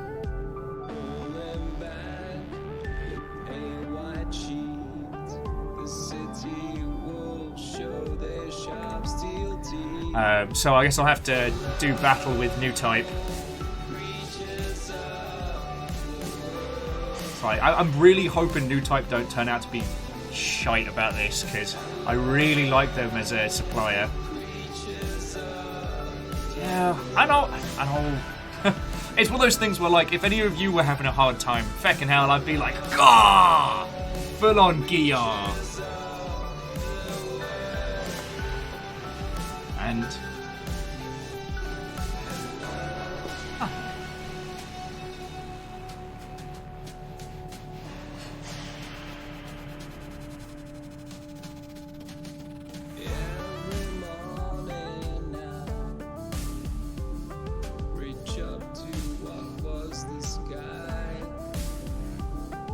sorry, that's it.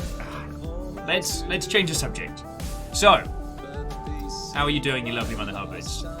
As the important question in this sea of cracking titles, what have you not been playing? Because there's far too many good games stacked like back to back to back right now.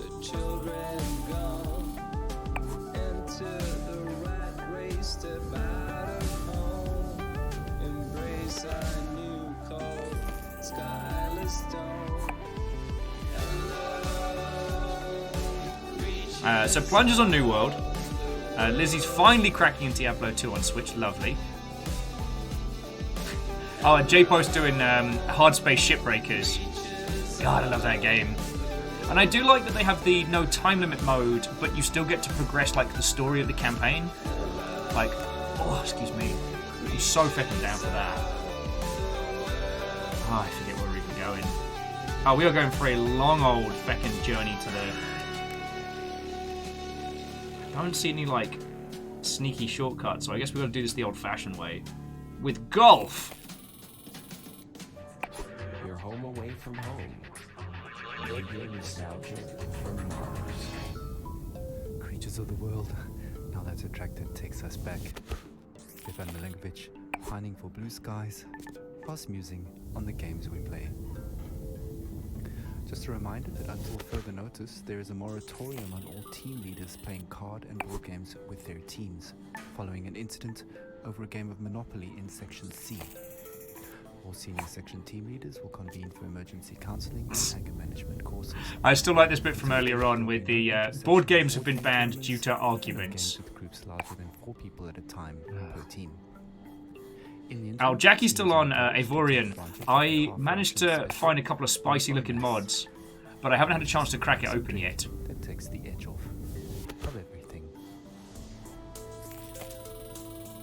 Our next caller, Yamil, takes us into her world of food, smells, sensuality, blue skies, and sings us a personal song to remember. Oh, this was another interesting one. Not everybody's done little stories for Radio Nostalgia have all been the ultra rich. Like some stories like this one. Stories of what we've lost. I have nightmares. Captain Steph's still playing Sonic Racing.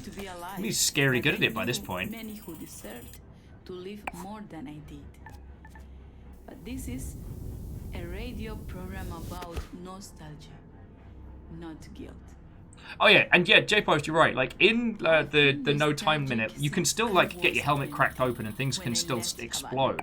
So like the challenge and the chaos is still there, but at least for someone like myself who found like deconstructing the ships to be very relaxing, it's feckin' cool that they took that into consideration. I would have loved to have had that option with the Magnificent Truffle Pigs, where I could have just spent each level just picking up all the varying collectibles. The most beautiful San Malecon. The smell of my street when the rain falls. Ah, so close. That make me into the person I am. So when I left, I grew stronger. Oh, come on! But forever stay. The Dreamer says, mostly Final Fantasy XIV, to be honest. Ain't nothing wrong with that. It's a good game.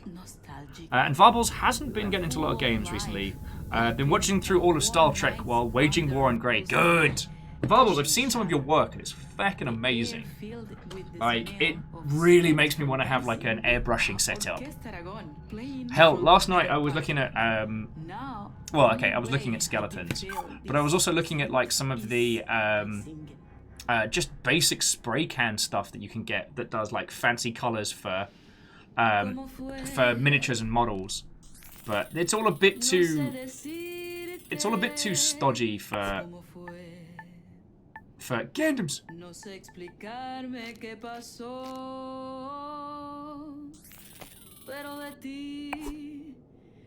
From myself, I played the other game from the bloke that did Perfect Vermin, and God, I mean, I've been back on my shenanigans with Arc Knights, which has been nice. That's helped keep me sane. They're doing, I think it's a rerun of some of the old like event stuff, which is fun. But I'm still trying to get myself up to speed for the next chapter in the story. And I need my sniper to stop getting shot in the face. So, oh come on! I need my sniper to stop getting shot in the face. So I am working on getting a new sniper. Oh, you did that on purpose.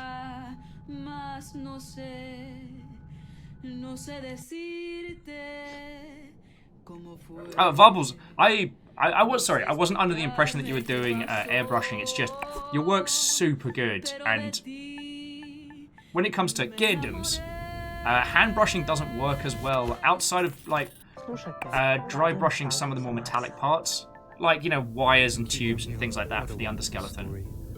Reminds us that life is about so much more than just base survival.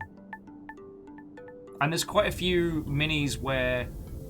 there's quite a few Gundams where you don't get to see much of the Under Armour, so it's always hard to know which ones you want to go like ham on the paint with. I mean, I guess I've been doing that and making Lord Lost and Found want more Gundams, which has been amusing me no end. With Radio Nostalgia from Mars.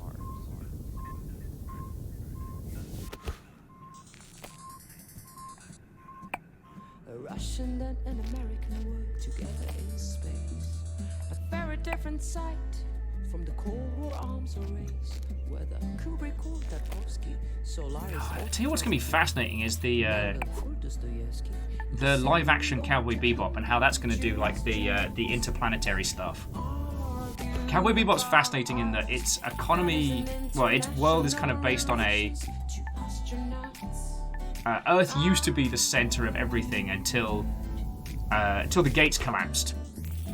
There was a huge gate disaster which basically wiped out most of poor Earth. Oh look, it's the Gherkin! Don't get me started on Stalin and your talent to suffer under SARS, my friend. It's the Gherkin! Sorry.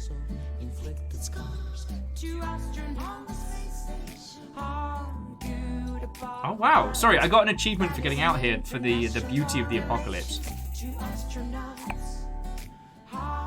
Oh, don't you feckin' dare! Alright, I think I can work with that. They speak in two tongues, but still 4 hours stay tall. The same oxygen in their lungs, the same thrill on their spacewalk. Alright, here comes the tricky shot. If I biff it, it's going to be a feckin' 1,000 hours getting back up.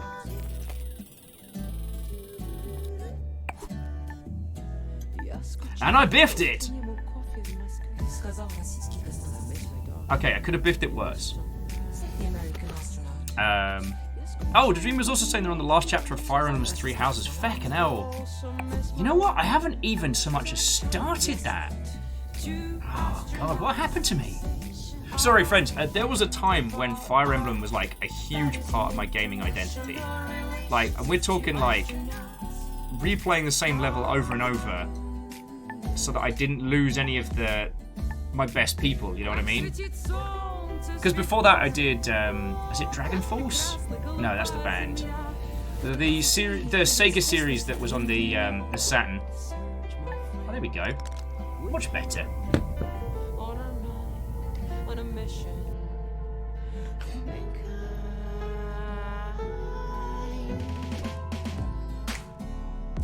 Oh, and Neostar says they're going to be heading back to RuneScape because they're launching a new game mode. Interesting. I got into following the oh, it's not Battle Royale, they called it the seasonal competitive mode of RuneScape, which was fascinating.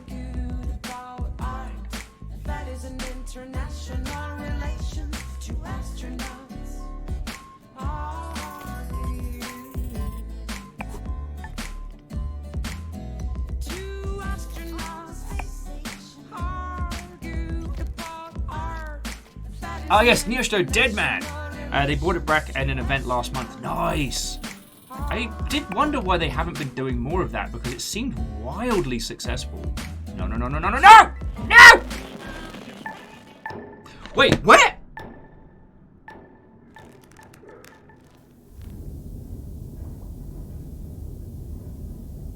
What the heck?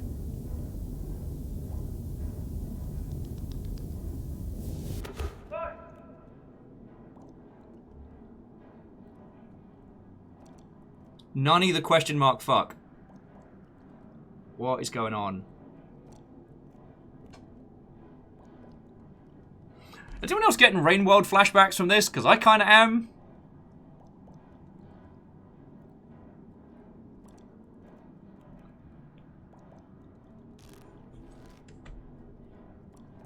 Or at least with golem-like tendencies.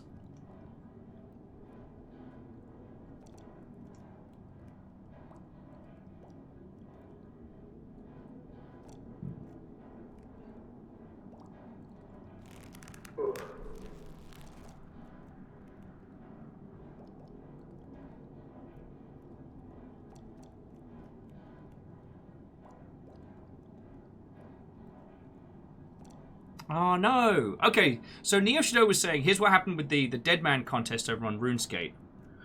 Was that they didn't have enough time to iterate on them, and it was becoming a meme that was always kind of broken. After a couple of years of revisions, the recent one was very successful up until the very end, where the tournament was super laggy due to DDoSing.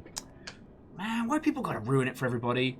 But I will admit, like, the idea of kind of like the MMO, you know, it's 1 month long. How you work out the scoring system, I don't know, but the idea is that you can get killed at any point. So working together, banding together, but there can still be only one. The idea of creating this, like, you know, betrayals and shenanigans. But eventually it's all going to... Eventually one person will proclaim the winner and the season is over.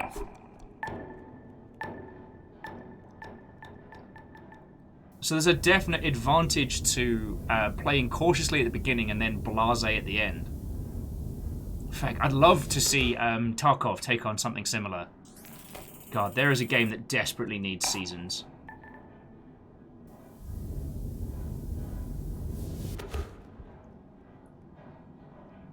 I guess we're going towards finding this kid.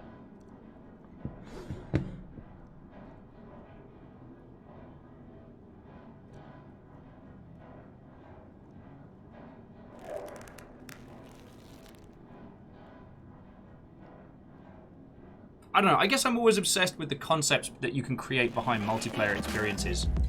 Like, the idea of having betrayal be not only a viable thing, but one that can be enacted without losing friendships entirely.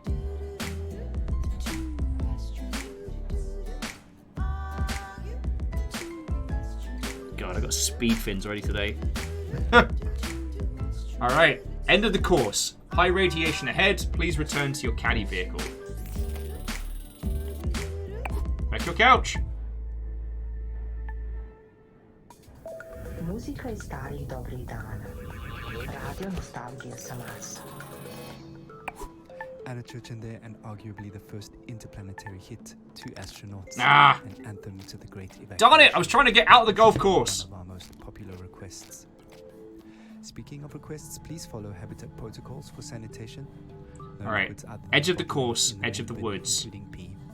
Some and pee walks don't like towards it. me outside the All water's surveillance area. recycled, so pee into the funnel instead.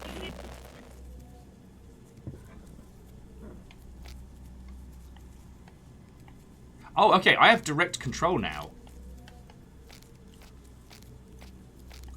The golf is gone.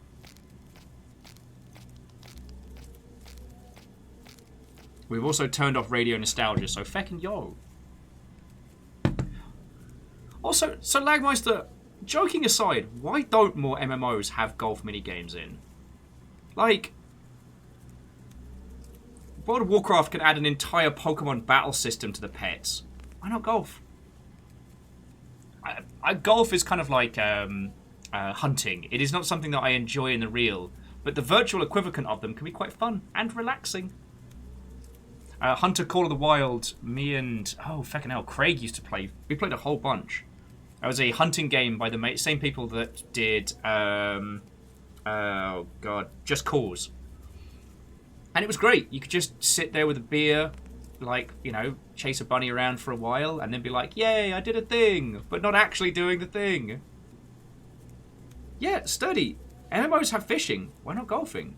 And I understand that the fishing has to be legally added, because otherwise it's not a real video game. I mean, you're all aware of the video game golf fishing clause, right? If a game you play does not have a fishing minigame in it, that's because you haven't found it. They all have them.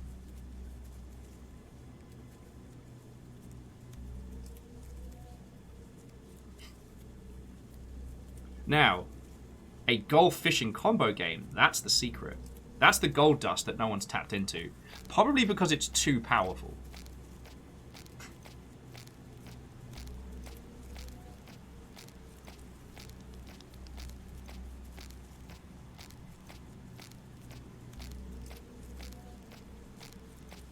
No, joking aside, multiplayer games are incredibly difficult to make, especially big old massive online ones.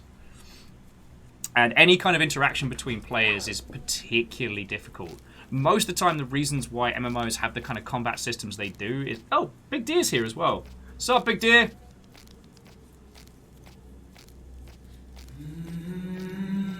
Oh, it's taken over from me.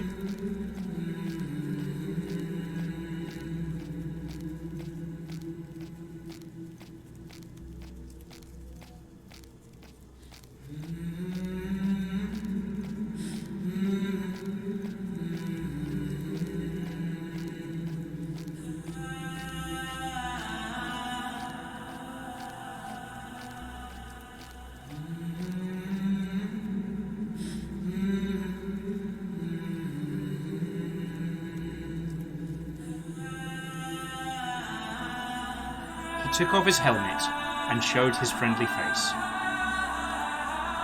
Foolish, you think? He knew the toxic environment would destroy him eventually. The taxi spaceship messaged it was leaving, but after years of longing for this trip, the pilot wasn't going to return. To die on Earth was better than to live on Mars. Oh shit! He wanted to meet his pale mutant kid, so he stayed here with me on Earth. Now I listen to his stories about the time before the Great Catastrophe. We rebuilt the house. He taught me to read and write. He often coughs blood.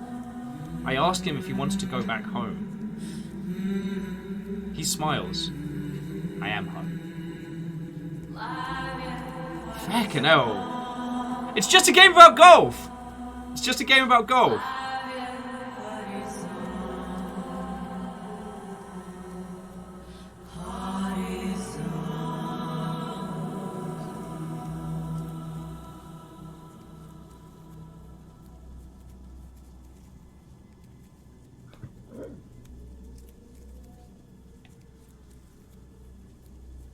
Just came out golf and ponies. Fucking hell.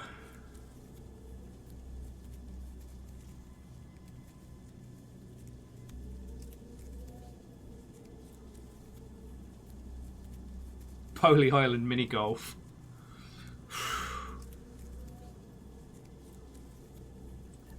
It's Demagogue? Demagogue Studios. And the thing is, that wasn't even everything that this game has to tell. Like, if you manage to clear each of the holes within X amount of strokes, you get more of the main character's diary, which makes sense now. So yeah, Charles's Odyssey.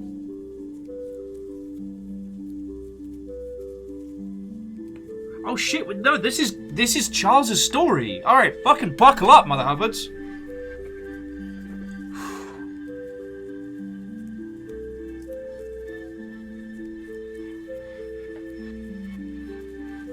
Buckle up. Okay, so this is the story of Charles. Officially, I was a national hero, one of Mars's mission pilots. But I ended up as a glorified delivery boy. They just gave me something to do and stay away from the public gatherings of the Tesla City domes. On Mars, I delivered stuff from the Citizen Delight Center to Tesla City. Oh boy. Easy there, Sparky. There we go.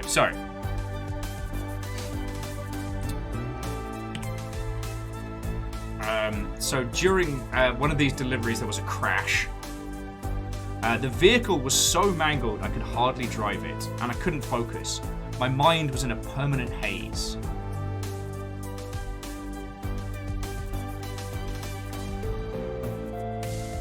The last time... Okay, sorry. So, as he's in a haze, he has a picture of, I assume, his partner on his dashboard saying, "Love, Charlie." So, the last time I heard her voice was the countdown. She worked in the control tower during launching.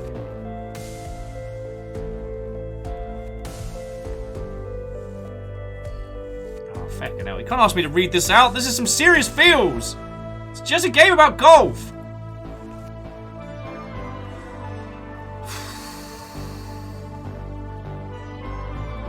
God damn it, Charlie. I need some tea.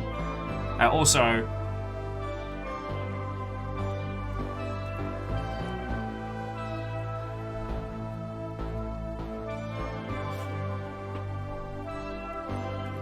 Turns out golf is an emotional game. Who knew? Who fucking knew? I didn't know.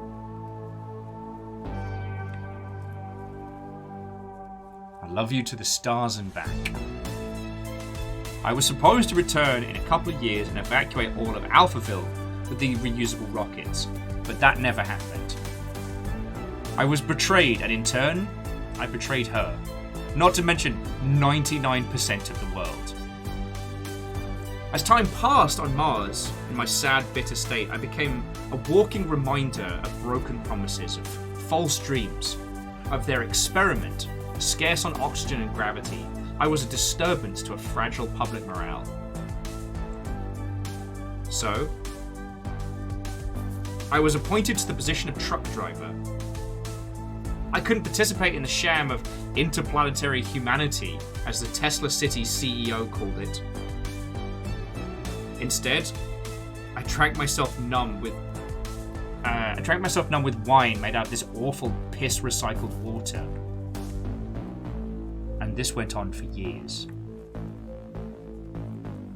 Until one night, with the help of my only friend, the pilot Serge, I sneaked onto the docking bay of a golf club Wasteland, and went to the caddy ship. Later, Serge told me the CEO knew all along. One last trip, a senior member of the club disappeared. In a way, they used me as bait for whatever dangerous creatures emerged in a post-apocalyptic Earth. And the journey was long and difficult. But I was determined to return home. Entering the atmosphere was miraculous, and upon landing, I started sobbing.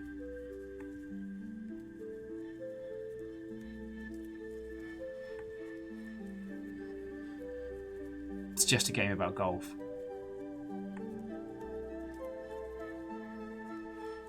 It felt like a new transformed world, with scattered reminders of our old illusions.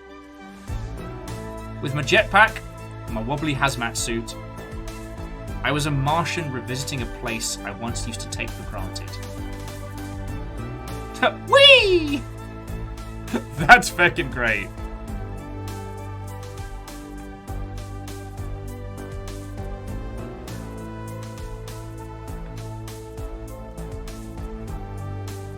As you trailed me, I probably looked strange to you, roaming around alone like that.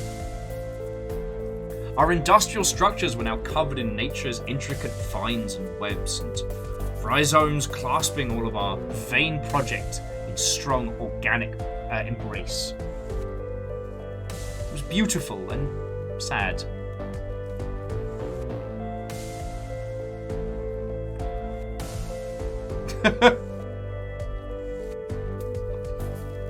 It's a big giraffe.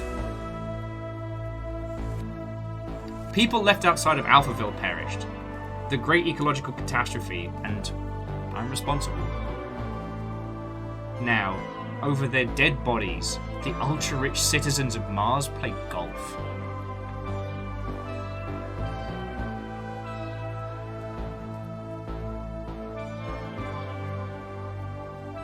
Always keep Ithaca in your mind.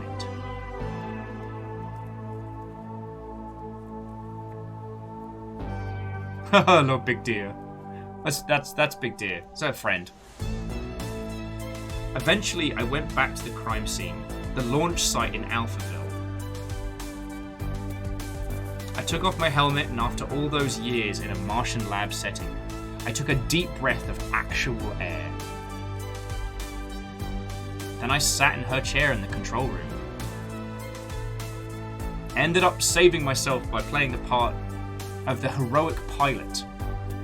It's exactly that self-serving faux self-sacrifice for high-fallen transhumanism salvation that brought us to this end.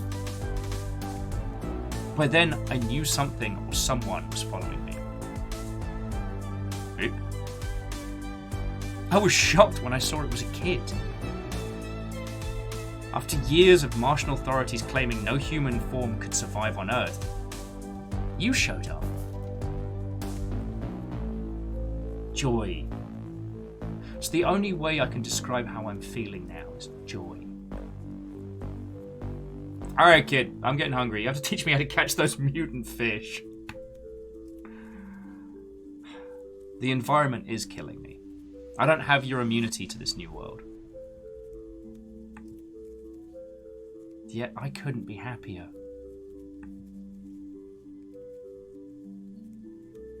The end.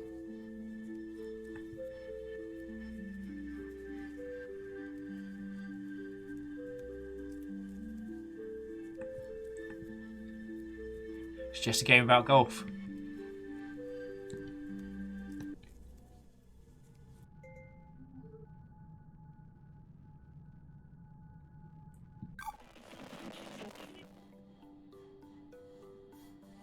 And yeah, this was. Of pee and poop. Speaking of the pee pee poo poo man. Martian to the colony, and our next caller, Sophia, tells us what it's like to be a new mother. So now we have a lot of the diary, but we're still missing parts of Charlie's story. So we have to do the yacht party within 8 strokes. But each of these just tells us a little bit more. I knew it had potential and I trusted the amazing team working on it. As angel investors, my husband and I got early placements in the ARC ship. Angel invest. Okay, again, this woman talking was a high enough tier investor to be first wave of of people bugging out. Some exciting news. Just a week ago, we welcomed our baby boy into the world. Oh, do you mind if we just have a natter about the game for a bit? Like, How overjoyed we are at welcoming little Maxim. this game is utterly gorgeous, and the way they convey the rich people's perception of Mars, of post-destroyed Earth, is incredible. It's also incredibly hard to listen to digest, you know what I mean? Oh, this game's batting so much harder than it needs to. No sport pun intended. Like the thing that C222 was saying about like the tech bro intellectual, and those people, the individuals so rich as to be unaware of how much they affect those around them. When she talks about how she misses like dinner parties and, you know, dinner parties and holidays and all these things that were just part of the norm, the difference. Like we often say here, eat the rich, which is fun to say. But it's that thing of like the kinds of people who this references are people that exist today, and they live at a level of affluence so far beyond like understanding. Like we were talking about this the other day, and naming no names, but a good friend, I guess, was kind of almost apologizing for their good fortune. And, you know, it's an individual that's lucky enough to own their own place and has a decent gig, and was worried that when I start yelling about, eat the rich! Like, where would they fall on that? And it's like, no, like, if you still count your paychecks in numbers, don't worry. Like, if you reach the point in life where money is a concept that other people experience, then I'm sorry, you're going on the snacking table, but yeah. Anyway, sorry, let me bring it back before I start lighting Molotovs and burning down Bezos' balls. It's fascinating that this title did such a good job of showing the difference. But it never shows it through the collapse. Usually in sci-fi, what happens is that we are presented with this like idealistic, you know, post-tech bro society, and then we get to see it collapse because of some reason or other, so we all get to go, I told you so. But this isn't so much that. This is like, they already did the bad.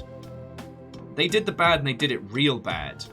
And now here are the means and the lies they tell themselves to make it okay. The fact that they all ingest a daily psychotropic of some kind.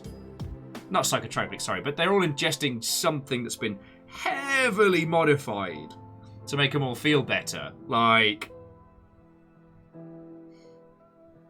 the miserable conditions that they live in, the amount of control, the offhand comment about the social demerit. Like, what's a social demerit? Other titles have gone much harder in showing us that, you know, hypercapitalism bad, rich people kill planets. But this game, I think what's so brutal about it is that it has already happened. This isn't the story of a lone person, you know, going up against the man and winning. It's already happened.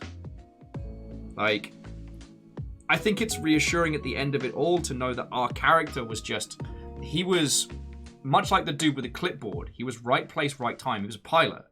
He flew one of those first wave of ships out of Earth. Lagmeister says it was a bit of the same in Wall-E. It is. Wall-E did a very, very good job of not, at least until the last few moments, of not directly saying, like, rich people bad. It shows you the after effects of a hyper-consumer world and its effect on the Earth and the effect on the people going through it. And at the end, they're all kind of like bundled out into the world. But I mean, it's still a Pixar title. It still is the redemption as much as it is the warning. But this is just brutal. Like, this is some Philip K. Dick short story darkness, but told through this gorgeous, still sometimes haunting, sometimes beautiful title. Like, as I said, friends, the golf part of it was fun. And if you want to go back and find the things that I missed, like the rest of the diary entries, those kind of things, I can see now why this got so many glowing reviews. Do you know what I mean? Actually, I should probably check on Humble and see if it's on there. I'm not very good at my job. Sometimes. So yeah, sorry friends to dump a whole bunch of, like, feels on you on a Tuesday. Like, shit. I had a feeling this game was... I had a feeling this game wasn't fecking around. Okay, it's not on Humble, so that's alright.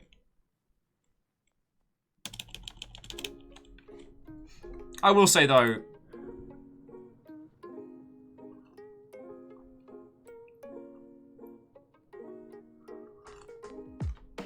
Lagmeister, thank you. That's a little bit more,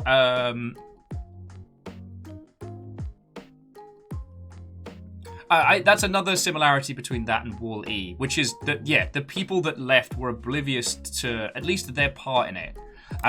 Those of you that got to hear it again, the bit at the beginning where the oil trading tycoon got to talk about how... The oil trading tycoon got to talk about how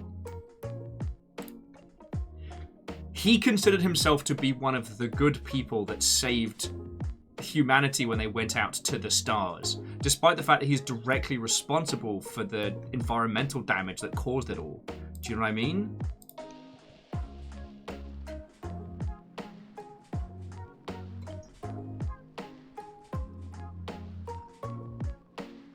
Yeah, he thinks of himself how, yeah, he's part of the men that saved humanity. And the thing is, it's not vile, cackling evil. It's not some, like, you know, Bond villain, Cobra Commander style. I shall destroy the world's atmosphere and then pretend like I was the good guy. I can't do Cobra Commander. It was getting a little bit Skeletor. Let's be honest, I don't think Skeletor's about that. Sorry, I was going to say. No, it's that he unironically thinks of himself as one of the good people.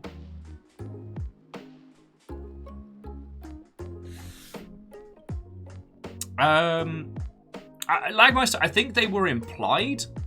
I mean, the fact that it was called Tesla City is not... It's not subtle. It is. They're being real on the nose. And that's alright.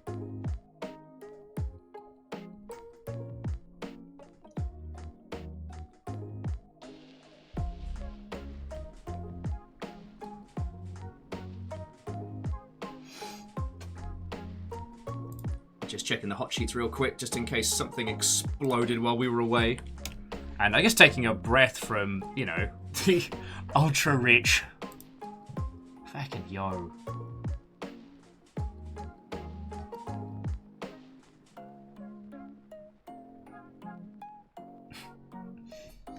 But yeah, this game did not feck around, and I'm very, very, very glad we played it. Do you know what I mean?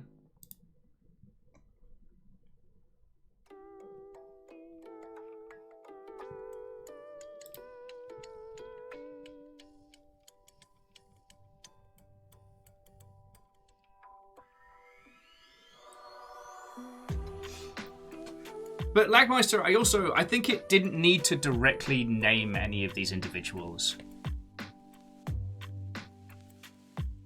And fucking hell, we watched Venom last night. And that was another one of those ones that does the villain that believes themselves the good guy very, very well. Purely for the fact that, you know, when the ultra-rich get the idea of saving the planet, saving humanity into their minds, they enter into a self-appointed hero mode, completely excusing shenanigans and bullshit, and just flicking away the effect that they have had on creating the situation that's there. And it's because they're going to save the world. It's all fine. Fucking hell, sorry, I don't mean to get preachy at you all. I did not expect it would be a game about golf that would be hitting as hard. I mean, somebody mentioned Hard Space Shipbreakers earlier, which has the incredible opening.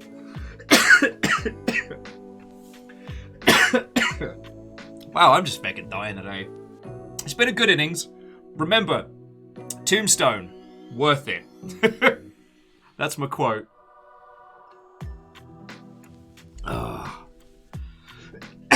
Excuse me. Sorry about that, friends. Just quietly keeling over here. It's fine. It's fine. Everything's fine. But yeah, with Hardspace Shipbreakers at the beginning, it makes you like sign away all your rights essentially as a person for the company.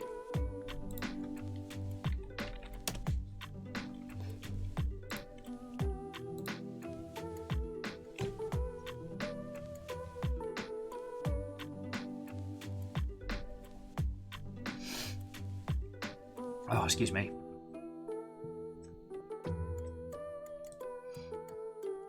Oh, just try not to die over here.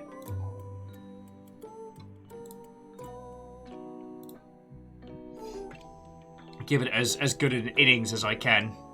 Alright, sorry, what was I saying? Oh, yes, but just that Hardspace Shipbreakers is so humorously on the nose. Like, at the very beginning of the game, you have to sign away your right to be part of a union. You have to sign up for millions and millions of credits in debt for the equipment, the space, everything that you will get. So you're in a state of indentured work from the get-go. But you also sign a thing that says that in the event of your death, accidental or otherwise, your debt passes on to your next of kin. Like, it's bad. But then it kind of dissipates. There's a narrative through about people trying to form a union. I've not played enough of the current story.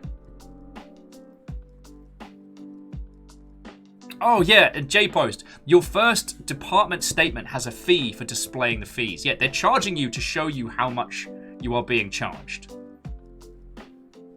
The Outer Worlds is very, very unapologetically anti-capitalism and gets really into that. But again, it's very tongue-in-cheek. This was some of the realest shit.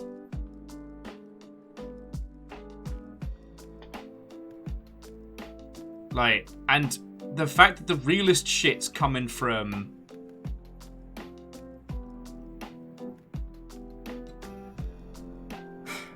a feckin' golf game, right? A feckin' golf game.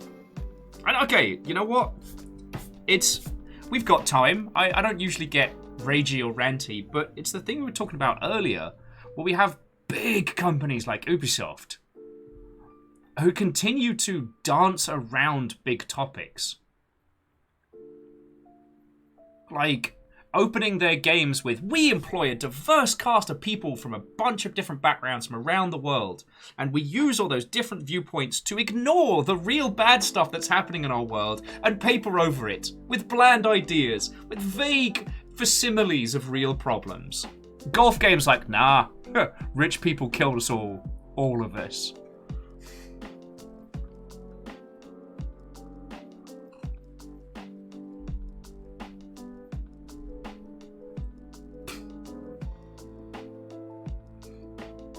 Like, okay, I promise I'll stop wailing on Far Cry 5, but like, Far Cry 5 struggled to say so much and failed to say even more about things that aren't as wild fiction as, you know, drug running Caribbean pirates. Or, I mean, if we go back to Far Cry 1, super soldier serum in the jungle. Like, Far Cry 5 is based on a real situation that, if it was taken to its zenith, could happen. Like, there are, like, militia compounds in the US. There have been documentaries on these. And if shit ever got scary, they could take over, like, a swath of their local area. And a lot of those groups are founded on very scary ideologies. And so making a game about that is very powerful. But then stripping off the bad and having them as like genera villains to take away what it is that makes those groups scary, those areas like weird and bad.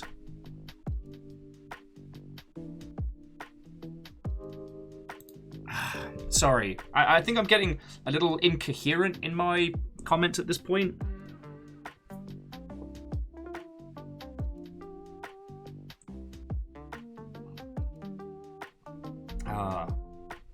Oh, Jackie says I have no idea what Far Cry is even about after Part 3. I mean, Part 3 was a splendid meta-narrative game, which kind of... I see, the irony being is that Far Cry 3 actually said something. Far Cry 3 as a game holds the mirror up and goes, yo, if you did the shit that your character does, you'd be a fucking psychopath. Now, okay, admittedly, we start off as playing as this kind of like trust fund rich lad, but once he is dropped onto the island, he has a machete and no moral compass, and he just fucking kills everybody. And there is a wonderful scene later on where, because at the beginning of the game, it's you and your trust fund baby friendos who have all gone to this island that you really shouldn't have. You all get kidnapped by pirates, like real world current bad pirates with Voss as their leader. But out of everybody, you manage to escape. You get put back together a bit, and you get given the start of what will be this like big sleeve tattoo. Alright, yes, there is some appropriation on the tattoo thing. That's a whole nother kettle of monkeys. The thing is, you as someone who was just a regular guy, with money, but regular guy, and you just start killing people. You kill them with knives, you kill them with guns, you push them off stuff. You kill a lot of people. Then later on, you meet one of the people that you landed on this island with, and she's like, what the fuck is wrong with you? Because, in truth, like, if your friendo that you've gone on holiday to feckin', I don't know, Ibiza with, if they disappear for 2 weeks and suddenly come back being able to just murder indiscriminately, yeah, you'd be scared shitless. Dude, that's not okay. And so, Far Cry 3 being like the, you know, this is what video games would be like if you looked at them from the real was a very clever thing to say. And, like, Voss was a great villain. There was, I think towards the end it tries to say something about the whole, like, behind every real villain there's someone with money. It was interesting. It didn't land. Far Cry 2 tried to say a lot. And I wonder if that's where they pulled back on it, because it talked a lot about, like, international influences on Africa, the damage it does, and what it does to the whole area. Also, fun fact, Ubisoft have confirmed that the villain from Far Cry 2, the arms smuggler Jackal, is in fact the protagonist from Far Cry 1. That has been confirmed. I think they confirmed it over the weekend.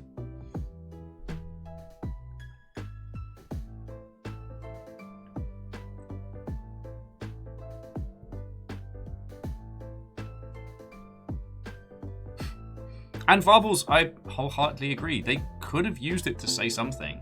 Didn't.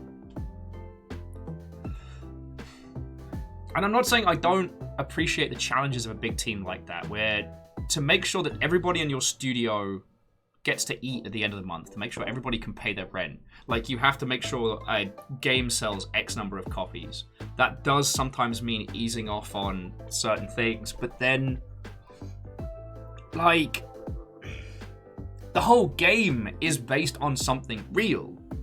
It isn't that they've created a fictional scenario that could offend. This is a thing that's happening. And they had a chance to say something about that, and they chose not to. But I will also agree, Jackie Fox, but Blood Dragon was a lot of fun.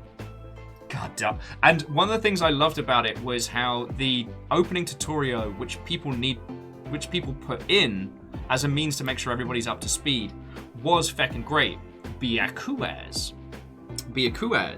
It's put upon you like a feckin' troll move. Your mate procs your onboard computer to go into tutorial baby mode.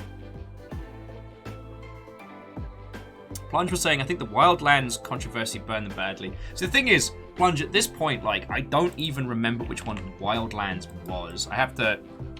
Ghost Recon... Wildlands. Oh, God, yes. The... No, it's fine. You're just a group of American soldiers who go to South America and start killing people. But it's okay, because reasons...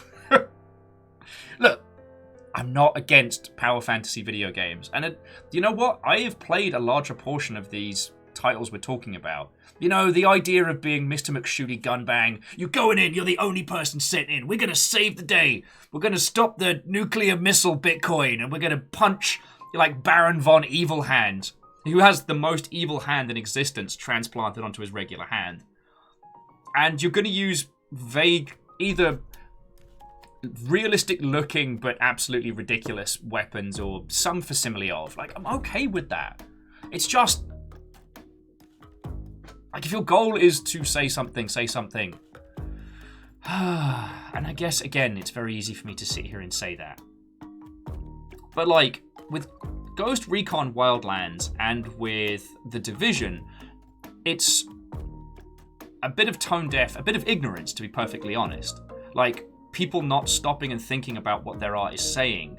Whereas with Far Cry 5, it was like, let's say something. But not quite that. Like, they started to order a spicy dish and then asked to have all the spice taken out of it. You know what I mean?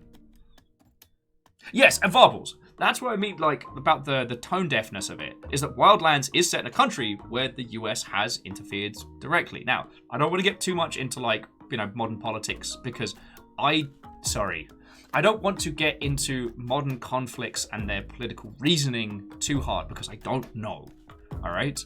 I know as much as any of you that have access to Wikipedia, so I have no special information there. But in terms of what the art of Ghost Recon and stuff was saying, like, the things that...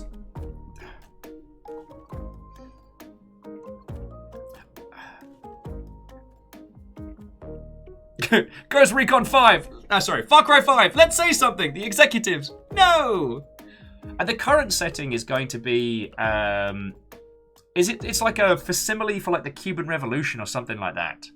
But it's not actually going to be that. It's going to be something else. So again, it's going to dance close towards, but then go, actually, nah. Grumble, grumble, grumble, grumble, grumble. Actually, one more. A grumble, grumble, grumble, grumble, grumble, grumble. Yeah, it's not Cuba, not Castro. It's what's his face from Breaking Bad, who is actually an incredibly multifaceted actor. I think the problem is he did such a great job with, was it Gus? No, Gus was the other guy. Was it Gus? He plays a character in Breaking Bad, and he does it to such a degree that he's been basically reprising that role in different video games. It was Gus Fring. All right, I wasn't going completely loopy. Also, Deez, I apologize. I didn't say hello.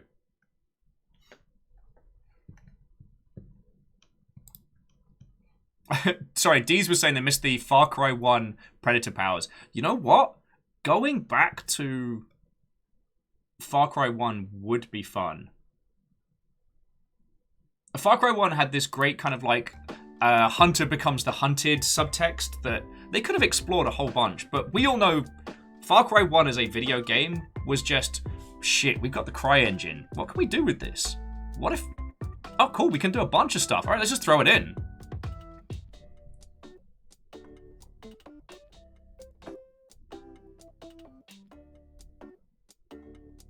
So Varbles was saying that there's a version of Wildlands that could have been really interesting as the commentary on American imperialism. But they yanked that all out in place with like, woo, explosions! Yeah.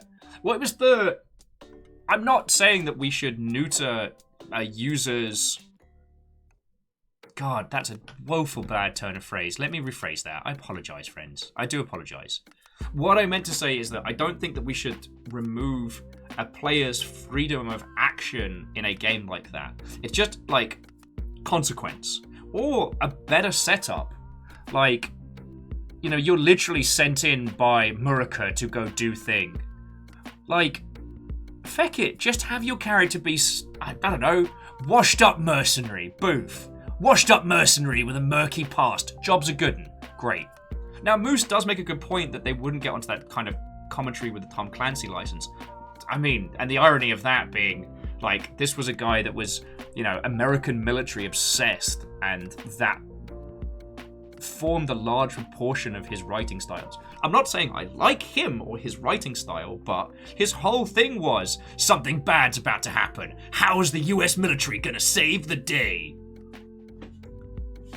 And God, you know what? The idea that the governments above us are full of capable, wonderful people who work in this incredible organization looking to make everyone's lives better. That's a lovely little fantasy. Sign me the feck up for that. Reality's obviously stodgier and more complicated. But you know what I mean? Like, it's almost like the games with Tom Clancy's license are easing off of even the good bits of what he used to throw around. And I know the reasons. Okay.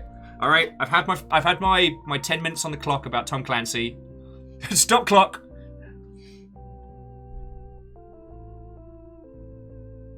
So Deez was saying that Wildlands seems more like a co-op armor game, but not as realistic. Yeah, and I'm feckin' down for that.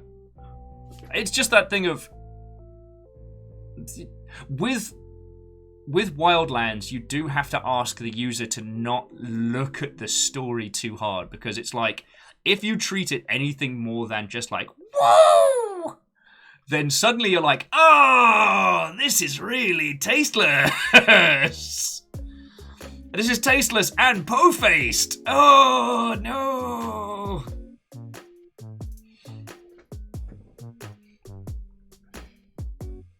Unholy Canary says, I see we're discussing Frontlines. I fucking can.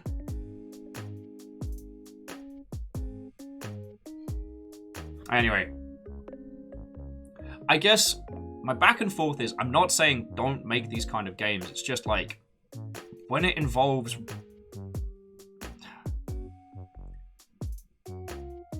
You gotta go all in. You gotta go all in. Like, either... No, you know what? Friends, that's far too much of a generalization. Like, that's far too much of a generalization. Because here's the thing, I'm saying go all in, but if we take Ghost Recon Wildlands, like, what would you do? Like, historical reenactment stuff? Like, you know, retelling of modern history, some of which is still contested and redacted. That's gonna be messy left, right, and center, and probably not as much fun. So, like, what would you seek to say with a game like Ghost Recon Wildlands? Like, do you know what I mean? Like, how do you make a story of that where the protagonist, through, like, cooperative wanton destruction, is good? And it's a hard thing to say.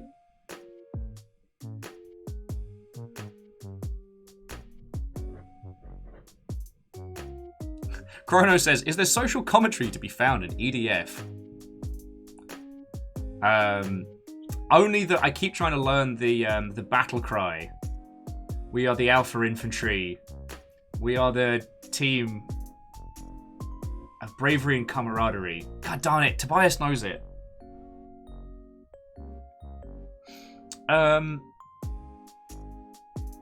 Nothing immediately springs to mind.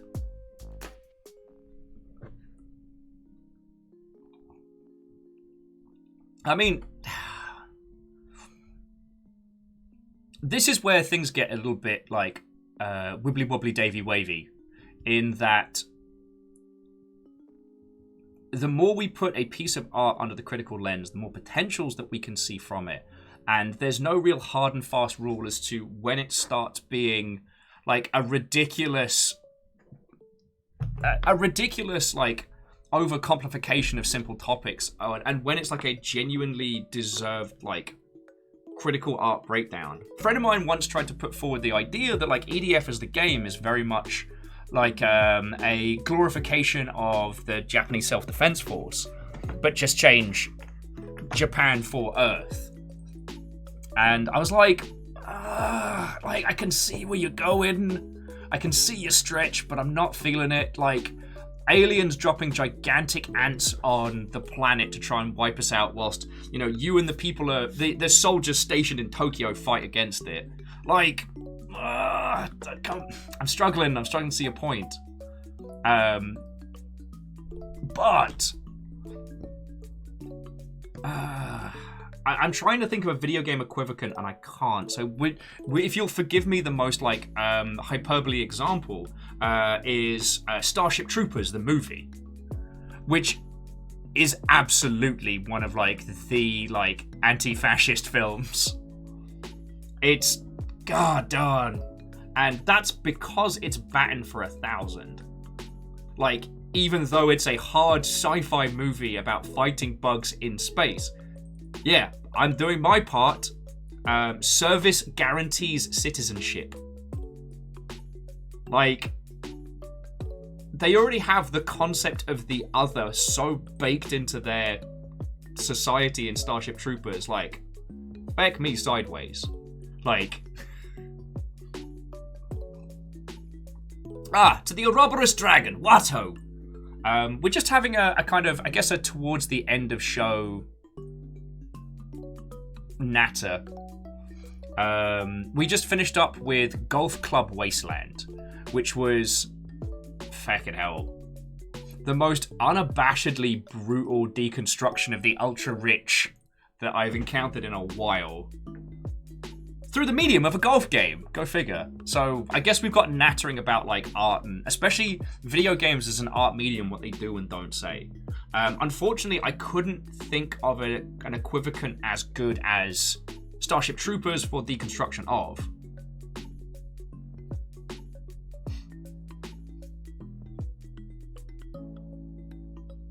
Oh, okay. Lagmeister, you do make a very good point that Paul Van Hoven's... Is it Paul Van Hoven? I hope it is.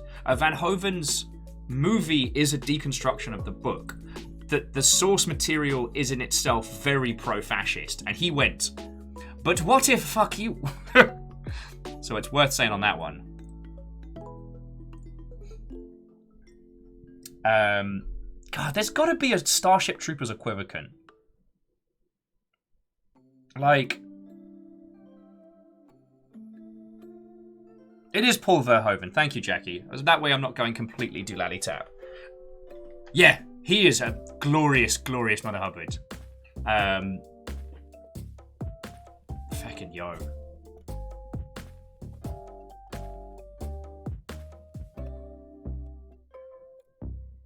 You know what, Varbles? That's a much more concise way of getting to... That's a more concise way of getting to the point I was making, which is that the Ubisoft, especially, we'll use the Tom Clancy series, but they're clearly drawing from real-world issues and real-world problems and settings as inspiration, and then adamantly refusing to engage in the stuff they're pulling from. So it leaves you confused about why they pulled from it in the first place. Exactly. Thank you. Yes. At Lagmeister, I was thinking of RoboCop, and we're going to be getting a RoboCop game. And a Ouroboros Dragon. What would you expect from a follow age? As in, like, how long since followed? I thought, because if that's the one, I thought that was as standard with Nightbot. Because I'll check that real quick.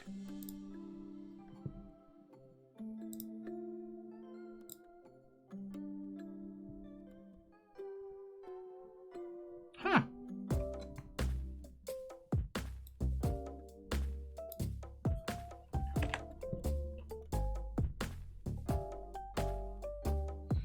Oh, okay, yeah, that's why we haven't been using it, because you can just, you can click on your name in chat.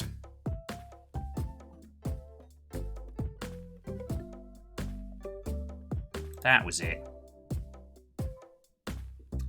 Oh, okay. So Ouroboros is on Mobley at the moment. Ouroboros, you have been with us since the 8th of May, 2021.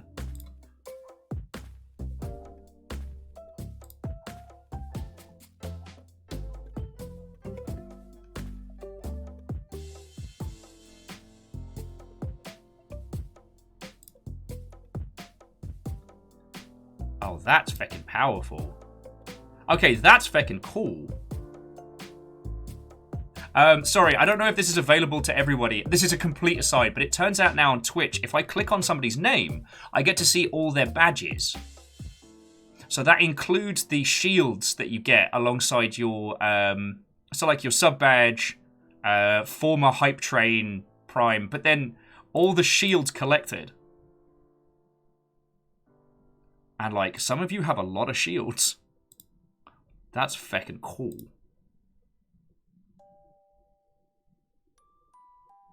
That's feckin' cool. Sorry, bringing it back. Yes, to the Rubberous Dragon, it's been 4 months already.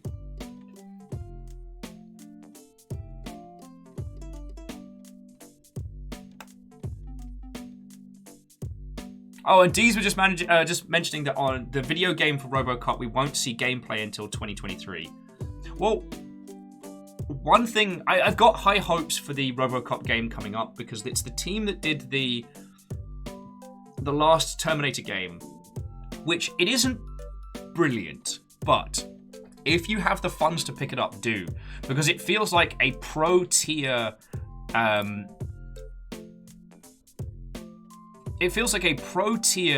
full mod for,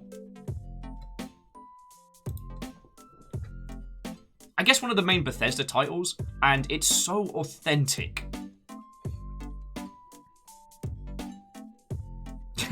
Okay, Lagmeister, that is a very, very fascinating topic, and I don't know if we want to go that meta, because Lagmeister was pointing out that it's ironic that, well, we're going to use RoboCop as an example. RoboCop is vehemently anti-capitalism, and very much kind of like, I mean, the privatization of the police force, and RoboCop couldn't be a more political movie if it tried. And yet, it is produced by a large company looking to use it to make money. It's like, like, the meta of it is fascinating. And when it comes to art, you can kind of choose to engage in as little or as much or as little as the meta, where possible.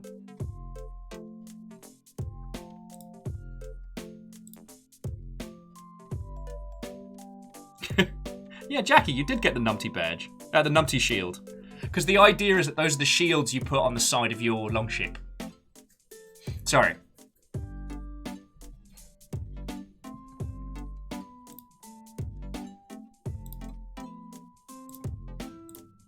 Agonadiki says, then you have the Lorax, which is a bottomless pit of twist and irony.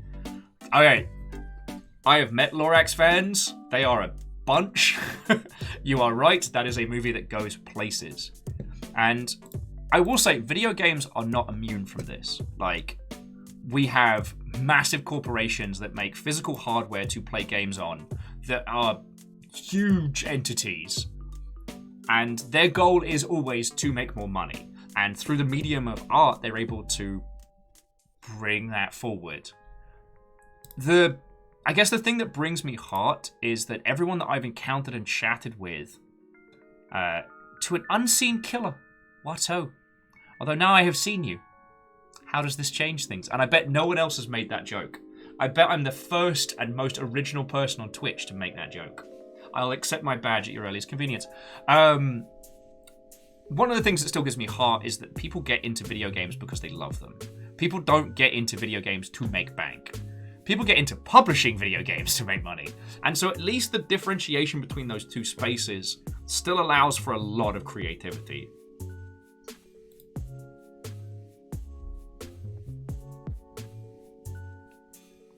Oh, okay, so that was your previous account.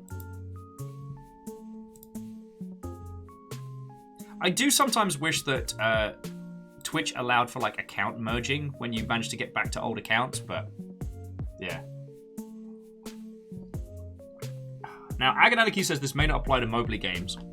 I won't disagree. There are some titles that are created just to pop out some cash. However, there is a certain amount of saturation, especially in the Mobley space, that we're getting to the point where user acquisition isn't an affordable means of making all the money. So it's almost like in the Mobley spaces, companies have got to start being creative and interesting and making things that are fun to keep us playing. The old methodology doesn't work anymore, so they're reduced to like, I guess we've got to make games that are good. Or maybe I'm just coming up with excuses because I'm feckin' loving Ark Knights. I mean, I've enjoyed it, but I'm back on my BS again, and I've got a team in Elite 1. I need to start getting into Elite 2. And I'm on a blocker on the story because one of the bosses keeps wrecking my face. And what I love about this title is that it is my strategy and planning that is failing. It is not that I haven't poured enough money to make sure I have the best gachas from the gacha system. Agananiki says, problematic games are often truly amazing on the other side of the profit margin. You're not wrong, and I'd be remiss as a commentator on video games as a business if I went, they're all bad and terrible and they don't do anything. Nah. A bunch of them have made so much money as to be able to fund other creative projects from those same teams. So, yeah.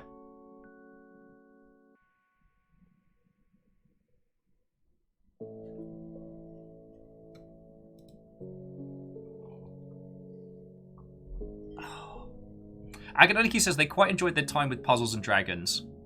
God, same. I found I was a little bit lost once I got to the mid-tier. I was a little bit lost as to what I needed to be focusing on. And I think that's one of the things that kept me from getting proper stuck into it. Oh, sorry. The other thing that got me talking about Ghost Recon stuff is they're going to be making a battle royale. They think COD Warzone, but third person. Which, okay, I guess. I'd argue that we've had a third person battle royale this whole time, but whatever. Okay. Sailor says they're banging a few random Mobley games at the moment. What are you on, if you don't mind my asking? At the moment, I've got World Flipper, which is RPG pinball. My current rule is that I'm only allowed to have 2 Mobley games. And 1 landscape, 1 portrait. For the times in my life where I need one or t'other of these things.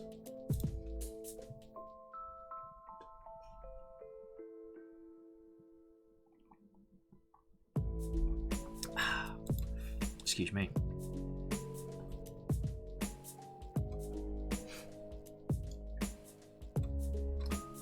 What was I going to say? I've got lost in my tea. So Sadlin's been on Sliding Seas, which is great for a while, and then getting stuck on an unfun level variations combined with design that wants to focus on you buying power-ups to clear levels. Ugh. God, I tried playing one which was... I think you play like a postal worker or something, like a fantasy postman. And at the very moment it let me actually play the game off the rails, it immediately started vomiting paid collectibles. There was one that was particularly egregious. I think it was like a pet dag or something that you could I think you could only keep them if you paid money, but you could acquire them for a bit. I definitely remember feeling some. They tried to do the emotional manipulation. Okay, Deez, have a lovely rest of your evening. Fight well! I'll be bringing our adventures to a close in a little bit, I guess. I'm not done hanging out and chatting with you lot. I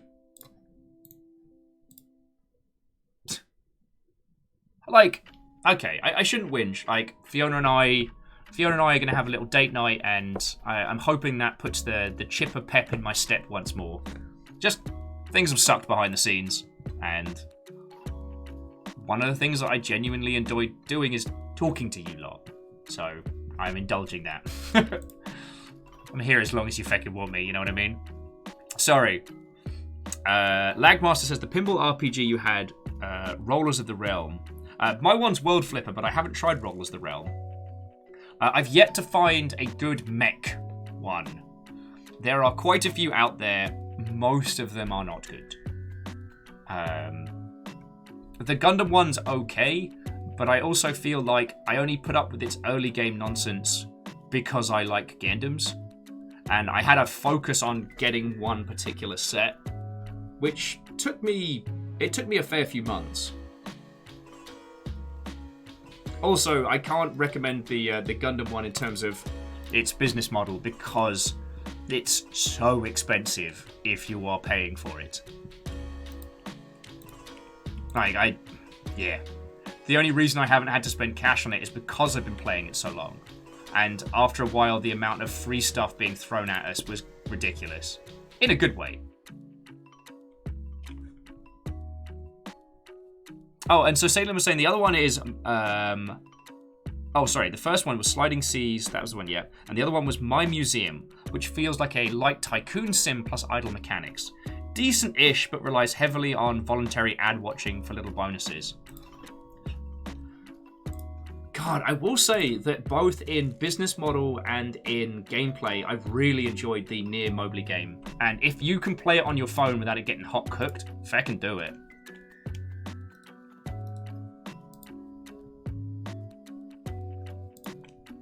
Like, feckin' yo.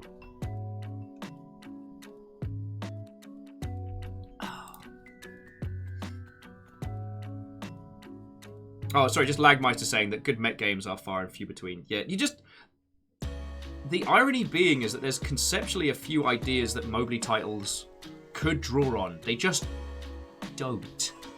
And, okay, in fairness, a lot of them are due to licensing. The reason why the Gundam Mobley game is the way that it is because it's a sub-license based on... Oh, feckin' hell. It's like, it's based on Gunpla Battle, not on existing... Yeah, it's complicated. It's complicated. God, I keep scritching.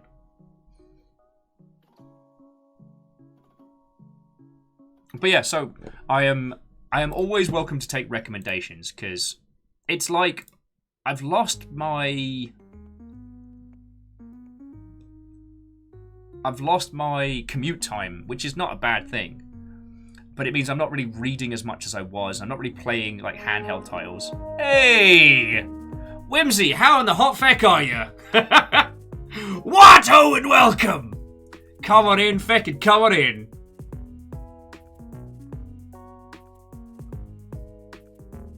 Are you on the East Coast now, officially? I mean, West Coast, best coast, but I'm very happy for it. Sorry. Whimsy, how are you doing? Reactor online. Sensors hey! online. Weapons online. All systems nominal. High less than 3. High less than 3 to you. Wyvern Flames, thank you for... How many months is that? Bloody 14 months. Thank you, yo. Thank you. How are you doing? Tell me your tales. Reactor online. Sensors online. Weapons online. All systems The West Coast sends its regards. Heyo. Gilmere and a heyo to you too. How many's that? Again, 8 months as well. So, Wyvern, Gilmere, thank you kindly, both of you. I hope you're all having a good time. We played through Golf Club Wasteland today, and this game does not fuck around. Like, I'll post you the link. Absolutely check it out, but do not let its art style fool you. This is a game with a lot to say, and it says it straight up. Like, it does not mince words. It is not being... It is no time to be subtle.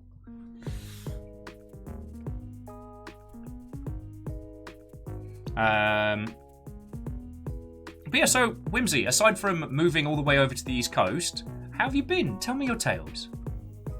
I mean, also tell us about moving. Sorry, it wasn't a choice between and or. Anyway, we just finished up Golf Club Wasteland, and we started talking about, like, what games have to say, and the Longship was very, very, very kind in indulging me a little rant about some of the more recent Ubisoft military titles and some of the Far Cry titles, and how they go out of their way to say less. Like, they draw from real-world situations, but then kind of sanitize them and kind of pull back.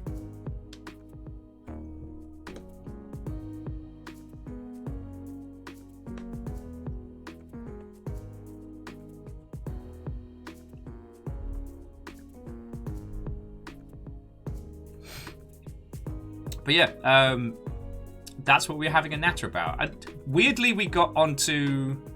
what was it? We got on to talk about Mobley games. I forget how we made that jump. Okay, so Whimsy was saying, a 44-hour drive was great, except for the nothing states. Don't go through the nothing states. Outside of that, pretty solid. Vermont's feckin' nice. Also, good game for this topic is Before Your Eyes. Yes. I mean, Before Your Eyes is an incredibly, incredibly impactful title. Before Your Eyes isn't looking to say anything, like, politically. It isn't looking to comment on the world as is. It's just... holy crud. It is... what did someone call it earlier? It's an armor-piercing half-brick to the heart. If you haven't had the chance to play Before Your Eyes, I won't be the one that spoils it, but god damn, it's good. And to... I'm just going to go with Arid. The numbers are pronounced silently now, but thank you for the follow. But yeah, Golf Club Wasteland, genuinely brilliant.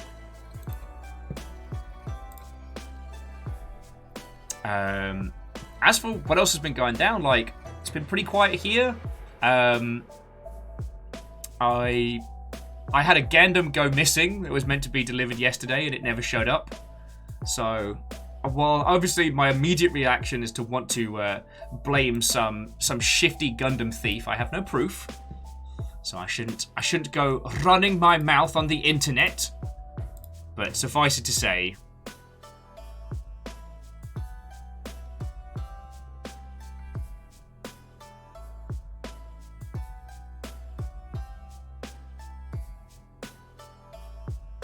oh, yes.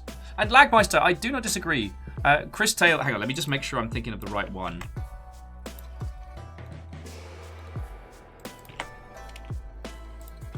Oh, sorry. Whimsy, go get some food. Go take a breather. I'll chat with your lovely lot before I find some adventure to pass them on to. But, Whimsy, it's glad to hear you got there safe. I hope you had a feckin' cracking day. And congrats on the move, yo. Why a junkie? What's a Gundam? Well, it's like a big robot, but there's like a lot of them. It's like a gun. What swears a Gundam? It's currently this bits box. I've been building Gundams now for like coming up on 2 years. I forget when Shackle sent me. When Jaralan sent me the first one. I had to buy a plastic tub for all the leftover sprues now. But why a junkie? If you gaze behind to the many boxes and my con bag apparently, these are my Gundams. This one I've been repairing.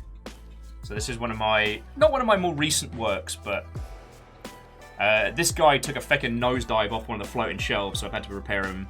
And he's looking alright. It's the Gundam model kits. I am a big fan of them. Salem was saying, well, who was the shipping carrier? The shipping carrier was... it was FedEx. So... yeah, behold, me Gundams!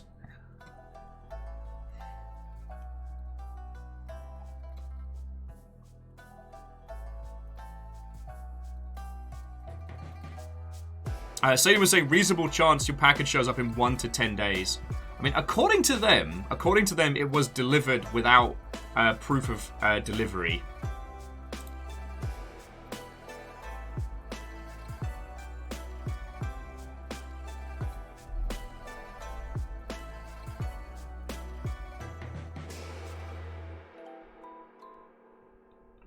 Sadie was saying FedEx has lied to them several times about delivering a package. Alright, well, I'll have to start digitally knocking on doors and yelling at some people.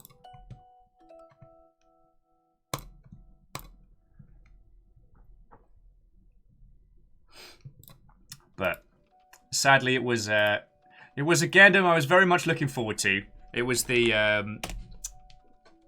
to the original Zodi. What ho, friend? How goes it? How goes it? We're just having a hangout and a natter. Whimsy just brought their crew over. Sorry, where are my feckin' manners? So while sadly Whimsy isn't here to see this, but if you want to give Whimsy a good old follow, boof.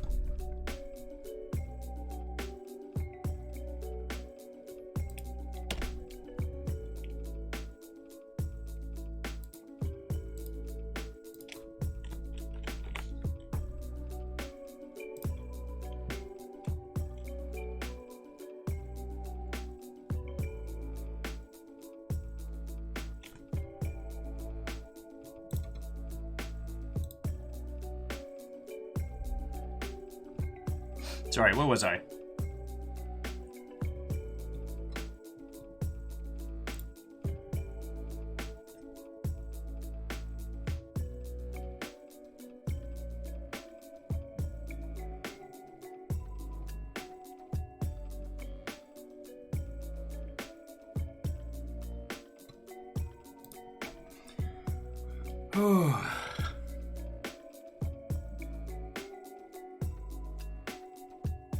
Oh, sorry. Apologies for going into outer space for a second there. Salem was saying that the FedEx nonsense is probably thanks to the capitalist hellscape that we all exist in, where drivers are judged for getting their packages on date, so the scan thing is delivered, where it actually ships days later. I mean, if it shows up and it's not beaten to heck, then...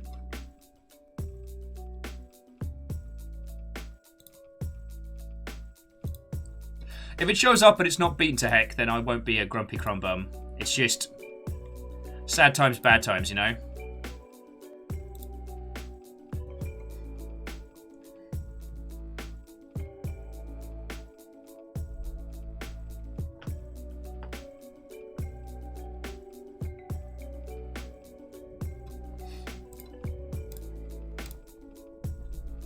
Alright. I am probably starting to do an into outer space drifty potato. However, I'm sure I can find a lovely person to pass you all on to. A good old... Your day doesn't have to end here. Ah, fuck it. Sorry. I'm terrible at ending shows. The reason being, I want to hang out and chat with you lot. I can definitely use both the company and the conversation at the moment. But I am definitely hitting that peak mental capacity. And Sadlin or someone will be able to tell you the example. I've heard it explained that it's like people trying to say goodbye in the southern states of the US. Like, it's a long process. It's multi-stage. Like, the conversation's continuing until the person's just hanging out the car. Like, it's one of those. Oh, Wire Junkie says it feels like the Whimsy crew gets passed on like a basketball. Hey, hey, hey. I just don't want you to be hanging around where I'm like... If I can't be the conversationalist and the vaguely entertaining Mother Hubbard, then, you know, I don't want you to be stuck around here. I mean, I'm going to be on Discord just nattering and hanging out with people at some point tonight. So...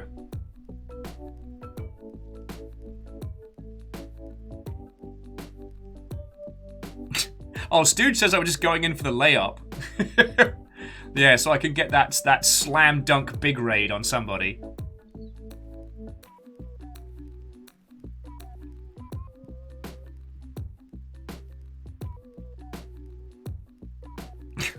Ah, okay, I get it.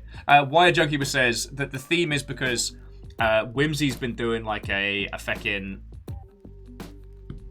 Whimsy's been doing a basket run of Morrowind. Okay, so Sada says it's the Midwest Collective that involves a 90-plus minute process for departure, which is kicked off when someone slaps their knee and says, well... You know what? I don't think that's what they say. I don't think they slap their knee and rip a fat belch. I think what they say, according to Sadlin, is, well, about that time. Oh, no, okay. Aaron's like, no, it's exactly like that. Okay. So you just slap a knee and just... That signals to the others that you're ready to move on. Depending on context, it's fair. Fair canal.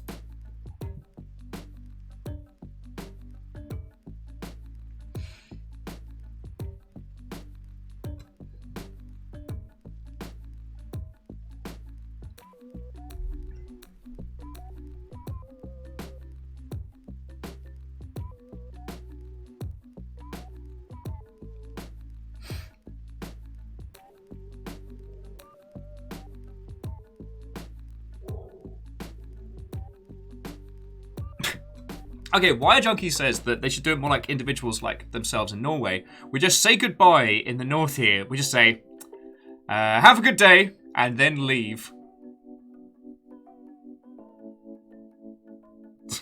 Oh yeah, Salem makes a good point. It's like, if you've been in a bar drinking cheap beer and eating off the free taco bar for several hours, yeah, it goes like that. At Wire Junkie, I will say that there's a certain amount of familial insults that in the UK, it's like, all right, fuck off. Fuck you too. Good times, good times. I used to tell people, get out of my house, even if they were leaving and we were at work or at the pub.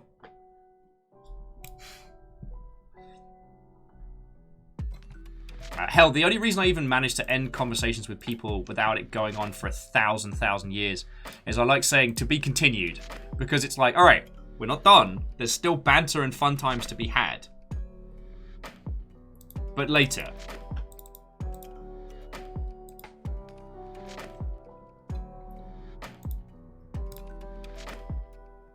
In the kindest way possible, a piss off.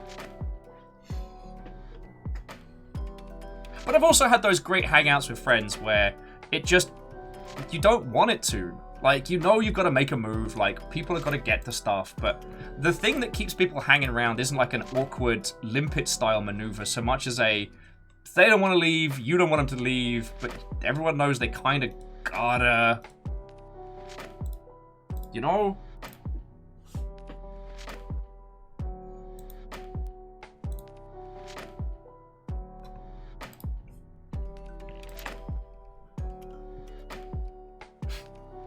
God, how did we get onto the subject of endings conversations? Oh yeah, because I should probably bring our adventure to a close so I can throw myself in the shower. So I tell you what, friends, if you want to keep having at least an ASCII natter on Discord, I'll stick me face in and have a look. I'm going to, I don't know if I need to yell at FedEx or if I need to yell at whoever, but I think I'm gonna go like unleash some ass whoopings to somebody, because I don't know. I can't fix all the problems in the world, friends. I can't even fix my fucking problems right now. But I can find out what's going on with me Gandam. The Nightingale's one of my favourites, and I've been excited for it for ages. And I understand that, like, it wasn't like I was going to be able to start building it today, but I'm just on top of a lot of shit. Just that as well. It was like, you know, straws and backs and something, I don't know. Oh, and Stooge, I got the new Nightingale.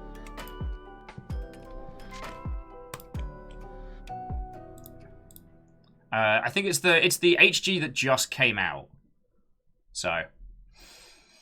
Yeah,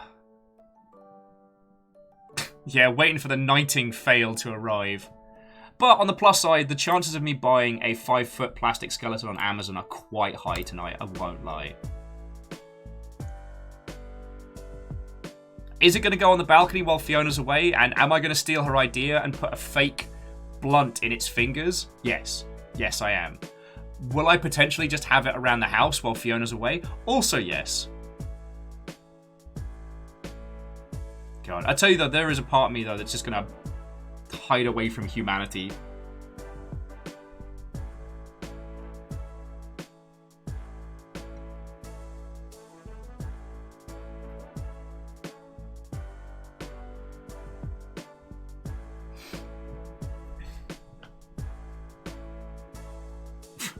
Alright. And yeah, Stu, you're right. She did say she'd be upset if it didn't have a blunt hanging out its fingers. It's a really, really good idea, and I'm going to, as British people have done throughout centuries, I'm going to take someone else's idea, claim it's my own, and then if anyone asks, I'll yell, "Do you have a flag?"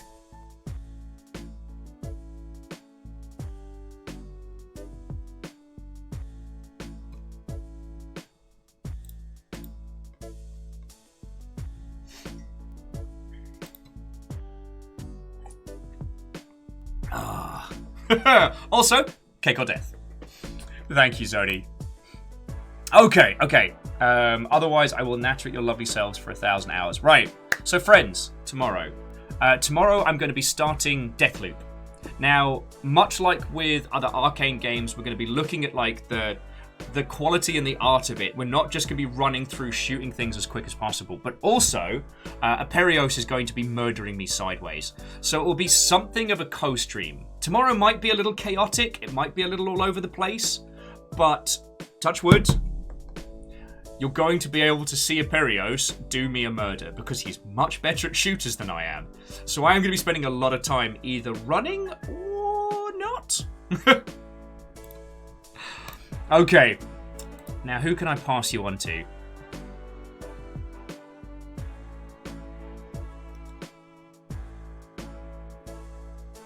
God, you're not leaving me with a lot here, people.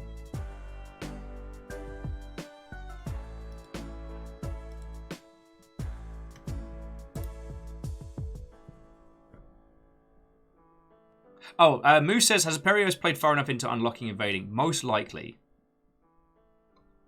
Zodi was asking, why don't you play Stream Raiders? I don't know. I guess, I've seen some people who do have Stream Raiders on the go, and it seems somewhat fun, but like, it always feels like a constant overhang. Like, every hour we must stop everything for this other force. And if we're going to stop every hour, let's just stop and hang the feck out, you know? You know what I mean?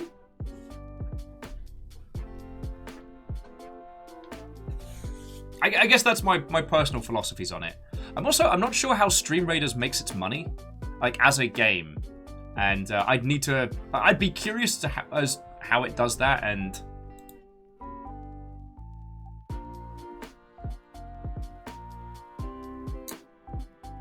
okay, so it makes its cash on skins and monthly events. Okay.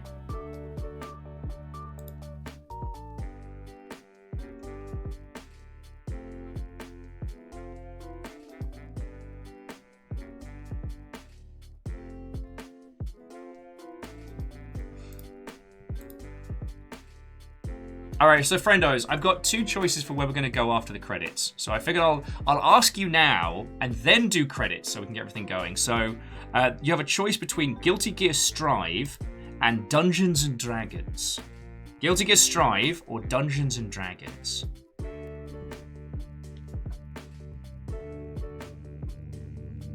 And Zodi, I mean, thank you for mentioning it. It's not something that I'm necessarily gonna implement.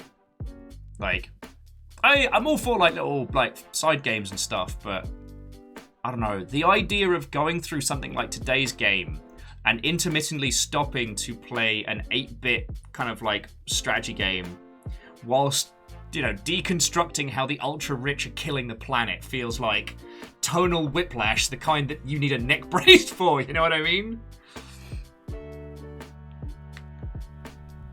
Aperios with selling skin is a good way to make money. Yes, that's why I have no skin on either of my legs. It's just bone. That's why you never see me in shorts. I just have 2 bony legs. Skinless skeletal stumps. Not a lot of people know that. Oh, Wire Junkie wants to go for Guilty Gear. All right. But first, I need to say a lot of thank yous. All right, because I love doing this. I love chatting with you lot, and it's some of the best feckin' parts of my feckin' day, you know? And I only get to do this because you lot keep me around. That's the long and short of it, alright? And on days today when everything else fucking sucks, I know I've got you lot. I seriously do not say how much I appreciate it. I really don't say enough. But today I must thank specific peoples. Okie dokie Lokis.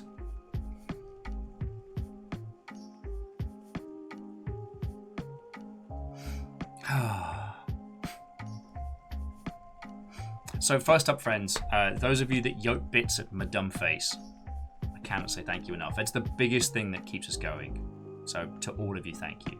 Specifically, though, I'd like to thank Vanderbeest, head of House Order, Bacon Avenger, Androff, Steppagen, J-Post, and the League of Spooky Ghost Anonymous cheerers. Thank you all. Your moderator today was Lizzie T. Powell, Rhymes of Moose and Tarlicus, but also thank you to Caffeine. Andrid and Pretty Much Edgy were our new followers. The middle one, just yote them into the sun. They get no thanks from me. But no, those who followed, thank you, and I hope we get to chat more. To Stepagen, Katros, Eraman, Compliment Cap, Captain Stephanie Barnes, Helipass Valkyrie, Comet Camille, Sadlin, Apex, Fangoriously, Wire Junkie, you ledge, Deus JZ, Band Cybertrunks, Wyvern Flames, and Gilmere. All of you were celebrating long sprees of subs from 2 years to 8 months, and that's massive, so thank you. To Captain Stephanie Barnes and Hey It's Fiona, thank you for the hosts, because they make numbers go up, which Mr. Twitch likes.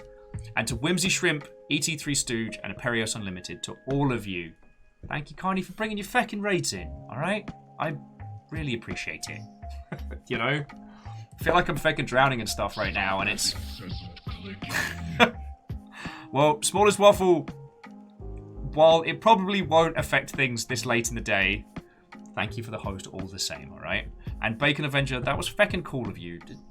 Gifting a sub to Wire Junkie. Oh, thank you. Alright, thank you.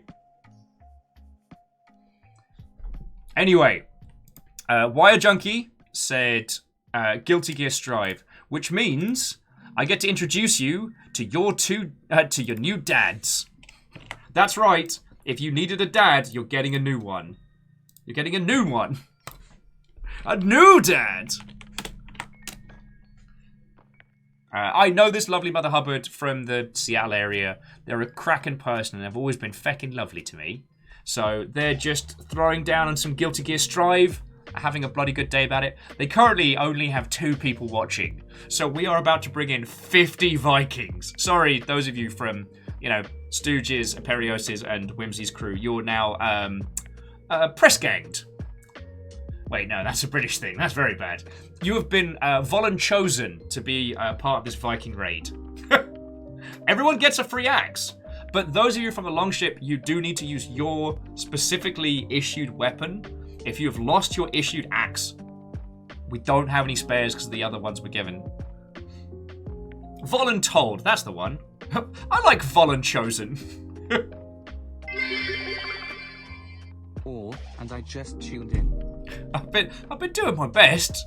We did nearly 6 hours today. Fearless, thank you for the 200, alright? Friendos, thank you so much for today, alright? I do mean it. I don't say thank you enough. You all look after me with company and conversation and spoil the shit out of me. So thank you. I guess I'll use harsh language and kilt lifting for attacks. And I guess we're doing a raid!